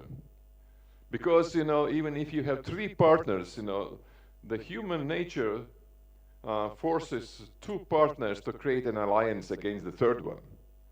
And this is natural, you know, it has been happening for many thousand years, not only in the last century. So the first one is just to keep all these 5 or 6, whatever poles to some negotiations. It will take time, a lot of time. We have to build trust, because without trust nothing is going to work. So which way will happen, nobody knows, but we have to put our efforts to bringing back the world to some orders.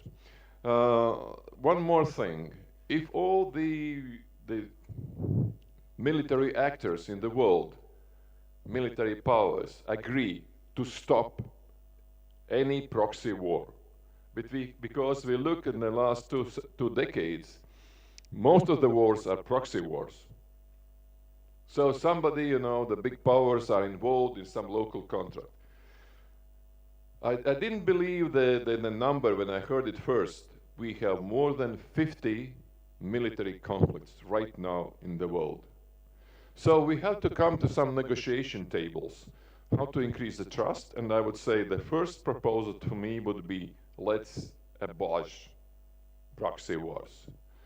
But at the beginning, I said what? We should respect that you cannot change people's identities and people's sovereign identities just by force. I think one of the good lessons learned from this disaster would be that you can achieve your political goals by military means. And I hope the China-Taiwan conflict will be the first one who would take some benefits from that. China is learning from the mistakes of the West, or let's say better, from the rest of the world. And I think China will come back to the good thought of Deng Xiaoping, one of the smartest Chinese, who said, Taiwan and China will reunite one day, but not earlier than in 100 years. I hope this is a message, you know, that we have to follow. Let's not try, because it's just trying, to make our political goals fulfilling by military means. It's not working. And I am not mentioning Afghanistan, Iraq, or Libya, or Syria. It's not working, except destruction and disaster and hatred. And hatred will not help. Nothing will change. The only thing we can change is that we become and behave as human beings, not just biological beings, you know. That's very hard talk, but I wanted to share my thoughts with you, because I'm a pacifist. I really hate any people to die in a stupid war. With no sense, with no end result, just disaster and destruction. Thank you very much for... Very much, His Excellency Zatlers. Now our last speaker, former President of Moldova, His Excellency Petru Lucinski.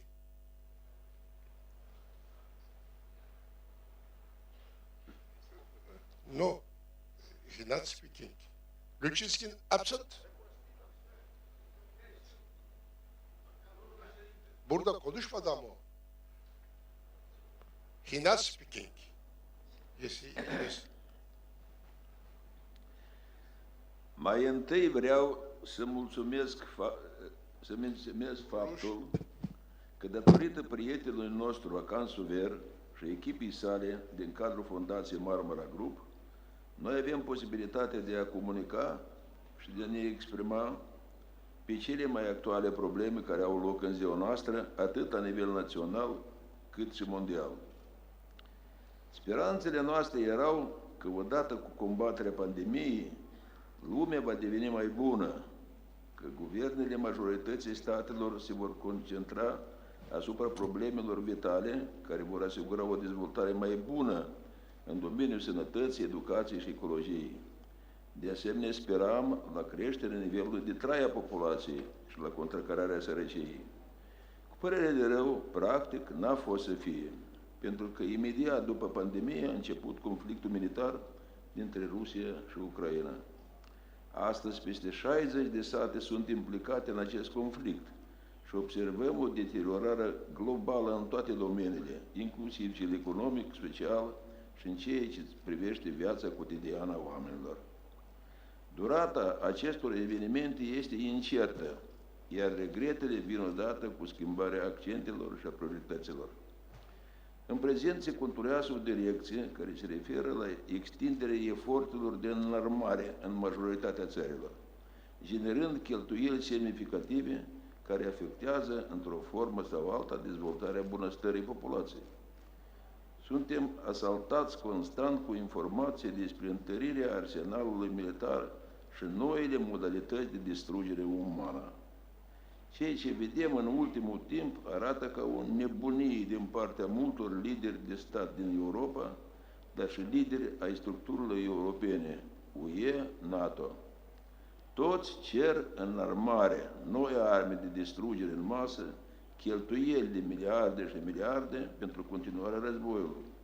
Se aud noi cerințe pentru întoarcerea pământurilor istorice, despre necesitatea de a opri acțiunile militare, de tratative în căutarea soluțiilor necesare, nici vorbă. Vom reuși oare să ne întoarcem la normalitate pe care o dorim ca societatea să evoluăm conform unor norme tradiționale? Din punctul meu de vedere, există două posibilități. Fie depășim evoluționist toate aceste distensiuni și în cele din urmă guvernele lumii și organizațiile mondiale vor contribui la crearea condițiilor pentru dezvoltarea umană, fie în caz contrar, împingem omenirea spre un nou război de proporție. Cu doar câțiva ani în urmă, în cercul nostru, nu se discuta despre posibilitatea unui nou conflict militar de amploare. Însă, în prezent, aceasta nu este doar o temă de discuție, ci există chiar presupunerea că am putea fi pe calea să asistăm la o declanșare unui război mondial. Trebuie să înțelegem însă că un nou război mondial ar însemna distrugerea civilizației. Deși au avut loc numeroase schimbări la nivelul statelor și a societății în ultimele decenii, asigurarea securității umane, responsabilitatea unor entități internaționale, precum Consiliul de Securitate a ONU și, în general, Organizația Națiunilor Unite, nu s-a concretizat în schimbări semnificative. În prezent, viața pare să evolueze independent de evoluțiile din cadrul acestor structuri internaționale. Structurile care s-au ocupat de facilitarea acestui proces de dezvoltare umană și de crearea condițiilor propicii pentru progres rămân aproape neschimbate și lipsite de influență. Acest fapt contribuie la observarea unui haos global în lume. Referitor la perspectiva găsirii unei soluții de reglementare a războiului ruso-ucrainean, astăzi lipsește total un factor esențial. Care este opinia cetățenilor din Ucraina și ce trebuie de făcut în acest sens? Este cunoscută poziția puterii și a formațiunilor politice, dar cum vede poporul dezlegarea acestui conflict? Nu știu cum s-ar putea de făcut acest lucru într-un referendum sau un sondaj național, dar opinia reală a oamenilor care locuiesc în această țară trebuie să fie cunoscută. Dacă privim în trecut, nu de mult, existau două sisteme, Uniunea Sovietică și Statele Unite ale Americii. Deci, un sistem bipolar. Aceste puteri se echilibrau reciproc, iar în societate nu exista teama și nu se discuta deloc despre posibilitatea unui război mondial. În prezent asistăm la formarea Uniunii BRICS. Cred că dacă BRICS se consolidează așa cum se întâmplă acum, poate apărea un alt pol tot puternic în comparație cu Statele Unite ale Americii. Se pot forma două centre care să mențină un echilibru în lume. Aceste entități pot deveni atât de puternice încât va fi imposibil să se ajungă la un conflict, creând astfel o altă dinamică în societate. În concluzie, vom urmări evoluțiile pentru a vedea cum se conturează situația, dar din punctul meu de vedere, aceasta este perspectivă probabilă. Totuși, istoria de după al doilea război mondial a demonstrat că un sistem de bipolar asigură mai eficient securitatea mondială. Vă mulțumesc!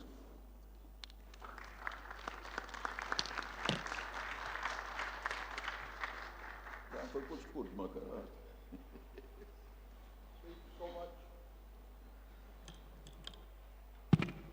Thank you so much, His Excellency Luczynski. Hanımefendiler, beyefendiler. Dün yaklaşık 6,5 saat, bugün de sabırla yaklaşık 9 saattir beraberiz. Dün hatırlayacaksınız 50 konuşmacıyı dinledik. Bugün de sabahtan akşama kadar 37 konuşmacıyı dinledik. Dolayısıyla mütevazi bir vakıf için dünyada önemli isimleri bir araya getirmenin yüksek mutluluğu içindeyiz.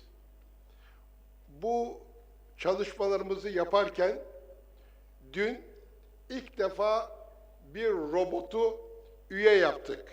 Marmara Grubu Vakfı'na ada kızımızı robot olarak üye yaptık.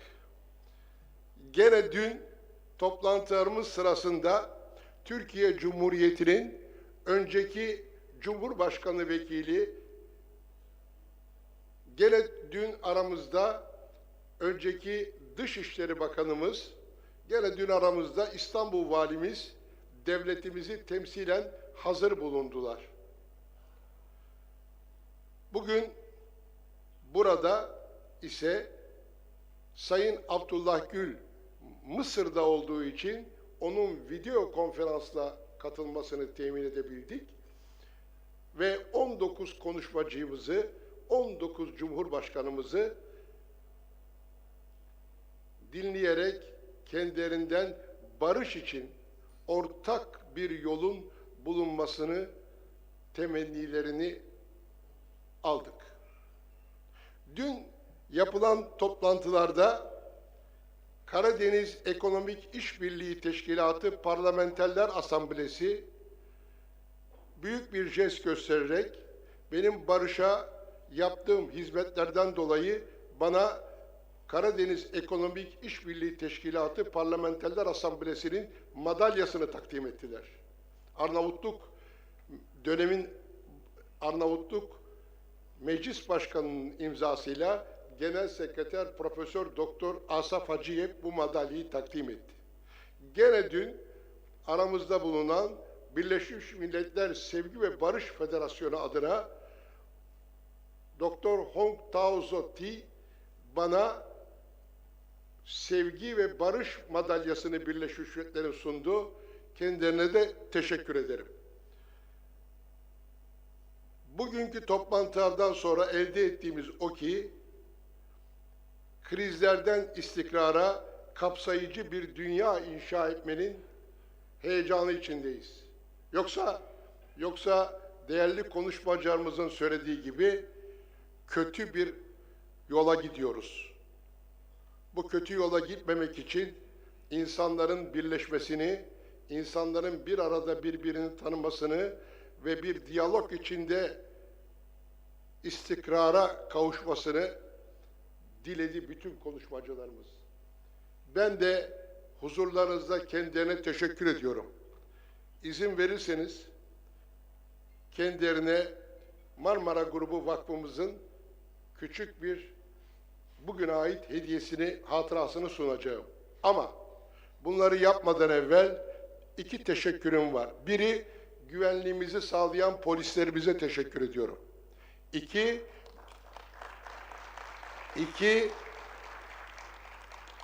karşılıksız olarak hizmet eden genç gönüllülerimize, genç kardeşlerime teşekkür ediyorum. Onlar sabırla bizim isteklerimizi yerine getirdiler. Bizi hiç üzmediler, kırmadılar ve koşuşturdular. Onlara kuvvetli bir alkış istiyorum. Ve tercüman kardeşlerimize bize bu diyaloğu sağladıkları için, bizim birbirimizle anlaşmamızı temin ettikleri için de tercüman kardeşlerime de bir arkadaş istiyorum. Tabii en büyük alkışı Hasan kardeşim hak ediyor. Hasan kardeşim yanıma gel. Hasan kardeşim bu işin lokomotifi. Bütün bu teknik organizasyonun lokomotifi. Ona da teşekkür ediyorum. Evet.